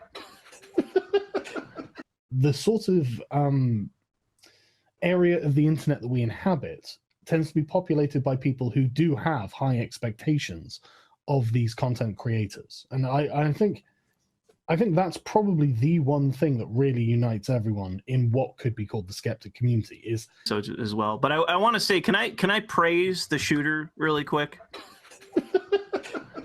Can I just say that at least he didn't take any shit? Is it too soon to say that? He wasn't a cock, yeah. Sorry guys, but if your response to an unbalanced guy picking up a gun and blowing away an innocent girl is joking about it before the body's even cool, fuck that, I want nothing to do with any of you.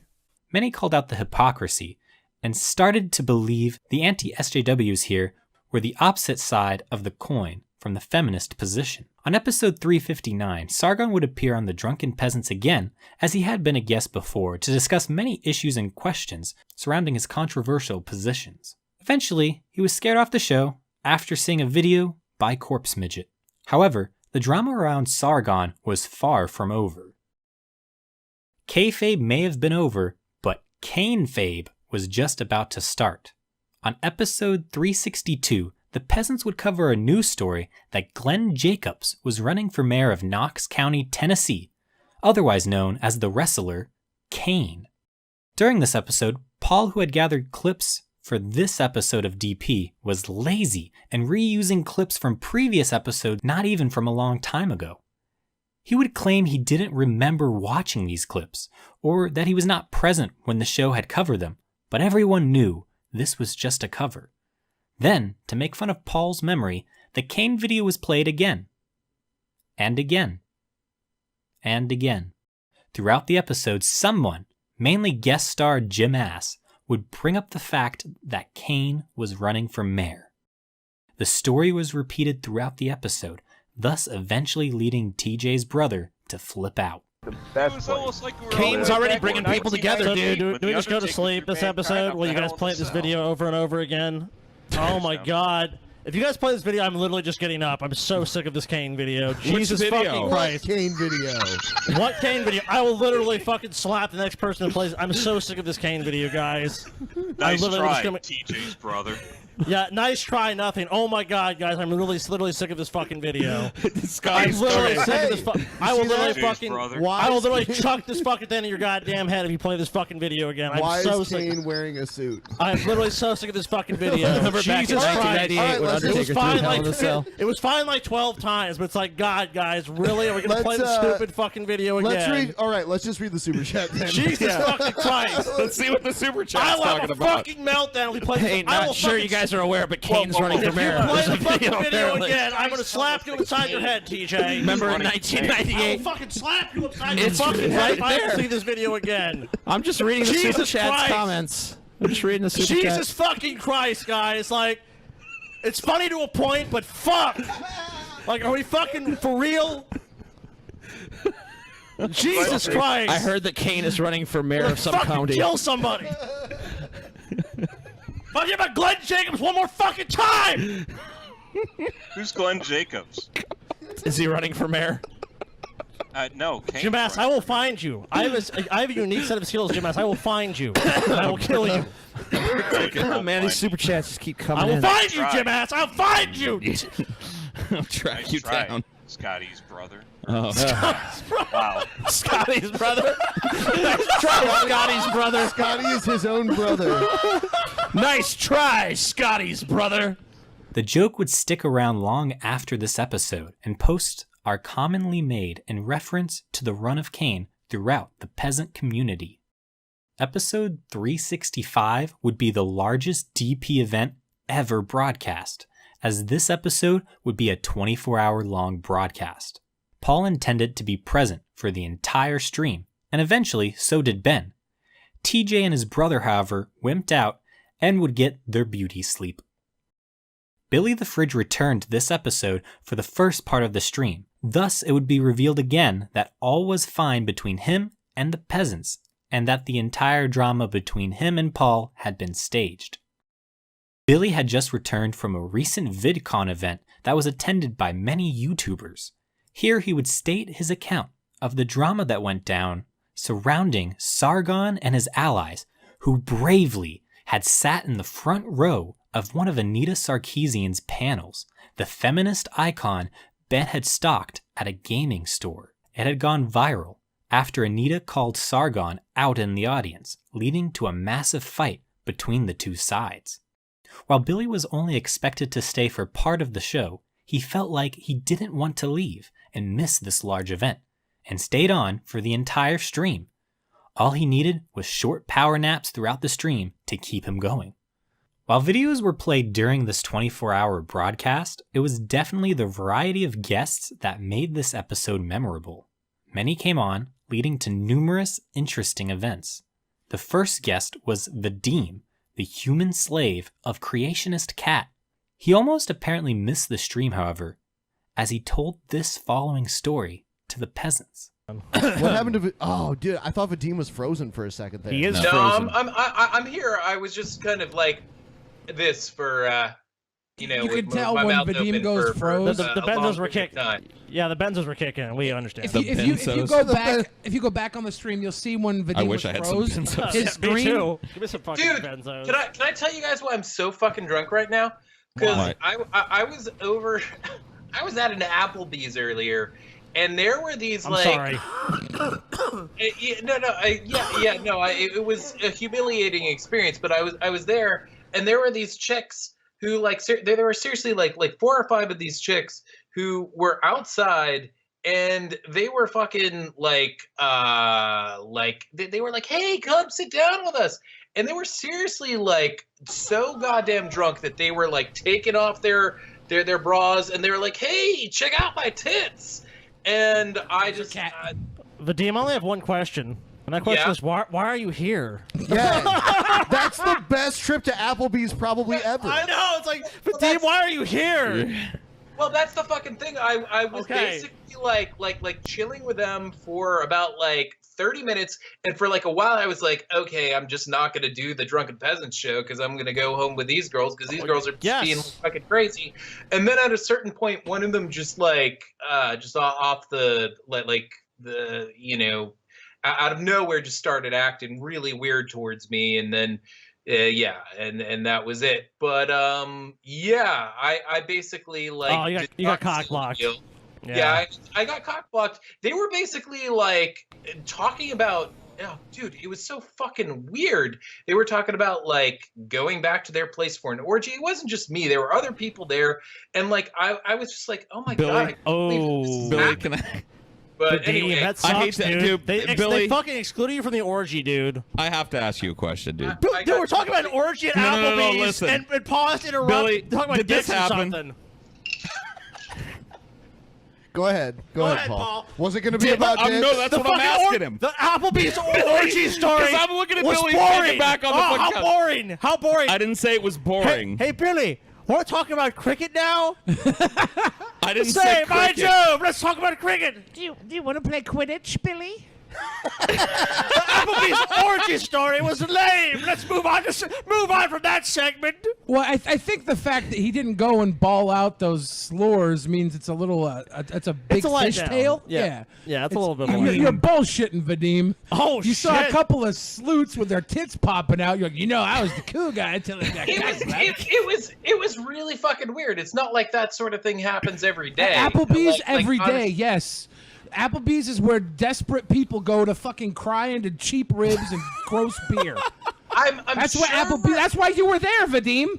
I'm sure at least once a day, like somewhere in America, that happens at an Applebee's. But like I've been to this Applebee's maybe like 7 times in the past 5 months, and that shit has never happened. They were at the other side of the bar the entire time. Vadim, You what's weren't- going you weren't on with next your to 'em. life, dude? You've been to Applebee's 7 times in the past few months? What's Do you like the shit? Damn, dude, you need intervention, buddy. I basically I go there once a month to do a little bit of work at like 1 o'clock in the morning. That's Clean that's the grill? Like, What do you do there at 1 a.m.? I eat that they have these delicious chicken wonton tacos. Girls flirt with me. Billy's not buying. This is not Dude, true. Billy, I'm morbidly obese. I've been to Applebee's like 3 times. I swallowed a fucking riblet bone. The only way you go there is because you know you're going to get your dick sucked by a 45-year-old soccer mom that has to keep her kids in the fucking slouch section while she sticks to the bar to get a fucking mojito. All right? This is a big fish story, Vadim. Applebee's. Damn.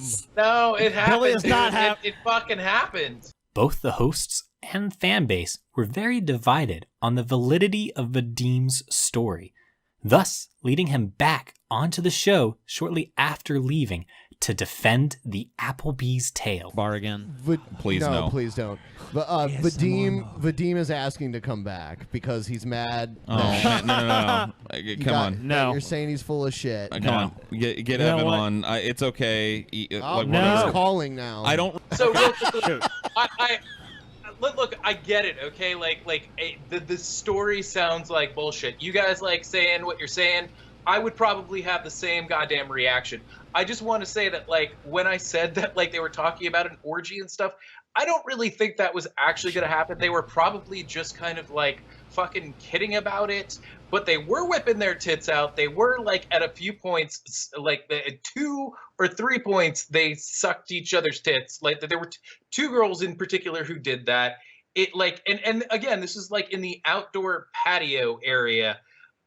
It's like the only reason why I'm coming on here is because, like, I'm not a fucking liar, guys. I mean, like, honestly, like what precedence is there for me? Like what have I lied about? But You lied besides- about eating 2 fillets for dinner in Malta. Yeah. No, that's somebody else. Okay. Two aside filet from Gillen. that. So yeah, You know what? I'm not saying you're lying. I'm saying I don't know. I wasn't there. like, you know what? So, I think. Why would he lie about Why would he lie about I don't- not I getting don't- the pussy? You know what, dude? I wasn't. Exactly. Like I don't would know. Like I said, I don't. This I mean, story I'm hit hearing now? a story.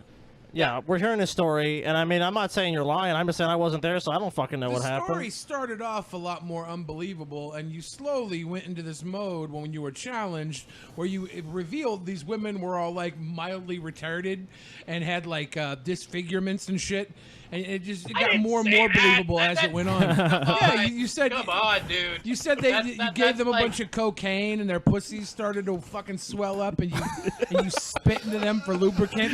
Whoa. You're a I don't fucking remember that psycho, part. man. You hooked up with one girl that had a fucking Homer Simpson vagina on her forehead. Yes, I remember this. All right, the chat is sick of this All right. fucking subject. Can I say one thing before? No, please don't. Just All right, fine. The It's end. The Vadim saga's over. Bye, Vadim. Go sleep. Yeah. Night. Please don't call Okay. again. Thanks. Jesus Okay. Christ. Well, we know where Vadim stands. Don't answer another call from Vadim. Vadim, we know where you stand on the story. We know. We got you. it. We got I it. believe You know you. what's funny? We is all I believe him. Vadim too, and I was just trolling him. I'm such Oh, a I shit know. man. Each guest from this point on would be asked about Vadim's story and whether they believed it or not.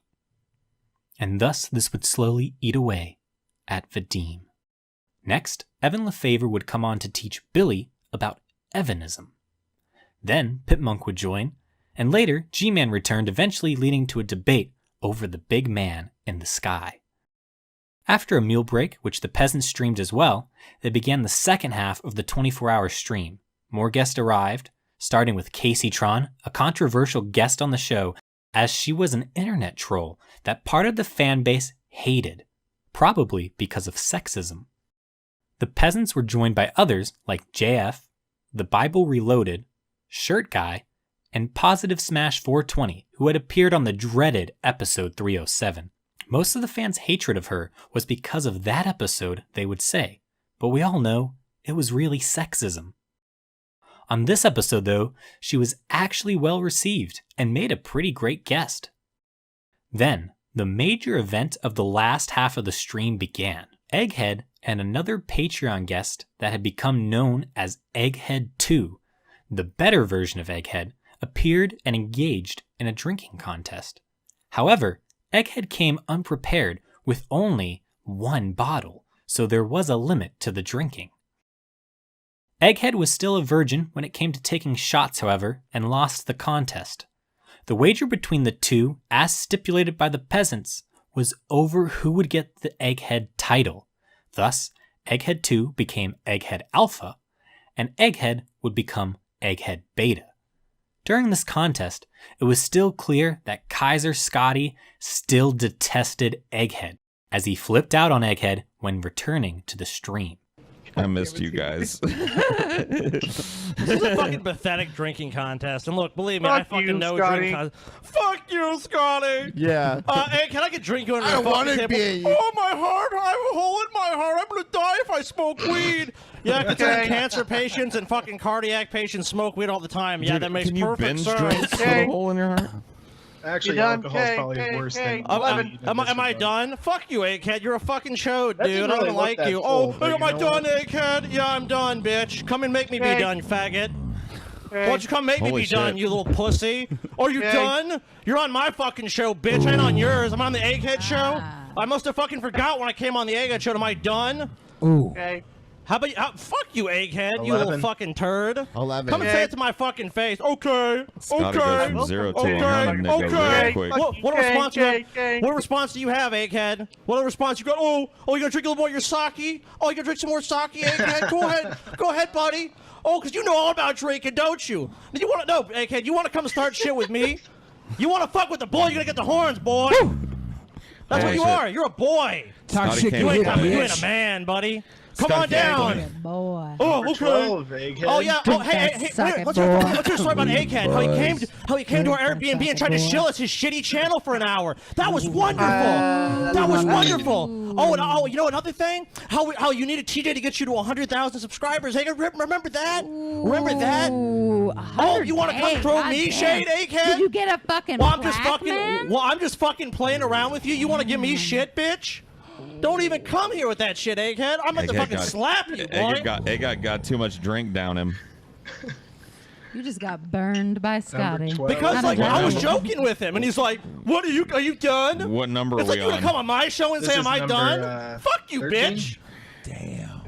Paul even accused Egghead Beta of cheating during the contest, as his bottle was opened before coming on the show, and could have been just water. Paul was well aware of this tactic, as he had used it to cheat on the private show drinking contest not that long ago. However, it was very clear that Egghead Beta was drunk. Thus, the Peasants took advantage of the situation to get Egghead Beta to admit the truth. He had commonly been tweeting about Ryby Jenkins, and each time she posted one of her sexy photos on Twitter, he had always had cringy comments to her photos, usually being the first to post. The Peasants had long suspected that Egghead Beta wanted to leave Egg Tits, as he once compared her to Ryby, and thus would spring the question of his love for Ryby now. Egghead, now that you're drunk, now you can tell us how you really feel about Ryby. Come on, tell us all about it. Let it all out, How you Egghead. feel about Ryby? Dude, I've been Yeah. seeing you making internet goo-goo eyes at Ryby for months, man. You know you want it. Just let her know. Look at her. Look at Tell her. Ryby. Tell Ryby your Isn't true this cute? feelings. Tell Ryby how you know really what you feel. want, Egghead. Ryby. Tell Yeah, Ryby your honest true with beautiful Look feelings. at her. Yeah. Yeah, there you go. I know. The lack of response leads us to believe we already know the answer. He told his girlfriend that she's kind of like a bigger. He accidentally called her Ryby, and she's like, "What?" And he's like, "You're like a bigger Ryby." Big Ryby. Oh shit. Don't say that to a woman. I'm never You're so gonna- smooth. Egghead Beta. Yeah, you're You're so smooth. I'm saying you're like a bigger, inferior Ryby, baby. You know Like what I'm saying? Ryby will post like these pictures of her in a thong or whatever, and then Egghead will be like, "Gee Willikers and gee whiz, where can I get me a slice of that bacon sandwich or whatever the fuck?" You know what I mean? And you're just like, "Oh no." This is how I. You know what? This is how I truly feel about. Okay. Okay. Oh, he's Oh, he's no. digging deep. Oh, no. Here, let's hear the This- truth. Rabby, I know that you're watching this on Rabbit. I know that you're gonna be coming on pretty soon. You are my best friend. I hope dinner for me. All right, we'll let him have his moment, TJ. Let's have his moment. Go ahead, Egghead. Here's your moment. Let it all the way out. Let it all the way out. I can't handle. I can't speak. I'm so fucking. So you can do it, Tell dude. Ryby you love her, man. Let's hear the truth, buddy. You know what? As a Only as a friend, I don't know. You know what? Fuck it. We've been through so much in the 1 year, almost the 1 year that we've known each other, that you're like a fucking sister to me, and I love you. Sister he wants to have sex with. He wants to stick it between the cheeks, man. Come on. Let it all out. Let it all out, Egghead Beta. You want a motorboat, damn titty boy? Come on, dude. Let's hear the truth, Egghead. Not just as a friend. No, baby. Well, okay. I just want to take a poll of everyone here. I want to take a poll of everyone here. If Ryby came on to Egghead Beta, he would say no. Ben. Are you sure about that, Do Scott? you think he would say no? Would he say yes or no? I think he would say yes. He would TJ. Is that even a question? Yeah, Paul. obvious. Yes, absolutely. Everyone here says yes. He would Okay, threesome so in his pants before wait, he behind got the there. story. God. I'm sure you my love Ryby as a God. friend as well, but I think a little bit more than that too. I mean, he's gonna be. He's got such a crush on Ryby that on episode 400 he's gonna show up dressed as a Sibian, dude. Whoa. Is the like little thing that moves? Is that gonna be like where his mouth is? Yeah, dude. I'm ready.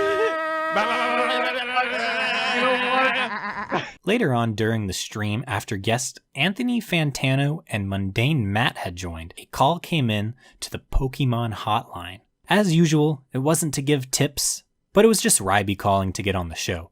Thus, the peasants would confront her about Egghead Beta's confession of love. So are you gonna let therapy Egghead's today, face be the Sibian you ride in episode 400? He offered to do it. That's the question. Because he said he would do it. He said he'd be the Sibian. He did not say it. Yes, I've he did. been watching. He said, No, I will be the Sibian if you ride me like my sister would. Baby doll. Whoa. He called you Exact baby doll. quotes. Yes. Exact Oh, quotes. that really sounds just like Egghead. Well, He was I guess I drunk, so he better had a do little it. more fucking confidence. Yeah, you know, he was a little He had bit. some liquid he was a little, courage. little cockier than You're usual. so you're gonna tell us that everyone here, who basically has the same opinion, is that Egghead is madly in love with you. We're all just like drunk, and we don't know. We just Yeah. crazy. We live in a fucking Twilight Zone world. I don't think he's madly in love with her. He is. Oh, yes, he is. No, he wants to stick He his is dick madly with in her, love. maybe. He's madly in afraid love. to stick it. He's fucking some fat chick is. just because she looks like a big boned version of Ribba. I know. he Damn. didn't date her after me. No, he did. He did. He forced her to dye her hair fucking blue. He calls just her after he Ryby, met dude. you. He calls her of all- Ryby. He said, Ryby, put on this burqa. I want to hump you through the sheet. Ryby, while denying the burning passion Beta had felt for her, couldn't deny him forever. After this episode, some believe that the two were married, with Egghead finally getting his dream, and on their wedding night, engaging in extremely cringy coitus. The Drunken Peasants expansion continued as the adpocalypse continued to affect the main channel of the Peasants. Around this time, the entire channel was basically demonetized and receiving no ad revenue.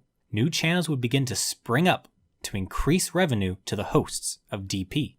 TJ Kirk still had his large YouTube channel, and Paul had his, but it really wasn't used for anything but his ideology streams with fans. The two would eventually launch a new movie review channel, Cinema for Cynics. TJ's brother still didn't have his own channel, but Ben now launched his own, which he called Ben Pie. Here, unlike Paul's streams, he did not want to just answer viewer questions, but to put on a small show and feature some videos throughout the stream. This eventually would start to become a show in its own right, mainly focusing on watching a lot of public freakout videos. This channel saw great growth and eventually received a channel intro from the extremely sexy and talented man known as Admiral Murphy. What? While Brett Keane had been a major opponent of the show, his power was waning, and he had gone further into obscurity and stupidity, now showing how defeated he was from the Manatee War. His attacks on atheism continued to flounder as he became the laughingstock of the internet for believing that the famous communist leader of China was named Zhao Zedong, thus creating another new Keanism for the Keanism dictionary. Brett thus left YouTube again to focus on his blog.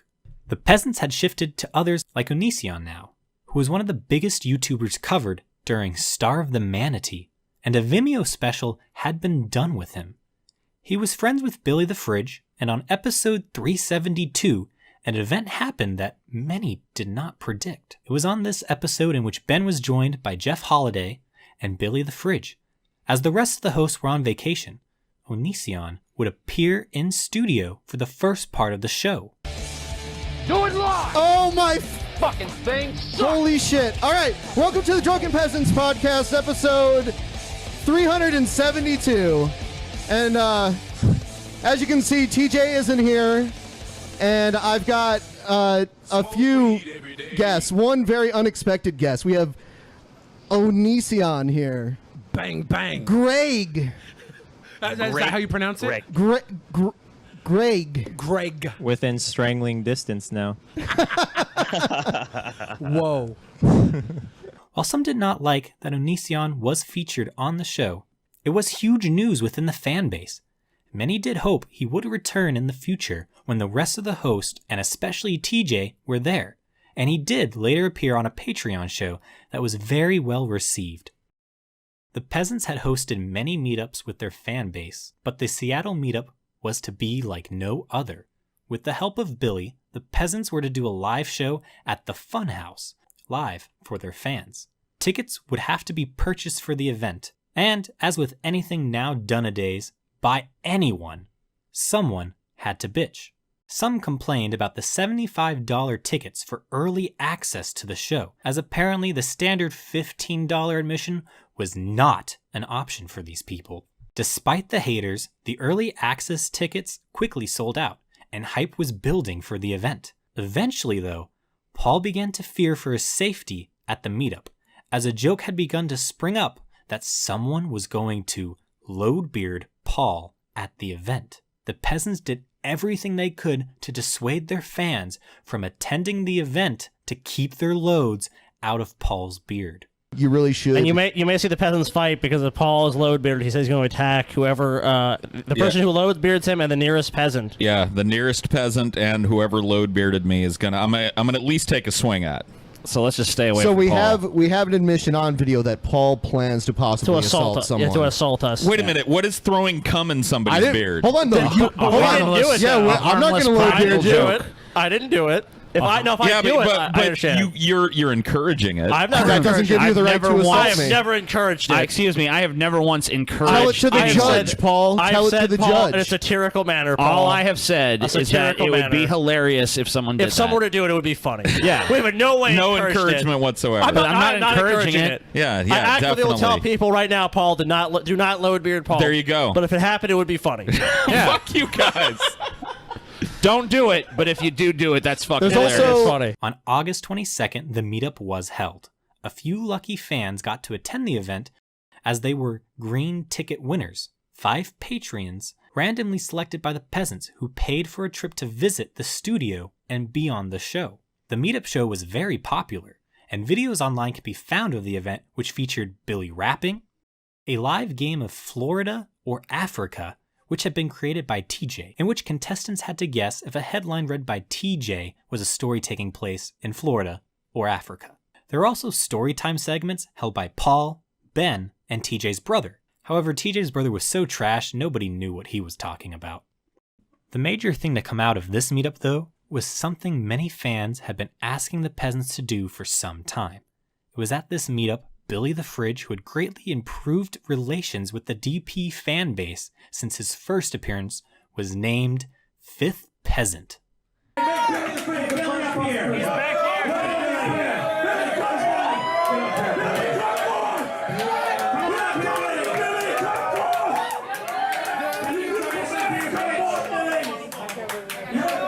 There he is. The inaugural. Yeah, we're going. Stop here, bitch. Yeah. He's on this whole thing. All right. Billy.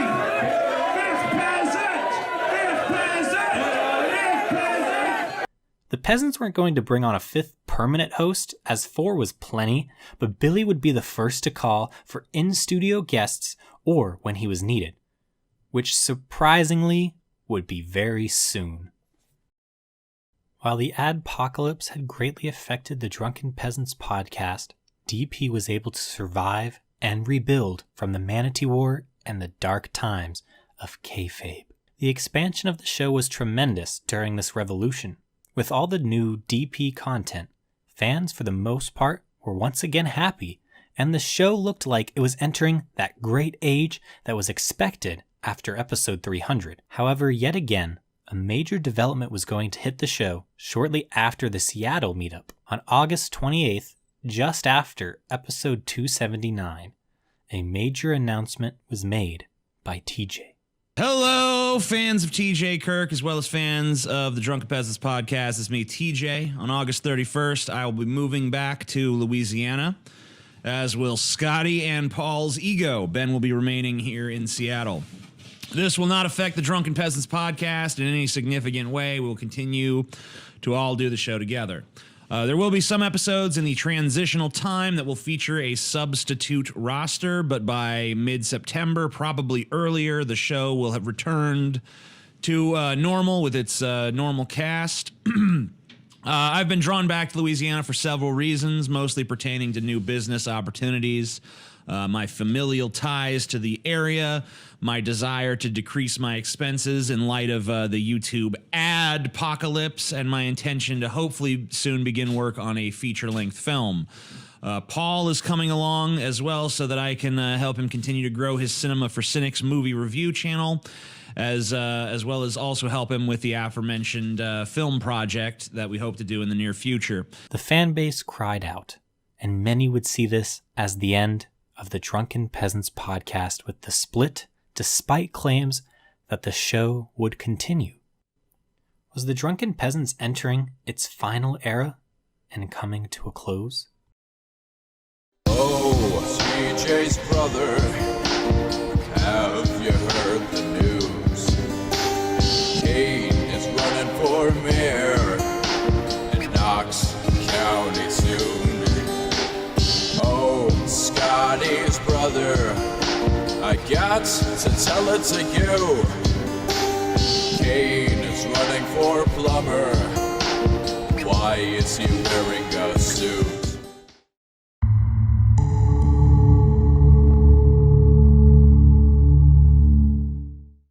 The Drunken Peasants podcast had run for quite some time at this point, having its ups and downs with its fan base. The podcast during the adpocalypse had greatly expanded to new channels and a wide variety of premium content. Billy the Fridge was announced as 5th Peasant at the very successful Seattle meetup. Times were looking great, but after an announcement that TJ, Paul, and TJ's brother were moving away to Louisiana, leaving Ben in Seattle, the fan base began to cry out and rise up in arms, concerned that this was the first step in the end of the beloved podcast. Once again, DP was going to go through a new crisis that would lead fans to much infighting amongst each other and the show in general. This scare would leave many fans wondering about the fate of their beloved podcast.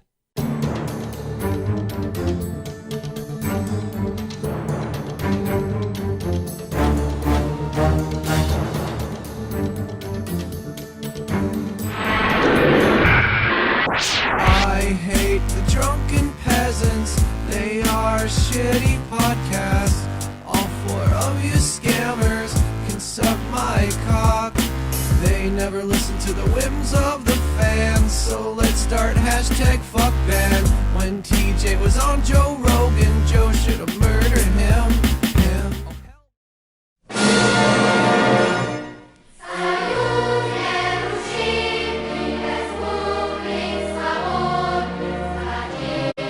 Episode 379 would be the last episode with the Peasants all together in the studio before the announcement of the big move, and episode 380 would feature Ben with fifth host Billy the Fridge and Jeff Holiday. The move would have to be addressed early on the episode with the audience in a panic. Doing what I said I was going to do, which Scam was situation. I had to talk about like what was going on. 666. Oh man, you're so mean.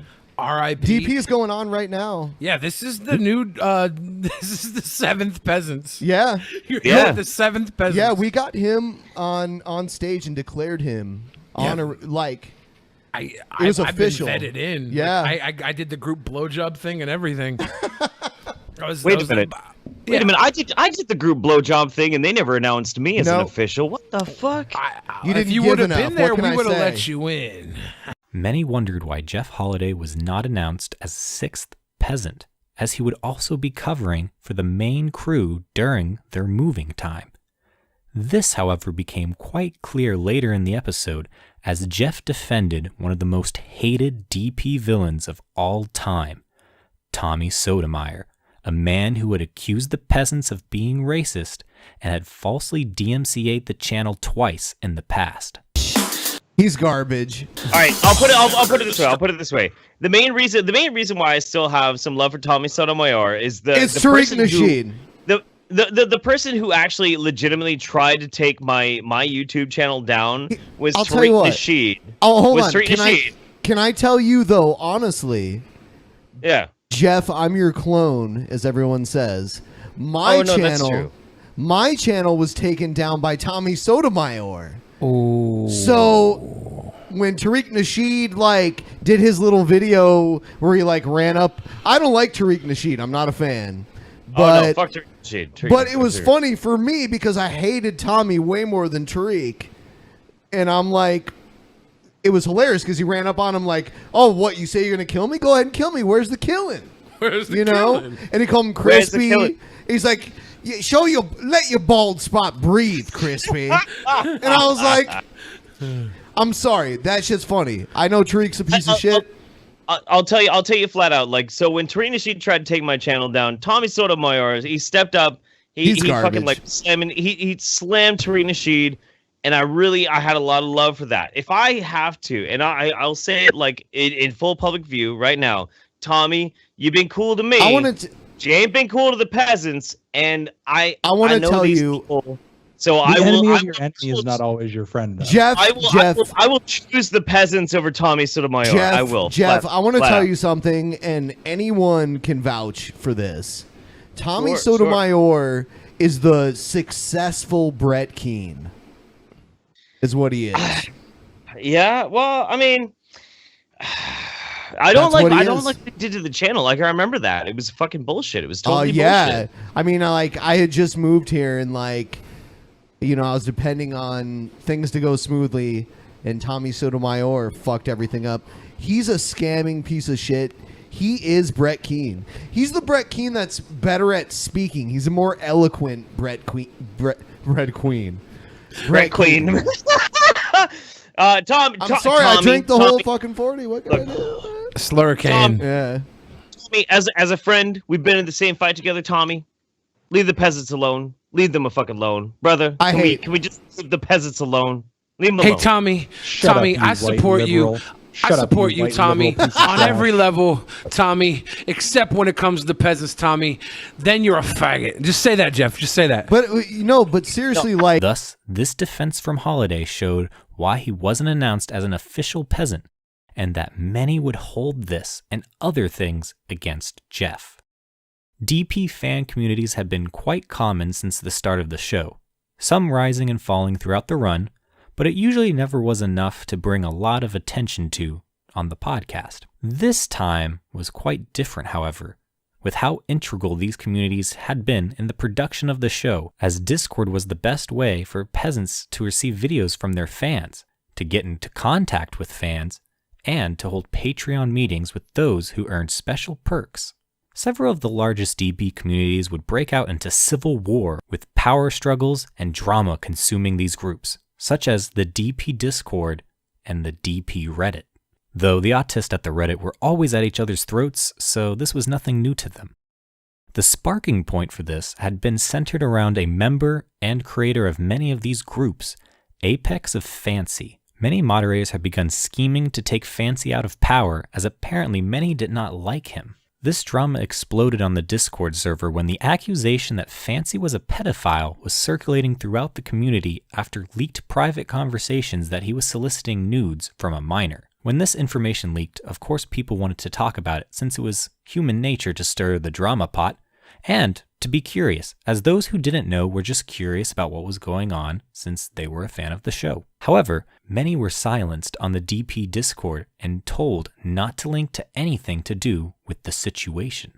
This led many to speculate that there was a cover-up and that the DP hosts were looking the other way. Then, the question of Apex's mental stability was brought into question, with him threatening to commit suicide to manipulate people into doing what he wanted, as the DP communities were all he had. This was rubbing many moderators the wrong way in the community. Thus, they plotted against Apex after they thought the peasants were not addressing the issue in adequate time. A civil war broke out, and there were many casualties in the power struggle within the community. First, the Drunken Peasants wiki was taken down by Innos, one of the owners. Many not aware of this drama were very confused by this action, especially those historians who used it as a valuable resource to study the Drunken Peasants. Anyway though, the wiki was destroyed sadly and thus did not return after this incident. The Reddit was already exploding over this issue, and the Discord ignited in flames of fury. Apparently, mass bans and silencing was underway for anyone asking or discussing the drama around Fancy. This led to several of the mods rebelling against Fancy to create a new DP Discord, claiming that the community should not be led by a pedophile. Mass bans continued across the Discord, wiping out even those not involved in the drama. This historian himself can tell you that he was banned from some time for no reason from the Discord and watched as the server shut down all communication channels. Both sides of the moderation team, whether they were backing Fancy or against Fancy, began swinging the ban hammer at users for their own agenda during the time. When guests and friends of the show like Ryby Jenkins awoke to find themselves suddenly silenced on the DP Discord, a meeting was quickly held by her to try and salvage the situation, though many believed it was too late. The meeting quickly showed the problem of corruption throughout the moderation teams on the Discord, with Ryby being kicked from the channel by one of the more autistic mods from the Splinter Cell while this meeting was being held. Thus, Ryby used this incident to rally her army of white knights to defeat the old DP moderation leadership, and to claim complete control of the Discord during the chaos for a short time. BenPie would deal with the issue as well, eventually taking ownership of the Discord community for DP and his channel BenPie. He discussed some of the drama and him wanting to put an end to it on one of his BenPie streams after dealing with the situation for most of his morning. It was quite easy to tell he had had enough with all of the work on remodeling the DP studio at this time, dealing with the main co-host departure, and running his BenPie channel, to have this come up on top of it. So, this is all I'm going to say. This is all I'm going to say. I am now the owner of the Discord. That's all I'm going to say. So, here's what's going to happen. I've already addressed the issue. I've already taken care of everything. So, I'm going to ban you for annoying me if you keep bringing it up. Go to the Discord and look. While the issue was somewhat resolved and Fancy stepped down from his leadership position, the divide this created in the community was great, and still gave the opportunity for the Reddit community to complain about the whole issue. There was much more community drama at this time as well, but this one issue had the most impact specifically on the show and its fan base that was involved beyond just watching the show on YouTube. This event also divided many of the moderators and led to several leaving the podcast. The Drunken Peasants podcast continued on with Billy and Jeff, and on episode 382, a new segment was aired at the start of the show which would have Billy listen to terrible raps and making him judge these works of art. We're going to start off with my new favorite segment. Oh. And what it is I play cringy raps and and Billy cringes at them. And this is great. God. And you know, how did you build an entire segment off of Billy the Fridge's discography? I don't get it. Look at Scamtano. You know what? On episode 383, it was mostly another normal episode of DP, but drama was about to swoop in like winds from a hurricane to the podcast from Vadim Newquist, the pussy licker of Creationist Cat and the women of Applebee's. Apparently, Vadim had been very bothered by his live appearance on the 24-hour special, in which he told a story of how he almost missed the show for an orgy with women at an Applebee's. Many did not believe his tale, and it became a running joke within the community to debate the validity of Vadim's story. This bugged Vadim, as evident by his appearance on the stream and the multiple hours he spent on the DP Discord defending his story after the fact. He had reached out to Ben to reappear on the show so that he could discuss the story again. Ben was too polite to tell him that he wasn't interested, but Vadim apparently did not get the hint. On this episode of DP, Vadim had been harassing many to get Ben to let him on the show during the stream. Okay, I just want to address something really quick. Vadim, Sure. Vadim, I didn't plan to have you on the show today. Don't give me shit just because you live in Florida and there's a hurricane coming, okay? Like, seriously, dude. Don't send me messages giving me shit, trying to make me feel bad. Okay? Vadim, like, no one, like, we don't want to talk about the Applebee's thing now, okay? Yeah. We're talking about other things. We have other people on the show right now. what we're going to okay? need from you, Vadim, So, is like, to stay safe. Yeah, so like Paul Stay isn't safe. here, TJ isn't here, Scotty isn't here. Those were the people who talked about it, so I don't understand why you want to come on now. Yeah, is Like- the Applebee's gonna get ran over by Hurricane Irma? I Videotape just don't it? understand why he's getting so offended. He's like sending me offended messages like he's mad. It's like, dude, get over it. I didn't plan to have you on the show right now. I'm not set up to have anyone else on the show right now. It's okay. It's not personal. I'm sorry that you live in Florida and you're gonna get hit by a fucking hurricane. I'm sorry, dude. But why does that mean I need to bring you on? I don't get it. You had my wife and like copious amounts of people like messaging me on my phone to message. So I texted Ben. Yeah. We already handled it. Don't harass Ben. Leave him alone. No, you know what, Vadim? I'm gonna put my text number on live right now.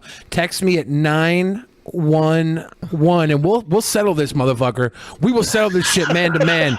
You're not gonna live long enough to see the fucking hurricane, dude, because you're gonna go to Slit Wrist City. That's right. You're gonna fucking Ann Hero. You fucking with a fridge right now.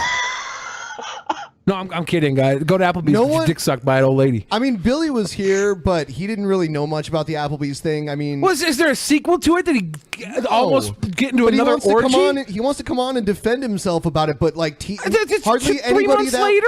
hardly anyone else that was here when he told that story is here right now. So I don't see what the fucking difference It's is. 3 months later. Look, who cares? We're Yeah. over it. It was a meme. It was a meme 3 hours into the 24 Yeah, like hour seriously, show. I personally said it could have happened. Yeah, no, like I don't give a fuck. The way you described Weirder it, shit has I happened, think it dude. did happen because it was pathetic as fuck. We don't need to talk about it again. I mean, like, don't get and me you're wrong. a Don't get me bitch. wrong. What? If I was at Applebee's, I'd have fucked them all on a plate of riblets. You walking out with a limp dick, going to the 24 like, Hey guys, almost had an orgy with some old ladies, but craziest thing happened. They turned me down. fuck you! All right. You pussy! Vadim took to Twitter to play the victim card, just like he had accused users like Sargon of doing, who he made fun of constantly, as Sargon complained about SJWs using that card so many times before. Across Twitter, he shouted out about how much of a dick Ben was for not letting him on the show before he was to possibly die in an oncoming hurricane to defend his legacy on the show. He then had changed his story to that of wanting to be on the Peasants to talk about the coming hurricane, but it was too late. Many in the audience began to attack Vadim over Twitter, including people like TJ and Kyle Klinsky of Secular Talk. Vadim couldn't accept that he was wrong, especially as his hero Kyle had just called him a snowflake. On episode 384, TJ and Paul finally returned to the show after their Seattle departure. However, those spelling doom on the show began to call out the minor problems of audio quality and the old hosts having to use push to talk as reasons that the show was ending. Here, TJ and Paul would get to weigh in on the community drama, with TJ calling out some of the moderators who thought they got to dictate what the peasants did with the show, because clearly, those who started their own communities online around their show got to dictate show policies. They would also address Vadim and watch one of his cringy videos in which it became so evident Vadim was just trying to get attention and to come on the show. So, hey guys, what's up? It's Vadim. I'm putting on these Terminator X glasses because I really want to be taken super seriously right now. I'm about to be heading to the shelter not too long from now, so I thought I'd just fire off a really quick video. Because there's all this shit having to do with Applebee's and Drunken Peasants and everything. There's nothing. There was no shit. There was no shit happening. Okay, yeah, nothing. there's nothing. Listen, there's nothing happening. There's literally, it happened, and occasionally we reference it as a joke, and you've been butthurt about it, and other than that, nothing's happening. There's not some angry mob out there like, we demand to know the truth about what happened at the Applebee's! That's not happening. Quit acting like that's happening. It's never going to happen. No one gives a flying fuck, okay? It's just, haha, Vadim said he saw an orgy at the Applebee's. I believe him, maybe. Well, whatever. But and you know what? Judging from what he saw, I get it. You know? I mean, honestly, I do get it. Again, I think that there is genuine grounds for me to feel dissed. Maybe that's something that maybe we could talk about at some point on the Drunken Peasants, but for the record... I think that's what it's about. If Vadim's intentions was to redeem his image, this incident did just the opposite. Jokes are now constantly made about this drama around the Applebee's story, and just like his predecessor Dusty Smith, his relationship with the peasants and their community collapsed, and he faded away into irrelevance within the dying atheist community. The show continued to worry fans as it was revealed the show wouldn't be returning to normal as the fans had been told. In this episode, it was revealed that the show would be returning to its Monday, Wednesday, and Friday schedule, with the podcast hosts rotating on different days. Scam situation. DP without the Kirks is all icing with no cake. Welcome back, scammers. Yeah. Well, the thing is, we're going to try, I'm not sure exactly when it's going to take effect, but at some point we're switching back to a 3-show-a-week format, and it's going to be a somewhat alternating cast and shit where, it's going to be the Kirks on Monday, and then, we can discuss the specifics later, but... Yeah. Thus, this led many to complain that they wanted the original host of the show back, and divisions were being made specifically around Jeff and Billy, some claiming they would not watch any episodes that did not feature the original cast. During this time as well, DP On Demand would have content expansions, as some had complained that it was not worth the price, as new content was not as frequent as they would have liked. New shows were to be specifically launched and aired on this platform, like Ask the Kirks and Roleplay with Paul the Ball. Again, times were unsure of where the podcast would go from here, and how the fan base would overall react to the massive changes to the show.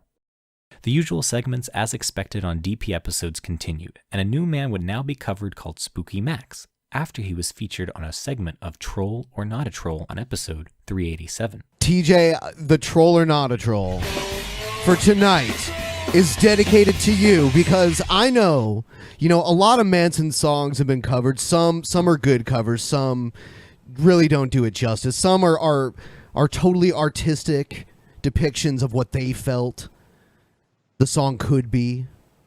I see. And here's a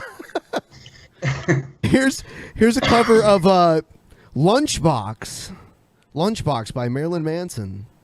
So here it is.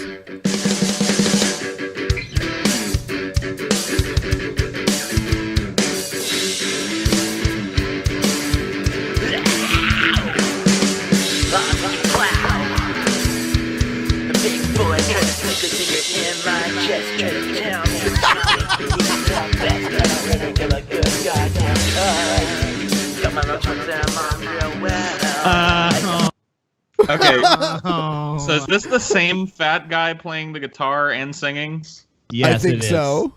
I think he needs to hit the crash cymbal a little harder and a little louder. I think he needs to learn how to play an instrument or sing or have musical talent. No, other than that crash cymbal problem, it sounds just like the Manson version to me. I mean, it's just identical. Hold on, Same. maybe it gets better. Maybe it gets better. Come on. He would catch wind of this and respond to the accusations of being called a troll later on, and it would become clear that he especially cared what TJ thought of him. His videos would be featured from this point on, and questions about the love between Spooky and TJ began to circulate across the internet. Fans continued to be pushed to the belief that DP was ending, as on episode 389, the Peasants announced the DP Talent Search, a contest in which viewers could submit videos of them responding to videos for a chance to become a guest host for DP, and potentially one of the rotating hosts. There's also something we forgot to announce that we probably should. We're doing... Like we had a conversation and we were asking ourselves, are there any talented people in our audience, anyone at all, that could possibly end up coming on the show and guest hosting? So That's right. We're doing an open casting call. Oh yeah.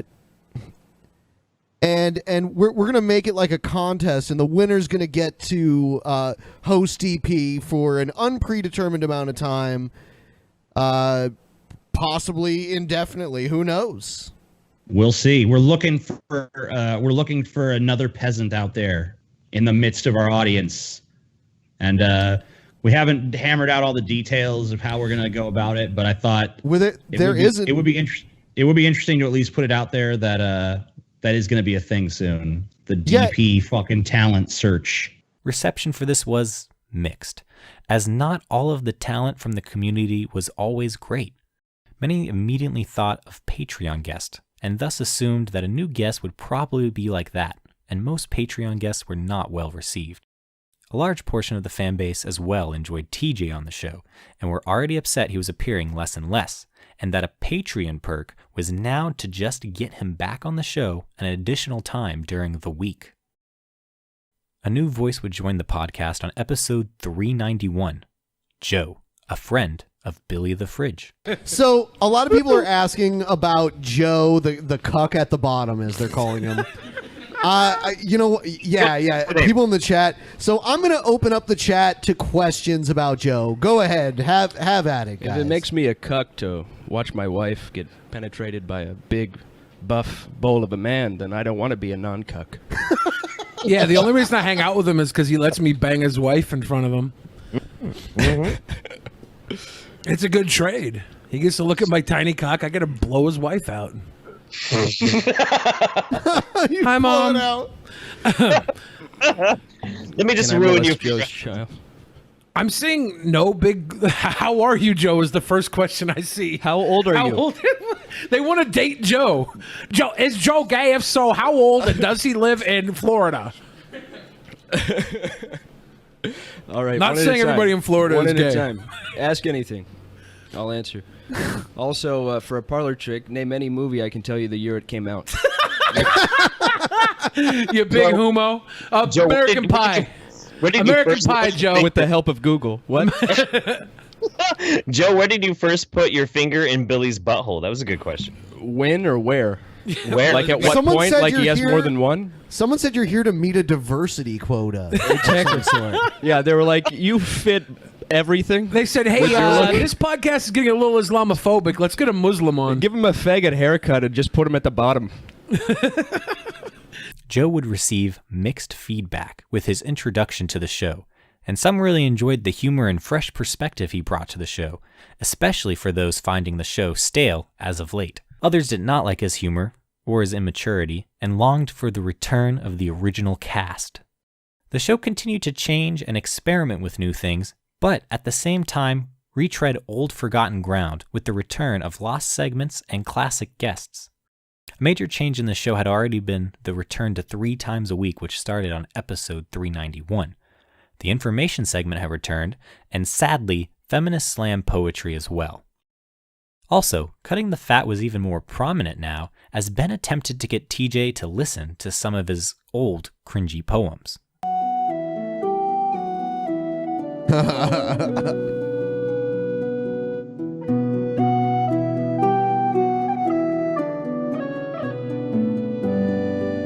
I like how TJ's the page boy in that. Fucking great. Good old page boy TJ.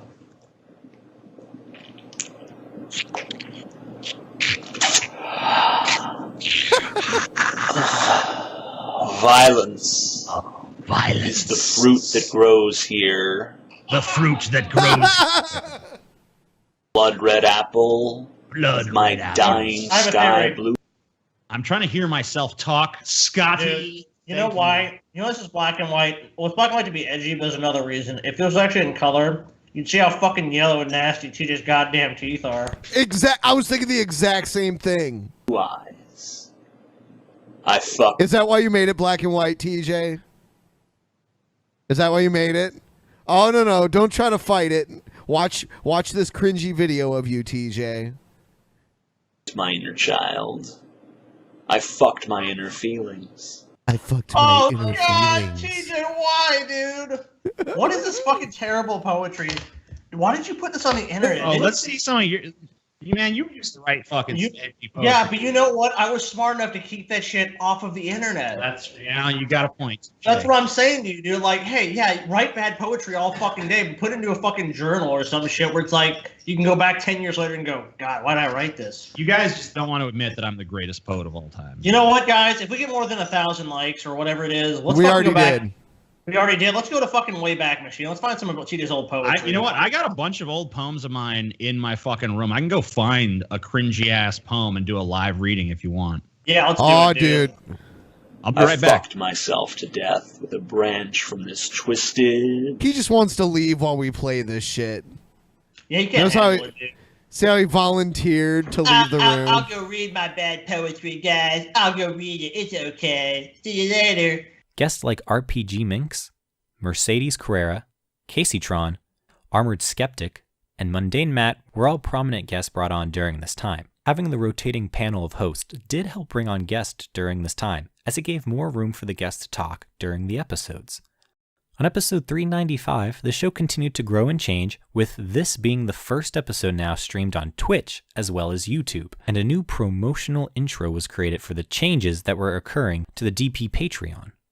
Episode 399 would be a major highlight of this era of DP, as thanks to fan outreach, a debate was set up between two prominent YouTubers. The first, Kyle Kalinske of Secular Talk, who was a prominent figure within the Justice Democrats. He would face off against Razorfist, a conservative YouTuber and Donald Trump supporter. The debate would be on various issues and arguing basically around the liberal or conservative positions. Who overall performed better? Well, of course it was Kyle, who basically stomped all over Razorfist with a variety of statistics and studies for his positions, whereas Razorfist basically had personal opinion and stories. It was a very exciting debate, which led to many great moments like this. And of course, he pulled us out of the Iran deal, which makes it much, much more likely that Iran gets a nuclear weapon. And I could go on, but I'll leave it there because I've probably filled up all my time. You actually have 2.5 minutes left if you want. Okay, step aside. First day in office, he reversed a middle-class tax cut. Yeah, if the argument is more guns equals more crime, someone's going to have to explain to me why gun ownership is currently No. More gun deaths. More guns equals more gun deaths. Not more crime. More gun deaths. Yeah, and there's where you get into gun death statistics invariably include suicides, which is a very important metric. Well, no, but I just told 62% of all gun deaths. 62% of all gun deaths are suicide. But he's misstating what I said. That's why I'm correcting him. Well, you're gonna have to wait until he's done to correct him. So let him misstate it. Yep. People had enjoyed and longed for more debates like this, as the show used to feature them prominently from the earliest eras of the show. Sadly, episode 400 would not live up to the great debates of the past. This episode already received some complaints for not being anything special, despite the announcement that the big episode would instead be episode 420.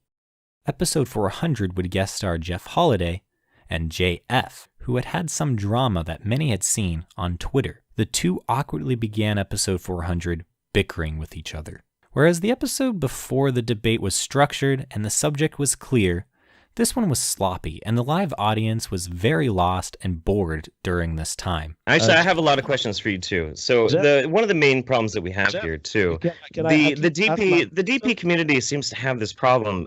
You seem to have changed quite a bit since you were a beloved guest. You haven't been on for a while. I think it's not since what was it? April? It's about April, wasn't it? Can I ask my question? Actually, no, you can't. Okay. Let's go tit so for this tat. is not surprising. We can go tit for tat. Hold on. We can go tit for tat. Yeah. Hold on. Okay, so who goes first, Scotty? I'd say Call Jeff, it. why don't you finish, and then JF, you ask your question. I'm sure it's a thought-provoking question. JF always has good questions. He's a good little goblin. Sure, absolutely. Okay, so my main question is, what is the impetus that has caused you to open up a dialogue with very notable people in the alt-right? What attracts you to wanting to speak with them? Oh, well, I'm interested in any human being who has respectable opinions, and so I listen to them. I look at what they have to say. I look at the truth of what they have to say. So why do you Dave Rubin on them? Sorry, what? Why do you go Dave Rubin on them? You're a biologist. You're a biologist, but you don't challenge anything that they say. You had the alternative hypothesis on, and you didn't challenge a single thing that he said. Well, first, that is not true. I didn't challenge his factual statements. So his factual statements, I didn't challenge them because they are true, unless you want here to prove that the alternative hypothesis is wrong about some of their interpretation. I'd be happy to address this. But as far as I know, a physiological phenotypic type of a brain that is present specifically in white people that makes him libertarian. And he states this full force in your stream with you. And you did not address it whatsoever. You left it completely unchallenged. Why would you do that? That is a straw man. He never stated this not a on straw my man. show. Yes, he did. I watched it literally right before we started. Maybe you should maybe you should go back and reacquaint yourself with your own actions, the things that you yourself have actually done. That would be maybe beneficial. What he raised is an hypothesis which is absolutely viable, which is to say that there are certain political behaviors that are PhD in biology. Finish my sentences, guys, because Episode 400 would thus kick off a hiccup in the time stream, as DP was about to tread old waters in show quality. As of late, the podcast was suffering in quality and an identity crisis. There were a great many complaints still about the lack of the original hosts in the episodes, and those upset by this were upset that it appeared the four hosts being together was being kept behind a paywall in the private shows. Even when the original hosts were present, many complained that the hosts were just phoning it in, as the energy from them wasn't there as much as it had once been, and that instead of seeming like a natural conversation with friends, the show was just going through the routine and segments that were expected. The Streamlabs segments were also getting even more backlash. As with the show changing to 3 times a week, the podcast had yet to balance this segment with the shortened episode length. While there was a statement that Streamlabs wouldn't take away from the 2 hours of actual show, this wasn't the case for some episodes, and many still felt a large portion of the show was just shilling for money where actual content should be. This issue of show quality would blow up after episode 403, which would be like throwing a match into a gas barrel. This would have fans in an uproar not seen since the kayfabe era. In this episode, Joe, for the first 20 minutes of the show, beelined for TJ's brother, insulting and taking the piss out of him, mainly because he was upset for the Kaiser not getting 2 jokes he had made on the last episode the two were on. So, any more news clips? Any more wonderful fucking quips joking? Joe, why don't we just let's stop the show, guys. Joe, why don't you just make every quip so we can actually do a show? So go ahead. Thank Christ! Shut the fuck up, Scotty. We've been waiting 400 episodes for this. Joe, we've been waiting 400 episodes. I'm waiting for your quips. I'm waiting. I'm here waiting. Well, shut up and I'll give them. We've been waiting 400 episodes for you to shut up, man. It's about fucking time, and now you're giving me the floor. God damn it. We've been waiting for a voice. First off, let's start with this discourse thing. Is it discourse or Discord? Discord. All right. I looked it up on Ask Jeeves. I found it. Now, I don't think it's good. I don't think the product you have is good. I think what you need is somebody with a big old fucking dick. That's why I'm here. It's 4.5 inches, which comparatively speaking is the biggest on here. Now, Scotty, you're a cuck. Through and through. It's on your body language. Last week, I made 2 jokes. They both went over your head. One, I did the fucking joke. Joe feels like he's entitled for every joke of his to be funny. Your jokes. This is ridiculous. I don't get it. They were shit, but he didn't get them because the way he appropriated them is so serious. Joe, am I gonna have to kick you off the show? Wow. Do it with your foot. After the two butted heads throughout the first part of this show, eventually the Kaiser would take a page out of his brother's book and rage quit the show. No one wants to see you twerk. Yeah, what? Ben, what the fuck is Joe doing here? Like, I really don't like Joe on the show. I'm just being. This is no kayfabe. Like, if I'm done. I'm not doing the show tonight. Joe is a fucking idiot. No, I'm not doing it. Bye, Scotty, quitter. No, that's fine. You're the reason DP is dying. No, get off it's me. already dead. No, I don't want to do the show with this fucking piece of shit. Good night. Rage quit. Rage quit. Rage quit. What a faggot. His girlfriend even needed to fight him to stay on. Best thing that's ever happened to your show, though.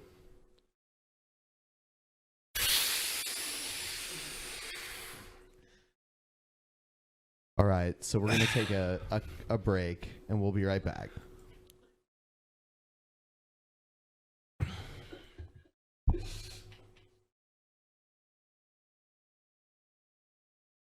The fuck?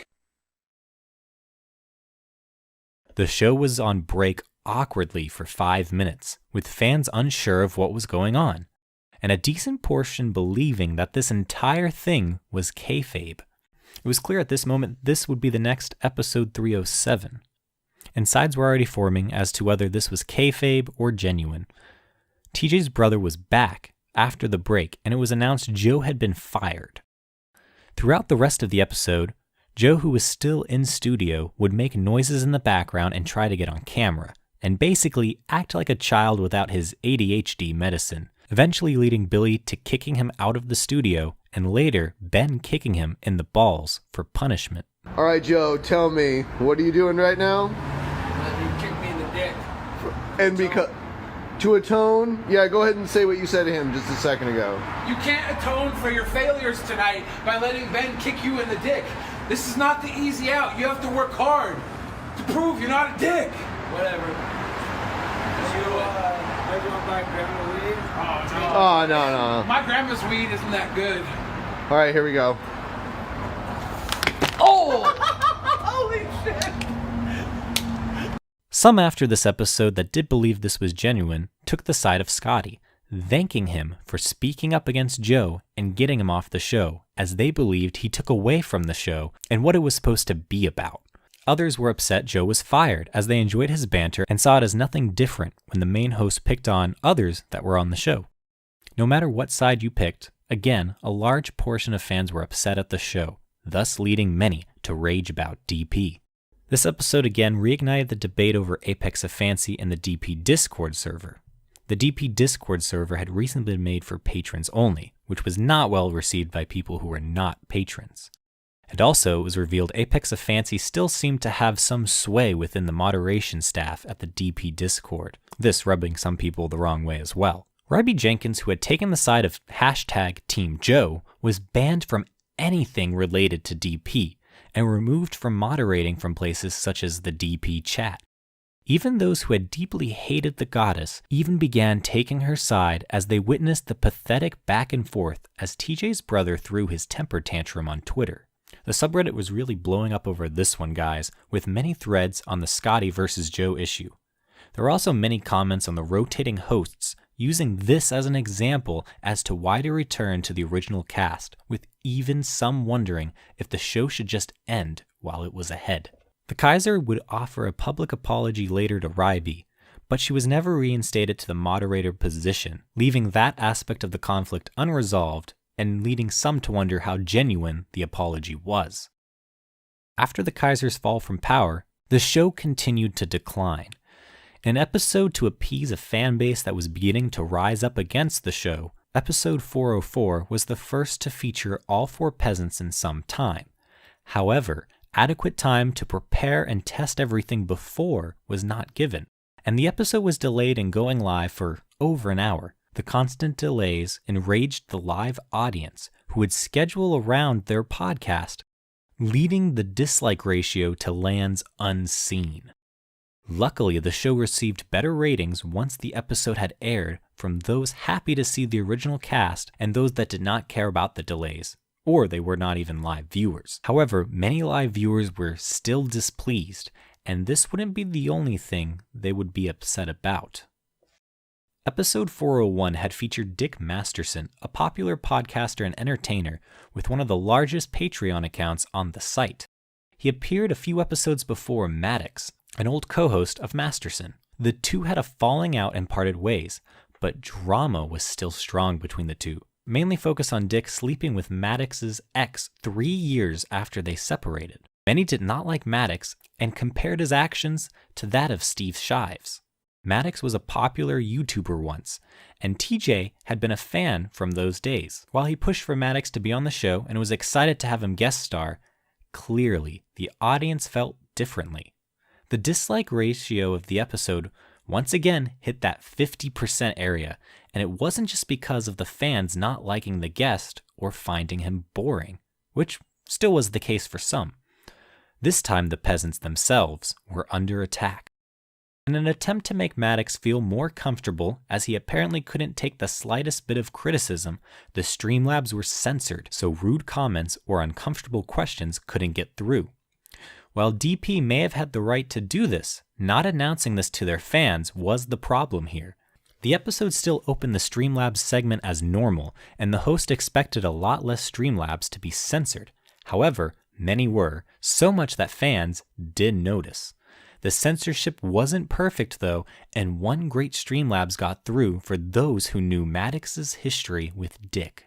All right. Yeah. So I just ended it because they're not coming through. We're gonna have to go through the list and like reevaluate, what we've got on it and everything. We're gonna have to. Episode. Oh, here's one that came through. TJ, what would you do if Ben banged your ex from 3 years ago? That's his prerogative. I ain't lay no claim to that no more. Who fucking cares? You don't give a fuck, dude. It's water under the fucking bridge. I mean, I don't understand people who get mad if someone bangs their ex. TJ, what if someone banged your ex from 10 years ago? Would you then be mad? Well, yeah, obviously slightly less. It's our 10th anniversary. I can't believe one came through all of a sudden. DP refunded all of the Streamlabs made this episode with accusations of being scammed flying everywhere, and even Dick offering refunds on behalf of DP. However, this wasn't enough for some, as they were displeased that the host, who often argued against censorship on platforms, had secretly censored their own audience. Some had suspected the worst for this era of DP, and while there were some enjoyable moments, overall this time period shares many common threads with the dark ages of kayfabe. However, this era of the show seemed to suffer from greater fan outrage and viewer losses. It is unclear how much those numbers were affected by the show quality, as the adpocalypse was going on during this time. Some even calculated and estimated that the DP Patreon had declined over the last few months, though some said the drop-off corresponded to the end of the month drop-off that was natural when credit cards had expired and not been renewed. There was still a drop-off though, and growth was halting in the podcast. Clearly in the comments, fans were displeased in the direction the show had taken during this time. The fans were divided on whether they backed or hated Jeff, if Joe should return or should he be fired, but no matter the side, it was usually against the show's direction. The largest complaint seemed to be that the show had tired and was no longer true to what made fans fall in love with the show. The revealed censorship in the fan communities and on the show did not help smooth things over, with the audience not enjoying the program as they once had.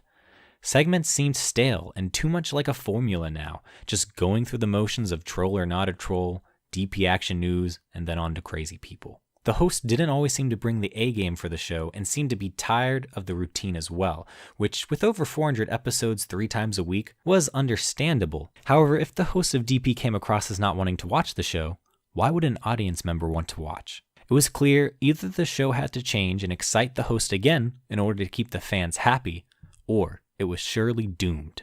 Episode 409 would have an important announcement for the fan base. So I've been teasing people, TJ, telling them that we're making changes. Changes. So, yeah. What are we willing to say about the changes? We're gonna be we're gonna be taking next week off. Well, not really off. We're just gonna be taking some time to work on the show. What that's gonna mean is there's gonna be some new segments on the show. There's gonna be a return to some older segments that maybe we discarded along the way. There's going to be changes to the format to where, every episode is not quite so rigid in its structure so that it can be a little bit more surprising. We're going to take some elements of the Hypothesis show that we used to do and kind of start pulling that in a little bit.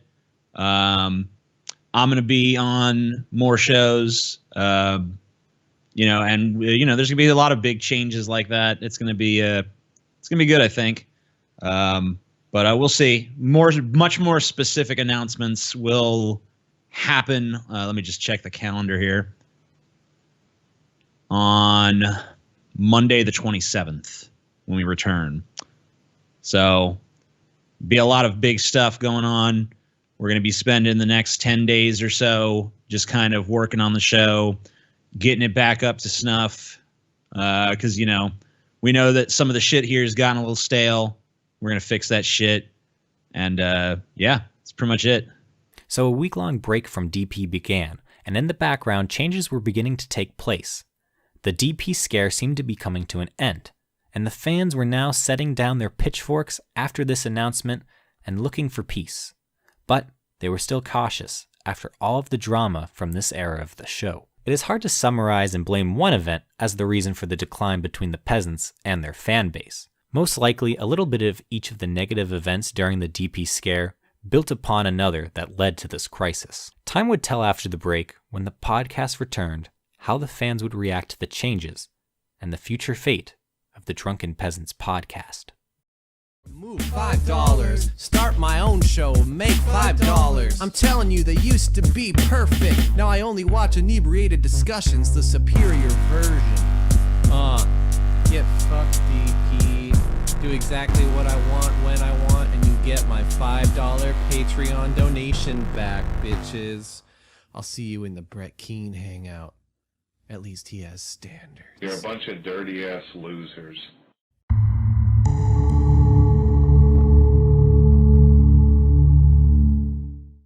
Hello, DP fans. I'm TJ Kirk, co-host and co-creator of the Drunken Peasants podcast.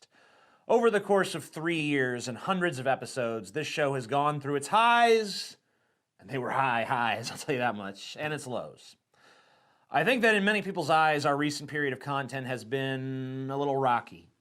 Many of our fans have told us they feel the show is going downhill, they feel it's getting stale. It is in response to these complaints that we have spent the last week scrutinizing this show, trying to figure out what is working and what isn't working. The reboot of the Drunken Peasants podcast was about to begin, exciting the fans still around that were awaiting change. The launch would go well for the time being, but as many had predicted, times were changing, and within a few weeks, the saga of the Drunken Peasants would come to a close.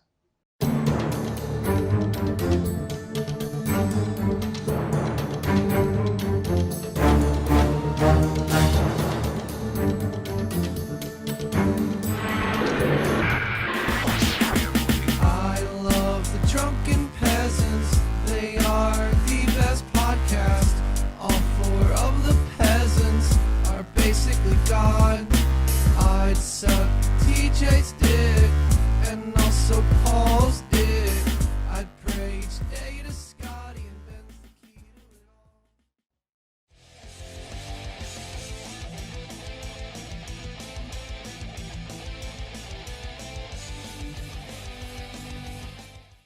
Episode 410, the Drunken Peasants podcast had returned from its hiatus, and fans eagerly anticipated the new segment that awaited them.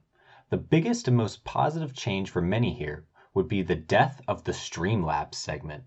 From now on, the show would no longer hit an awkward pause to take in Streamlabs. Instead, now they would appear in the corner throughout the broadcast. New segments to spice up the show were introduced, such as Dick or No Dick, where the panel would have to guess if the subject, in fact, had a penis or did not.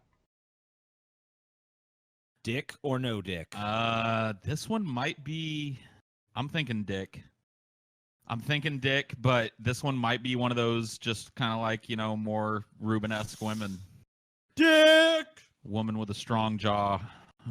So Scotty says Dick. I might make a point up here, but I might drop below Scotty if I'm wrong.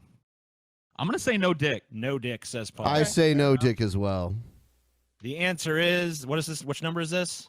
This is number 5. No Dick. Oh, yes! Rigged! Paul fucking look, dude. Yes! That's fucking rigged shit. No Dick, no Dick. A game segment was also introduced during this time to test the panel's abilities with various knowledge of the search engine results on Google.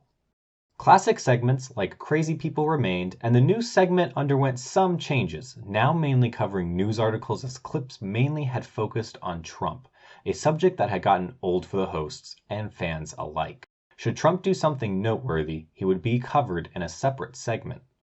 All in all, these changes were received quite well by fans, and it seemed the hosts were no longer bored during the show.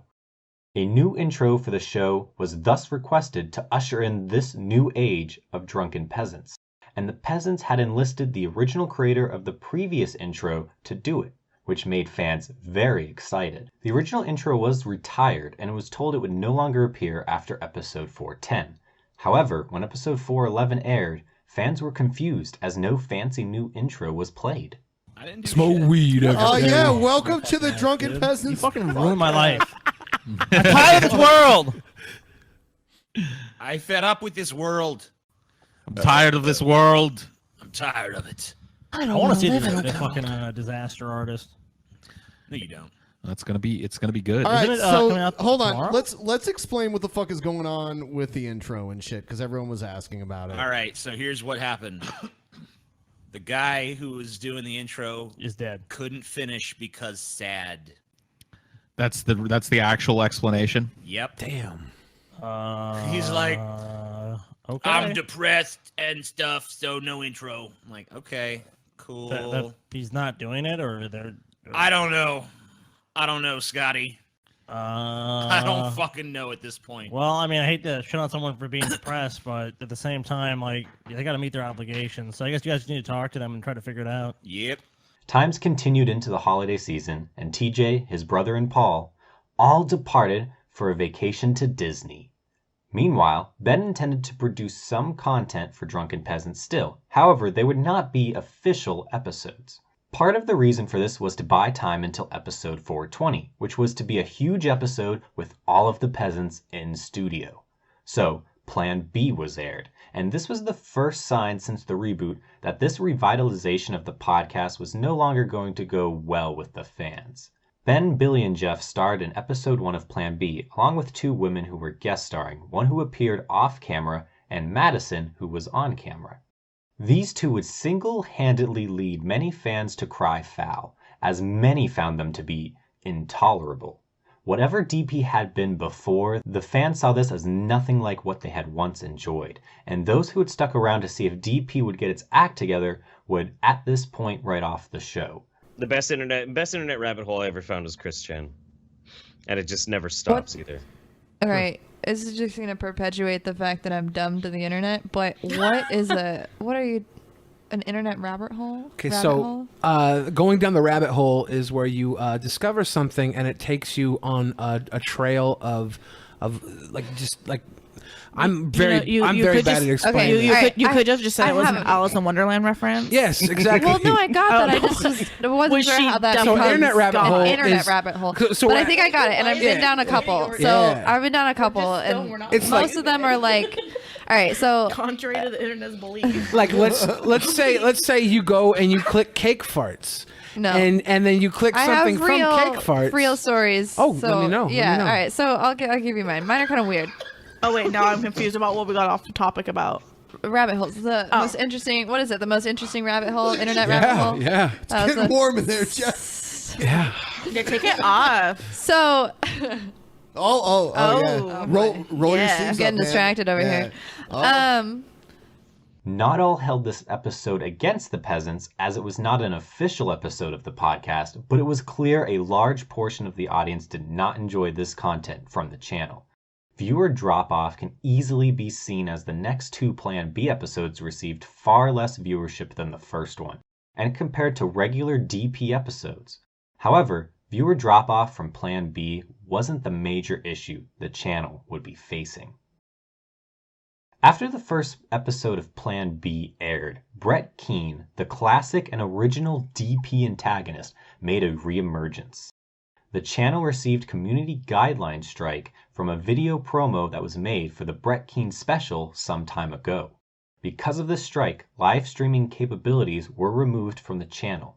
While there was no hard evidence that Brett was the one behind this strike, the peasants still suspected him and requested the money back from PayPal that they had used to pay Brett for that episode. This strike would force the DP channel to now live stream on Twitch. Episodes would be available after the live session for subscribers, which on Twitch, subscribers were more like patrons, people who had paid about $5 to support DP on the site. The full episode later would be released on YouTube in its entirety. Episode 414 would air on December 22nd, a Friday, after TJ was in the hospital for having trouble breathing. It was suspected this was brought upon by TJ's cigarette usage, which he had tried multiple times to give up throughout the show's run. People really enjoyed this episode, especially as TJ would have one of the best rants on the show in a long time against Ben Shapiro. Even if it did, who gives a shit? Who fucking cares if Will and Grace made people more accepting of gay marriage? Because gay marriage is wrong. It's wrong, TJ. It's wrong. Because I said it's wrong. Abortion is wrong. And abortion... It challenged my moral values. This motherfucker is such a fucking snowflake. He can't fucking stand the idea that a television show might have an opinion he doesn't like. Yep. Fuck him. Blow his fucking brains out. The idea of men marrying If men or he women even marrying has women. any in the fucking The first seeing, place. charming and funny Will Truman What lived his the life fuck? week after week. What a paved the way for snowflake bitch! What a fucking pussy! This is your fucking hero, right wing? This little crybaby who's like, I saw an opinion I didn't like on the TV! Who fucking cares, bitch? Tell us how you really feel about this, TJ. Tell us how you really feel about I Ben. feel like anyone who respects this piece of shit, Is retarded fundamentally. yes, should be dropped into the fucking Grand Canyon head first and screaming. It's wrong. Well, they're so Abortion's dumb. wrong. They're so dumb they probably wouldn't even realize it was bad. They're like, we're gonna see the Grand Canyon. We're gonna see the bottom now. Do you know what Hollywood did today, TJ? They made a show where somebody got an abortion. And it's wrong. The show closed, and that was it, as this was the final episode of the Drunken Peasants podcast. But wait, what exactly happened? During the course of the break over the week of Christmas leading up to New Year's, Plan C was launched of the Drunken Peasants podcast. In this episode, TJ, his brother, and Paul hosted this new show without Ben, as Ben was on vacation. Unbeknownst to many, this would spell the end of the show. The episode was removed from Twitch and lost to all time. Thus, no footage of this episode exists anywhere on the internet unless somebody has a secret copy. Shortly after this incident, on December 29th, this announcement was made by TJ, which saddened many fans. Hello, Drunken Peasants fans. I'm coming to you today with some news that many of you have suspected was coming for quite some time. It is my sad duty to tell you that the Drunken Peasants podcast has come to its end. The primary reason for this is the old cliche of creative differences. For some time now, there have been differing visions of the show and what it should be. We tried our best for some time to make compromises and make the show work for the sake of the fans and for the sake of our own livelihoods. But ultimately, I think these compromises have satisfied no one, least of all the fans. The final issue for me was when the latest episode of the show, shot by me, Scotty, and Paul, was removed from circulation without my consent or permission. I bear no grudge about this, but I cannot be part of a show where I cannot trust that my creative output won't be censored from within my own circle. I plan to start a new podcast very soon, and I hope that many of you will check it out and hopefully enjoy it. Stay tuned to the TJ Kirk channel for announcements regarding that show's launch. Although I am parting ways with Ben, I would like to say that I wish him nothing but success in the future and would heartily encourage everyone here to subscribe to his channel, Ben Pie, which I'll link in the description. I'm sure that in the wake of DP coming to an end, he'll be pouring a lot more of his efforts into that project, and I hope that you will support him in that endeavor. I have no animosity whatsoever about this split, and I'm extremely proud of every one of the over 400 episodes that we did together, as well as the many private shows, commentaries, specials, and more. The Drunken Peasants was a hell of a ride, but now I'm looking forward to taking a new ride in a new direction. I hope that all of you watching this will take it with me, but if not, I want to say how much it has been a pleasure of mine to entertain you. I wish you the best, and I'm glad we could spend so much time together. Peace. It was clear in the announcement TJ and Ben had parted ways, and this led many to speculation on what exactly happened to lead the two to the split. The most common assumption was against Ben. Some of the previous drama in the fan communities had involved him and extramarital affairs he had engaged in, with rumors speculating about Ben's involvement with fans of the show. This drama had been going around the fan communities, which many of it was shut down by moderators and Ben Pie alike. So when the episode was removed with almost no reasoning why, and TJ's video remaining vague, many of the fans began to speculate it was because of this issue, as in the Plan C episode, the host had covered this video from Brett Keane. And nowadays, I've discovered that there's a lot of Drunken Peasants fans out there who are starting to understand where I'm coming from. Just recently, Ben apparently cheated on his wife. He made it clear to underage girls that watch the show that he was interested in them while knowing at the same time he was married, knowing their age, and him and his atheist friend Fancy Badger got involved in that. I've had countless young atheists come to me showing me all this information under the sun. Because of the vast amounts of rumors and censorship made against Ben in the various fan communities he had been a part of, this being the reasoning for the Plan C removal was the one most fans believed. Many came out saying that Ben was unable to take criticism and feedback, as there were some posts in various social groups that showed this. Galen, a friend of TJ's who had been on the show long ago and was starting a new podcast with TJ, Scotty, and Paul, had this to say on the matter of DP and Ben Pie. There's a lot of things to focus on content. I've never been one to focus on Burger King, so that's just my thing. And I have echoed that to all the people from Peasants from the beginning. Stay away from Burger King. And there was a person on DP that wanted to push that kind of in a passive aggressive way, since and one Paul, one TJ, one Scotty, that who wanted to push that, since I kept saying don't go after that because you're going to have flagging issues and all. So when you saw these flagging issues, one person is responsible, and it ain't Brett. So I blame that person. I think it's just unprofessional, and I have extreme professional disagreements, which is one reason I was not on the show, because I will not, I can't tolerate being on board with someone like that. I have extreme professional disagreements with a person like Ben. I do. Now, this is not to negate or be rude to him, or I'm not trashing him. I'm just saying that I can't work with a person like that. And that I have a long history with that. And I just don't feel he's a workable person for me. Now, Pimp here worked with him fine. Mm-hmm. That's not the case with me. And Pimp worked with him, but he was given a chance to work with him. I was never given a chance. And I just feel I was done wrong by that. Not by TJ or anything. I was asked by TJ repeatedly to do stuff, but I couldn't work with a guy like that. But I applaud TJ for working out with issues with everyone on board. It's not easy having a long-going weekly show and working with and collaborating with a lot of people. And they did very well. And I really pushed, even at times when the show was having issues behind the scenes. I've always, even with my differences with Ben, pushed for TJ to work things out, and with Scotty and all of them to keep it going.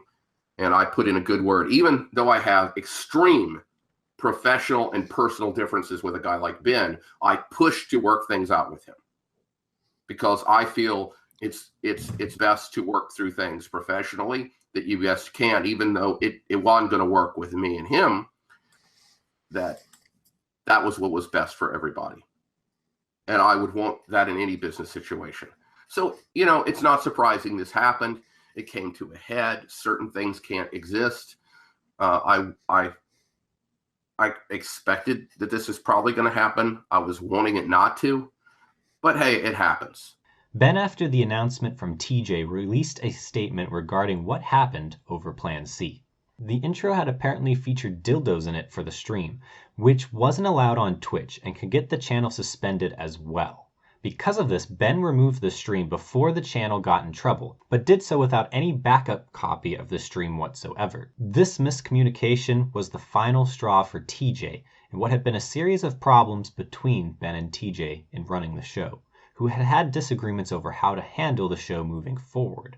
It is unclear what exactly was going on, but fans can only speculate about the true facts of the decline in relations between the two, at least professionally, when it came to creating the Drunken Peasants podcast.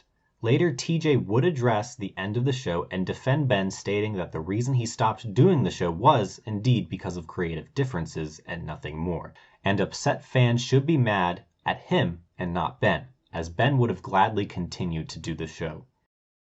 Many have taken sides in the split, with a decent portion angry at Ben and or TJ for how the show ended. The truth as to what happened in the background between the hosts most likely wasn't a simple matter. Many conspiracies are out there on this, but it's up to each fan to come to their own determination, with the knowledge that no matter what the truth behind the ending of the show was, an era was now ending, with some believing that it was Brett's video behind it all. Would this mean in the end Brett Keane had come back and won the Great Manatee War? From 2014 to 2017, for many, Drunken Peasants had become a big part of people's lives, whether they were there from the start or hopped aboard the ride later on down the road. The show had its ups and downs for sure, but many will remember the good times they had with the show over its many entertaining episodes over the years. What made the show really wasn't the videos, but the chemistry of the panel on the show, and especially the hosts TJ, Scotty, Paul, and Ben. Though this magic may have been lost towards the end of the show, the memories of the past are not. From the first steps out of the frozen armpit of America in the Stone Age. You know, Ted Cruz was born in Canada. Yeah, he's Canadian. The piece of shit trying to avoid. Kind of like Steven Crowder. They're both born in Canada. Canada needs to stop flushing its shit down here. I don't trust those Canadians. I mean, yeah. They're north Justin of the border. fucking What are Bieber they doing? too. Yeah, Justin Bieber. There you Why? go. Steven Crowder, Justin Bieber, Ted Cruz. Why does Canada keep flushing its shit down into America? Stop. We went off on a tangent with that one, but that is true. Blame Canada. I like a lot of the DP fan base. I was originally a Amazing Atheist fan. I watched TJ for years, ever since I was a kid, and he started uploading clips of the Drunken Peasants, and he tossed around the idea that he was doing a podcast. So I went to check it out, and I wasn't there for the no bullshit episodes. I think I probably started watching around like episode 5 or something, somewhere around there, early. And I wasn't hooked right away, but I would drop in from time to time. And then when the show became video focused, that's when I really got hooked. When I was coming out of religion in grade 8, I came across atheist YouTubers, one of which was TJ. And I was watching through his videos, getting really into the whole I don't believe in God type of idea. And when I was scrolling through his videos, I found a couple videos called DP. They were weird to me at the time because I never really thought of people making a podcast out of just watching crazy people and making fun of them would be something that would actually exist. To the surge of art and crazy people that gave way to classical peasantism. When they started introducing all kinds of personalities like G-Man and or running jokes, and there was kind of that DP universe being built. That's when I really started to get hooked. I mean, you should, you know what you should do, G-Man? You should pray to a different god and see if the results are any different. Yeah. No, I don't need to. Pray to the I grew claw. up in a Muslim household. Because, like, you know, I bet you, G-Man, I'm going to do an experiment. I'm going to start praying to I'm going to pray to the John Cena that we have here. And I'm going to keep a prayer journal, and I'm going to see what percentage of my prayers are answered and what the answers are from John Cena. Because if that's your evidence of God, then I shouldn't be able to get the exact same result from praying to an inanimate fucking object. But I suspect that I will. So go pray to John Cena then, and make sure you use the conditions in the Bible too. Well, John Cena, we can actually hear John Cena, though. He actually says things. So there's the difference. You can pray to John Cena, and he actually replies. Yeah, with the recording device, inside your plastic doll. There's a recording device inside your brain when God talks to you. You know? Okay, that's a positive claim. Can you prove that? Can you prove that it's not? Ooh, you can't prove it. You can't prove it.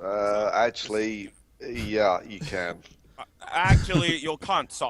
You can't, sir. You can't prove that I'm talking to myself when I'm praying to God, sir. You know that. G-Man. No. You see, this is the thing. We have these things called MRI machines, magnetic. He's trying to besmirch me. He's trying to besmirch the G-Man, and he can't do it. You can't see What is me, wrong sir. with you? All right, G-Man. Thanks for being on the show. Yeah, thanks, G-Man. Thanks, G-Man. Always a pleasure. You won. Yeah, he won. You won. G-Man won, as usual. Personally, I don't subscribe to that theory. But if we choose this as the suitable explanation, then at the end of the day, the reason for how he acted is still drugs. So you know what just happened, TJ?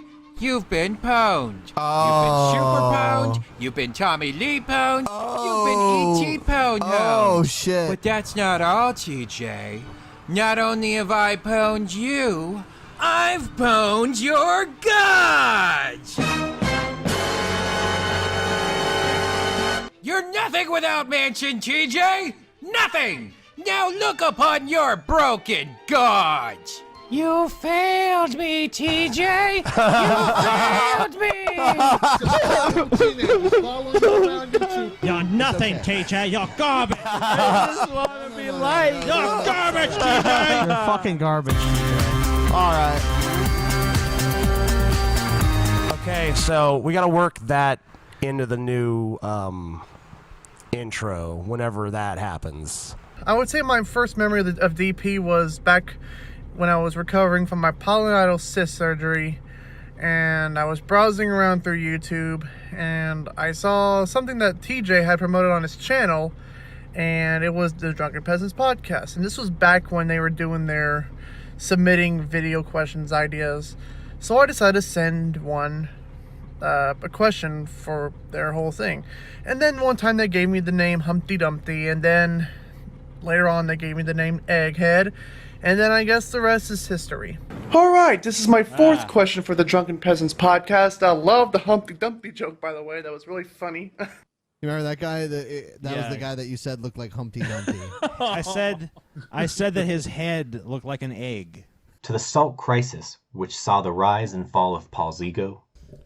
He goes and runs and gets his mom. His mom comes to the door, and my dad calmly explains to her, your son damaged something that's very important to me today on the bus. PJ, go ahead and tell the story. And Sean is standing there looking at me. And I'm like, Sean was on the bus, and he grabbed the trumpet, and he dropped it, and it made that.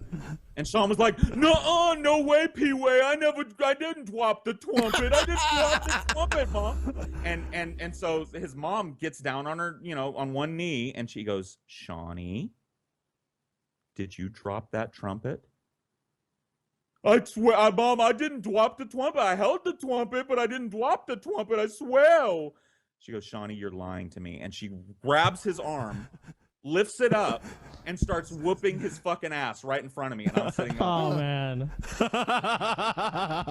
When I made Salty Paul, I never expected the reception it got. I never expected everyone to love it so much. I never expected to really get on the show. I never thought that the Peasants would respond so well to it, and I didn't think it would turn into what it did.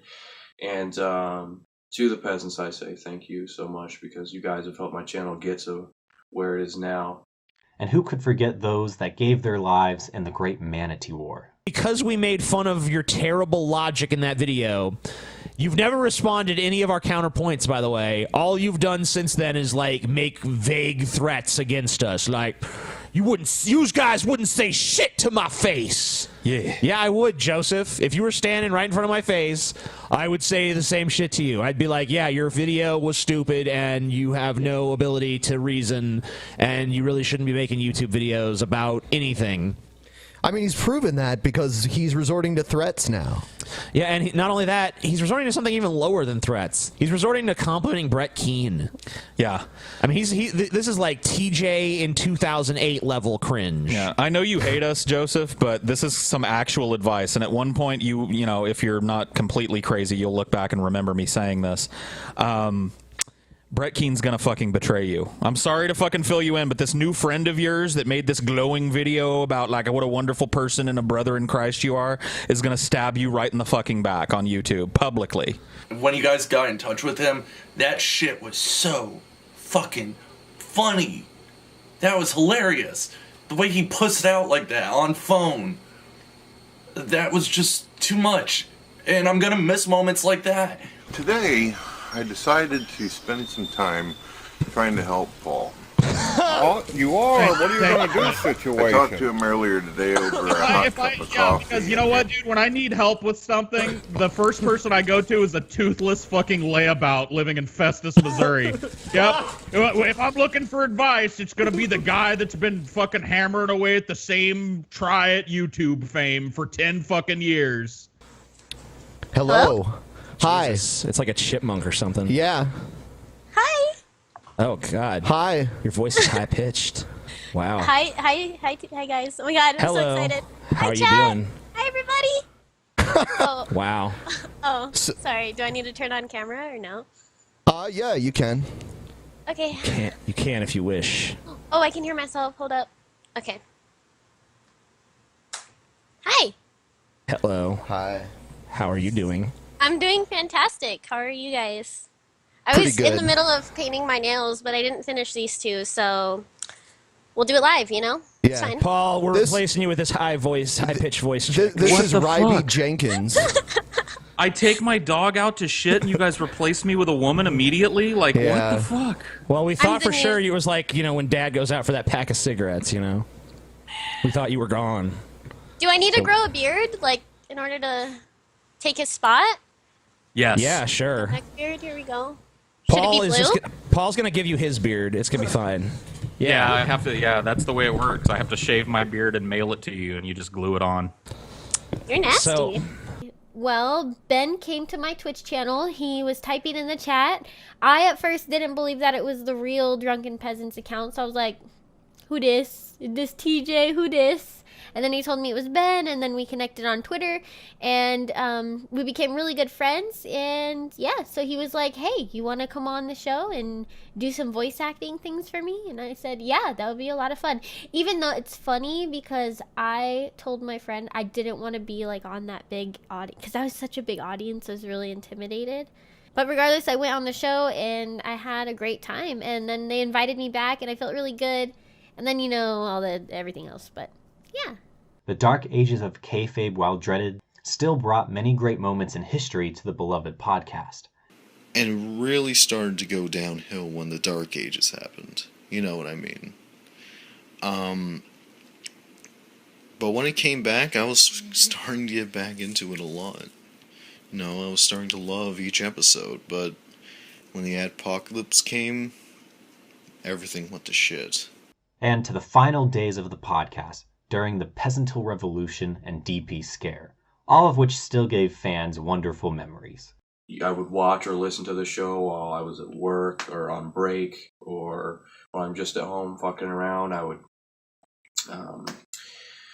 I would listen to it while I played games, and it really has been a comfort to me. You know, my girlfriend that I've been with now for about 3 years. So about the span of the show, a little off, but about the whole time the show has been on, we've been together, and we would be together a lot when I would listen to it. So I mean, it's really crazy that it's over. You know, all the shit that I've been through while the show was happening, and the show being there to comfort me, really meant a lot. All of these memories will not be lost. That much is certain. The fans also played a big part in the show's success. With them, despite fan community drama, many friendships were made that will last despite the end of the show. What I'm gonna miss most from DP is the community. The community, there's artists, there's photographers, there's Photoshop meme makers, there's, you know, singers, and it's just amazing that the community came together to create such a great show, because they contributed intros to them, layouts, you know, musical things that Ben might use for the show, video submissions. Like, without the audience, DP would really be nothing. And so I'm gonna miss that the most, because that sense of community where we worked together to create a final product, that was the best part, I think, of my adult life, was being part of that and being able to work closely with both the creators and the audience and be like that middleman between them.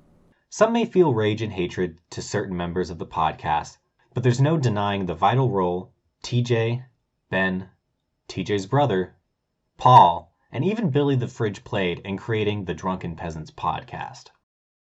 The gap now left by DP in its viewers' schedule will be felt by its fans, just going to show the impact it made on them.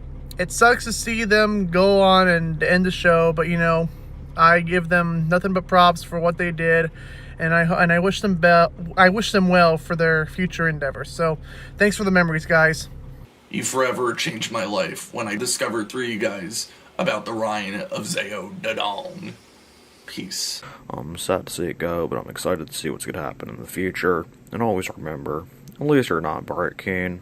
Things might get better. Peace the fuck out. Drunken Peasants to many wasn't just a podcast on entertainment and politics. It spoke to a lot of people, the modern peasant, if you will. The show spoke to those that felt silenced and uncared about by society and politics at large, that this podcast either gave them a voice or showed them that they were not alone. I really think this was the Howard Stern of podcasts. Like, I think it was the best fucking podcast ever made. Obviously, that's subjective, but that's my opinion. You know, it's a great fucking show, and I'm really sad to see it go. The Drunken Peasants reached out to so many different groups of people because it was able to relate to many in a variety of different ways.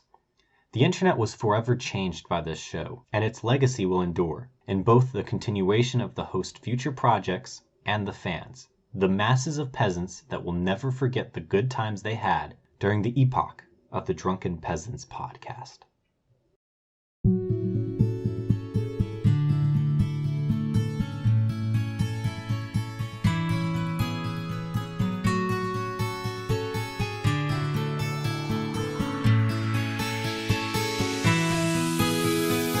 Thank you for the laughs and the smiles. Happy that it could last for a while.